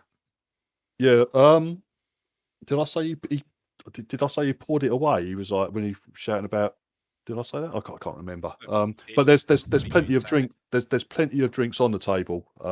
Brad? It was more so he's that I wanted to get because he. Yeah, was I the can't one remember trying to whether make- I said did he leap up and I would have probably tried to stop him if he did. pour it away. I think it was on there. I think his beer's still there. I think his beer's still there. Yeah, I'd like to make checks on that to see if I could do any better this time. Right. See, obviously, I don't know the layout of this place. Where, especially the kitchens, is there windows open and stuff like that to the outside? There's Yes. all the chambers in this. It's all well lit, Keith. Right, okay. During the daylight, every single room in the tower has a window. The kitchen itself, as Dave was just down there peering in, has two windows. This area here, or the banquet hall, has 4 windows added to let light in. Although obviously it's dark outside now, so everything's lit up by torches, etc. Right. But yeah, every so there is a way. And as Dave knows, the windows were not locked, so Yeah. Dave managed to get out and round the tower via the windows. Now that's only because he can fly. Now otherwise, if you can't fly, you're fucking screwed. Basically, there's no way really in and out. They've once the gates close and the drawbridge is raised, it's very, very difficult to fucking get into this place. Right. So we need to know who's agency staff out the kitchen, who's their regular staff. Yeah, they're being marched out. There's someone already. They're being marched downstairs, basically. Okay, quite roughly. On those monk people we dealt with that were part of the vulture people. Yeah. They had the tattoos, didn't they? Yes. We need to search. I tell Stuart that we need to search for those tattoos on these people. And Strip them. I tried to tell him in a way. I've already started. As soon as they started saying strip them, I mean, they've gone. They've been taken down to the stalls. Oh, I started on the guards. Don't forget, some of these guys could be the monks, so they're really dangerous. And even if you lock them up, they're going to get out. Or wizard people, because they had all sorts of different things. So either we're going to tell them what we know about that other group, or I'm trying to do this without being an Ian. No. Yeah, basically. Then you just pull Soylent to one side. He's doing good. He's doing good. Yeah, I'm doing what I can. He's doing that. Yeah. I'm trying to talk to Stuart without the geezer figuring out what I'm trying to say. So I'm like saying the tattoos. We need to look out for tattoos. Well, Thurl is not standing around you guys now. He's moving away. He's moving around with some of the knights. He's chatting with them, making sure like they're all right. You see that they're like chatting between themselves. He does approach you guys as well, and he's very apologetic. He's very apologetic. He looks absolutely furious more than anything. He doesn't seem to be worried that he might have been poisoned or anything like that. He's really pissed off. The knights are pissed off. That ruined their celebration and their feast. None of them seem to be, maybe it's because they are pissed. None of them seem to be fucking like, too worried that they might have been fucking poisoned by these bastards, because everyone's been drinking out of these fucking out of these jugs. So God knows who's drunk what, basically. But they all seem to be like a bit pissed. Thurl was sobered up. If he was pissed, he sobered up very, very quickly. I'm slapping Gregory on the back and going, "You thought your night was not going to get any worse. Now you could end up poisoned and shitting out the ivory. Shitting out the ivory all now." Right. He looks at you. At one point, looks like he's going to cry, but no, he's it's like fuckers. Right. It's just like absolute fuckers. If you're not going to finish your pudding, I'll eat that. He holds his hand up. He goes, "I've lost my appetite." You're really going to eat or drink anything at the moment, are you? I've eaten and drinking all night, so If I'm poisoned, I'm poisoned. I raise a glass. I tip it. Raise a glass to you, Soylent. I finish off his jam roly poly. Yeah, no, he's like he shakes his head. I goes, I've lost my appetite. I think there'll be no more celebrations tonight. Right, Thurl is gathering everyone together. He makes sure he's like the knights are okay. He goes, okay. He comes over to you guys. He goes, I'm deeply sorry for this, and I'm deeply shocked. Why this has happened? I know that we piss. I know we piss some of the local people off. They think we're arrogant assholes. I know that, but we provide business. We help out with we provide business for around here. We keep ourselves to ourselves. I don't understand this. This is very I much say out to him, of is the it not ordinary. them cultists that are over yonder? And I point over to the crevice. What? One's got to say at some point. Well, that's yes. In for a penny, in for a pudding. Mate, I was actually going to take your Never side me, back. me trying really hard not to do that. Everyone's been sitting there thinking it. I'm doing it. I say to him, "Is it not them cultists over yonder?" And I point over to the crack over there. He's like he stops ranting. He goes, "What? Sorry, what?" Can I incentivize him to see if he's actually surprised or whether he's surprised? Yeah, that we're I all know looking at him.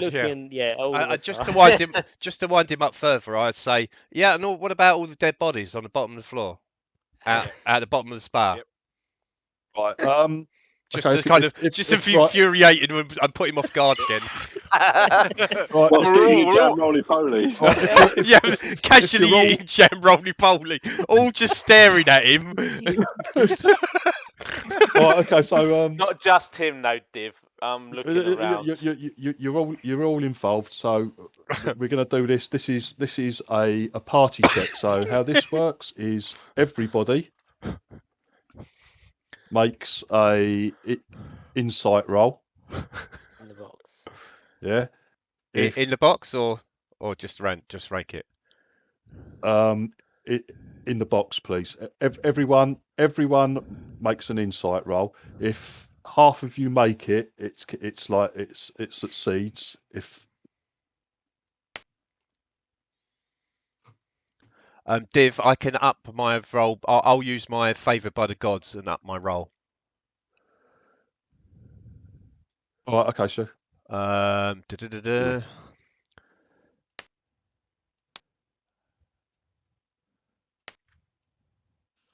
So it gets added by. It gets those two D4 get added to it. Have you already rolled it? Oh, right, okay. Yeah. So I don't know what I rolled, but. All right, okay. So the D. Oh, you could have rolled the D4s normally. That's fine. All so right. I'll tell you that, Stu. You got 7 on your. Did I? Yeah, you got 3 and 4. So it adds 7 to whatever you. Oh, sorry. I thought you meant I rolled a 7 on my D20. 7 on the D4. Oh, that's good. All right, good. Yeah. Well, hang on. So what else do we? Go Soylent. Yeah, we got Rhapsody. Soylent. Now, Jesus, you should have been at. Oh, yeah, you were at. No, Div. Sorry. Sorry. It's a saving throw or an attack roll. My apologies. It's not. So it doesn't add to a skill check. Right, okay. I just double checked. Yeah, one of your runes, Brad, gives you advantage on the, which it has rolled. It's rolled you. Oh, fantastic! I didn't know that. Yeah, it's rolled you at advantage. Beautiful. I didn't think I was good. What about Jesus? Yeah, I know. Fucking hell. Hidden talent. Pissed and double poisoned. Double poisoned, not just normal poisoned. Not alcohol poison, just double poisoned. Yeah. We got everyone. Is mine in there? Because I think I did it right. It's 8 of us now. Right, I've got Cara, Blade, Silver, Soylent, Jesus, and Rhapsody. Thomas. We need Thomas and. I'm still out the back of the door, mate. Oh yeah, that's true. Yeah, okay, yeah, I'm absolutely. I thought mine did. I Are thought you mine still rolled. standing in the Okay. corridor? Well, Yeah, well, yeah, he's he hasn't come out. He hasn't. You He would have hasn't come noticed out all the round the back. confusion, and also Hardy ran out, ran past you, and run back in again with a halberd. So you're not very observant. I'm going to keep an eye out down the corridor. He's choosing to Okay. he's choosing to stay out of the way. Ian, we Skulk need in the shadows. we need an insight check dropped in the tower, please, mate. Okay. Right, I thought it happened. Let me try again. Right, drag that down there. Drag your insight check over and drop it on the tower. Inside Come on. edition. I'm trying to drag my dragon. No, you don't Let's try drag the that. dragon. Hang on. There we go. Oh, hang on, what's happened? All right, okay.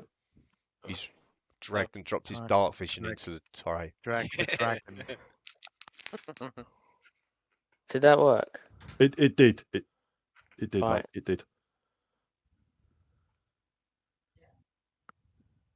Who's that?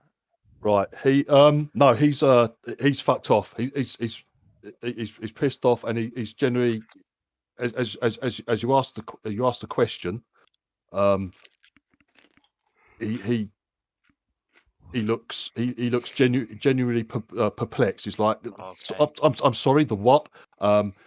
And you've the rest of you in the room also. You were looking around at the Dave. You said Silver was watching the Knights as well.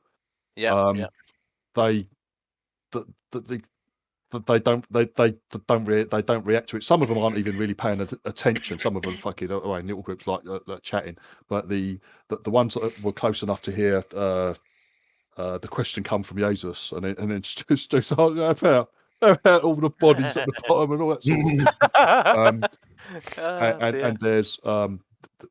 there's like there seems to be genuine what and then in actual fact one of the knights as you're looking, the one that Kara was talking to earlier about, where Kara was talking about, saving her, who saved her, you see him like, and react. He looks at Kara, and he looks at Stu, who's saying about the bones there, and he looks as if he's trying to put two and two together, sort of thing, but the ones that are there that you can see seem genuinely fucking. You what? We're so shit rolling. So we had an advantage plus an extra 7 to our rolls. Technically, we should. No, I didn't get the 7. That was a lie. That was a lie from Soylent. So I failed on my bluff. I failed my bluff. I've decided to punish him at a later stage.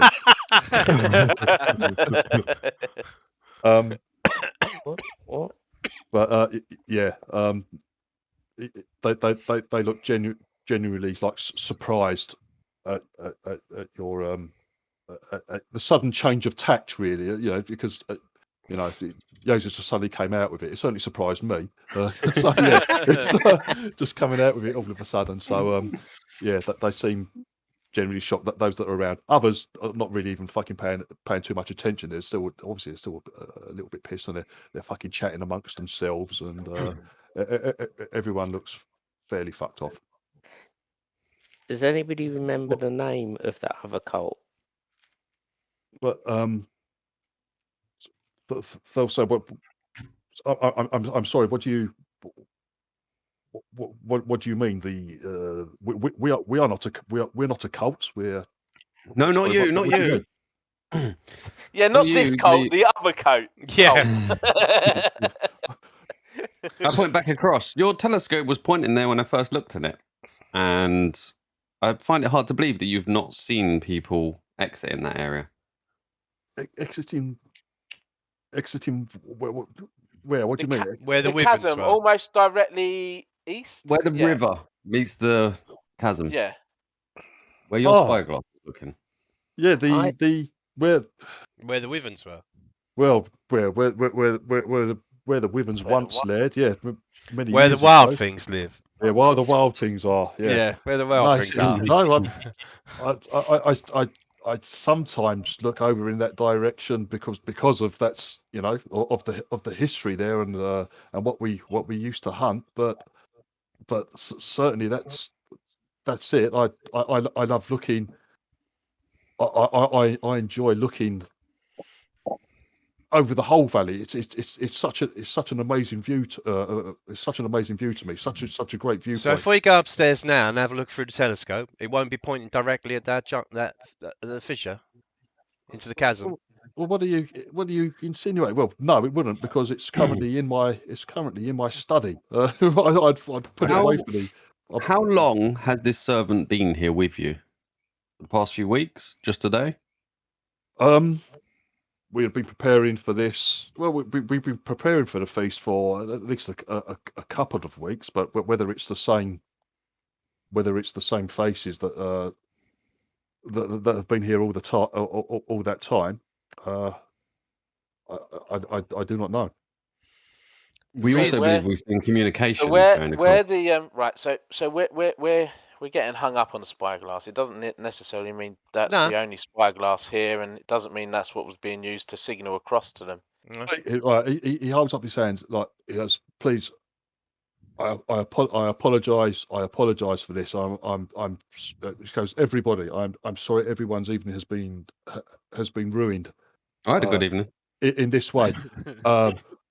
He goes, I apologize to our guests if you feel somehow that you have been the target of. The problem is we don't know if it's us that was the target or whether it's you that was the target. But the other thing is as well, all the bodies downstairs, they could have been.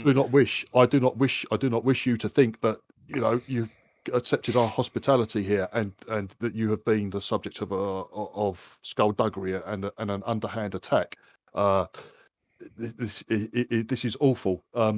Yes, please, everyone. We have these people in custody. They will be under guard this evening.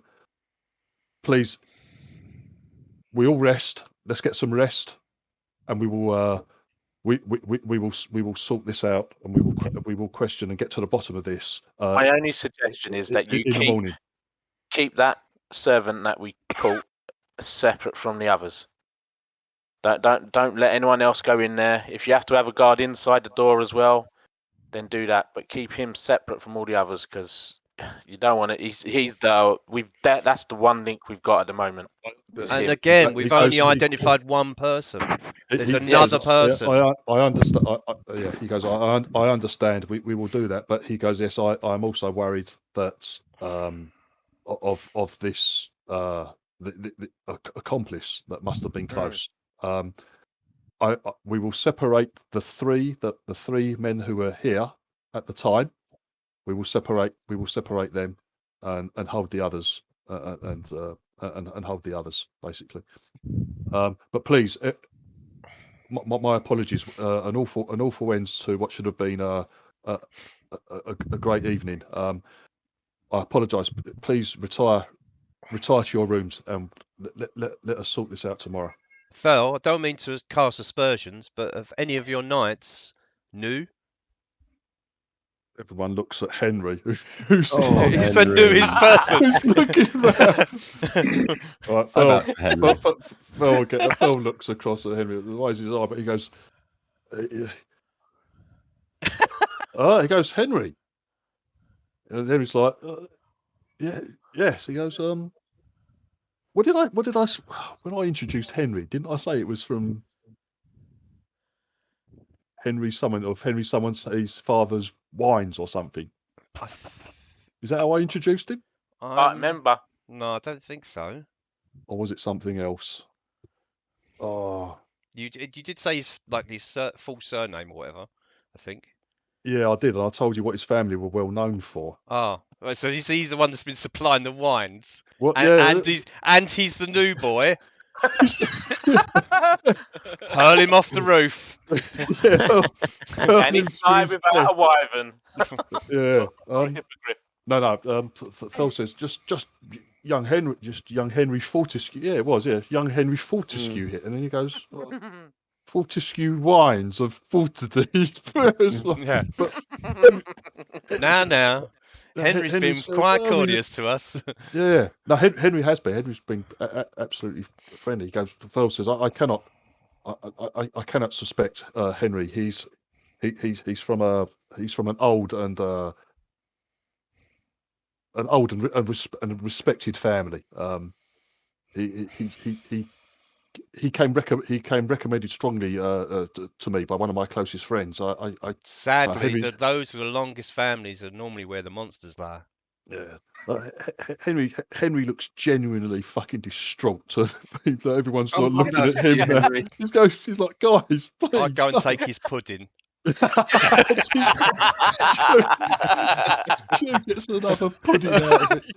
It's like, right, yeah, he just, he looks genuinely distraught that that he's, people are distrusting him at all. But I raise my glass to Henry and say, "I'm still there for you, Henry."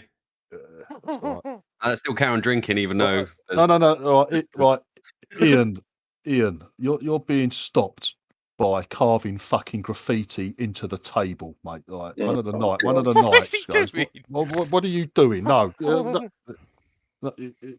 no, you can't be doing vandalism. It's like, yeah, Hardy was here.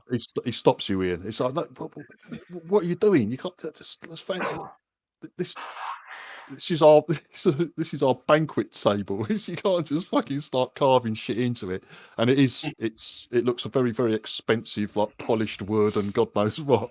So he stops you, Ian, basically.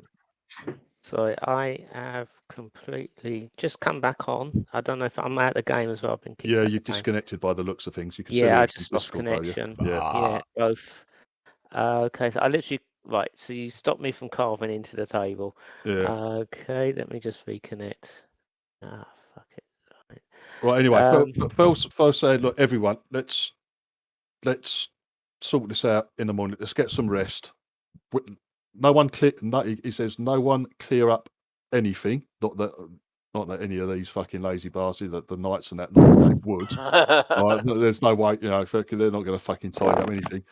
Everyone, let us retire and let us get to the bottom of this in the morning. Okay. Yeah. On clear heads. Yeah. On clear heads. Yeah.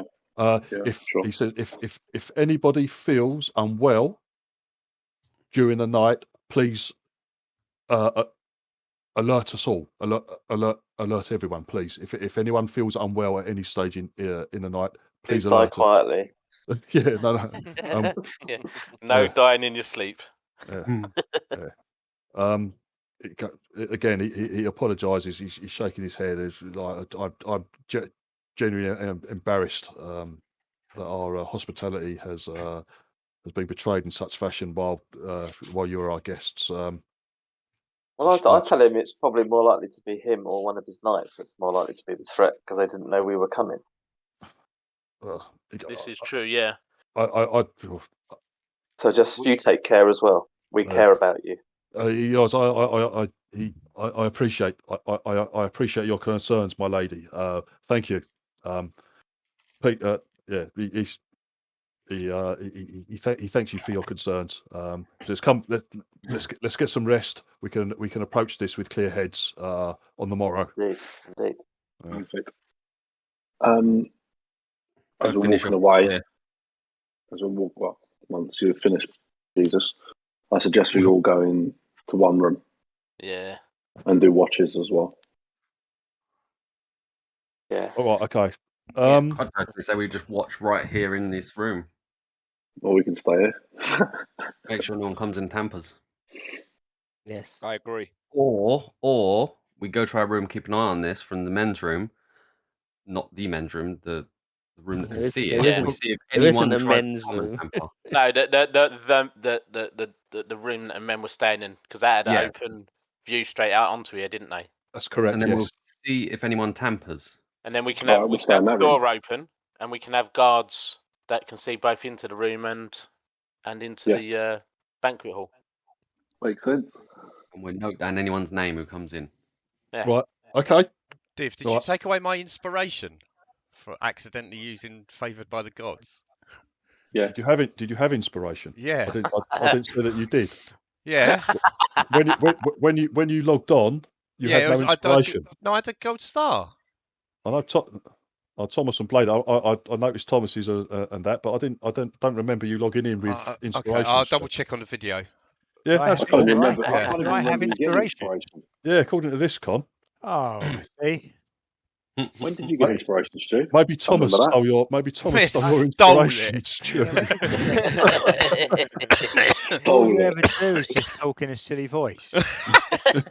And I inspire others. Why else? Why would you get it? Because I inspire people.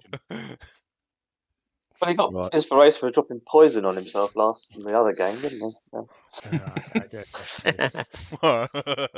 All right, gentlemen, we're that's a good spot to call an end to today's proceedings. Yeah,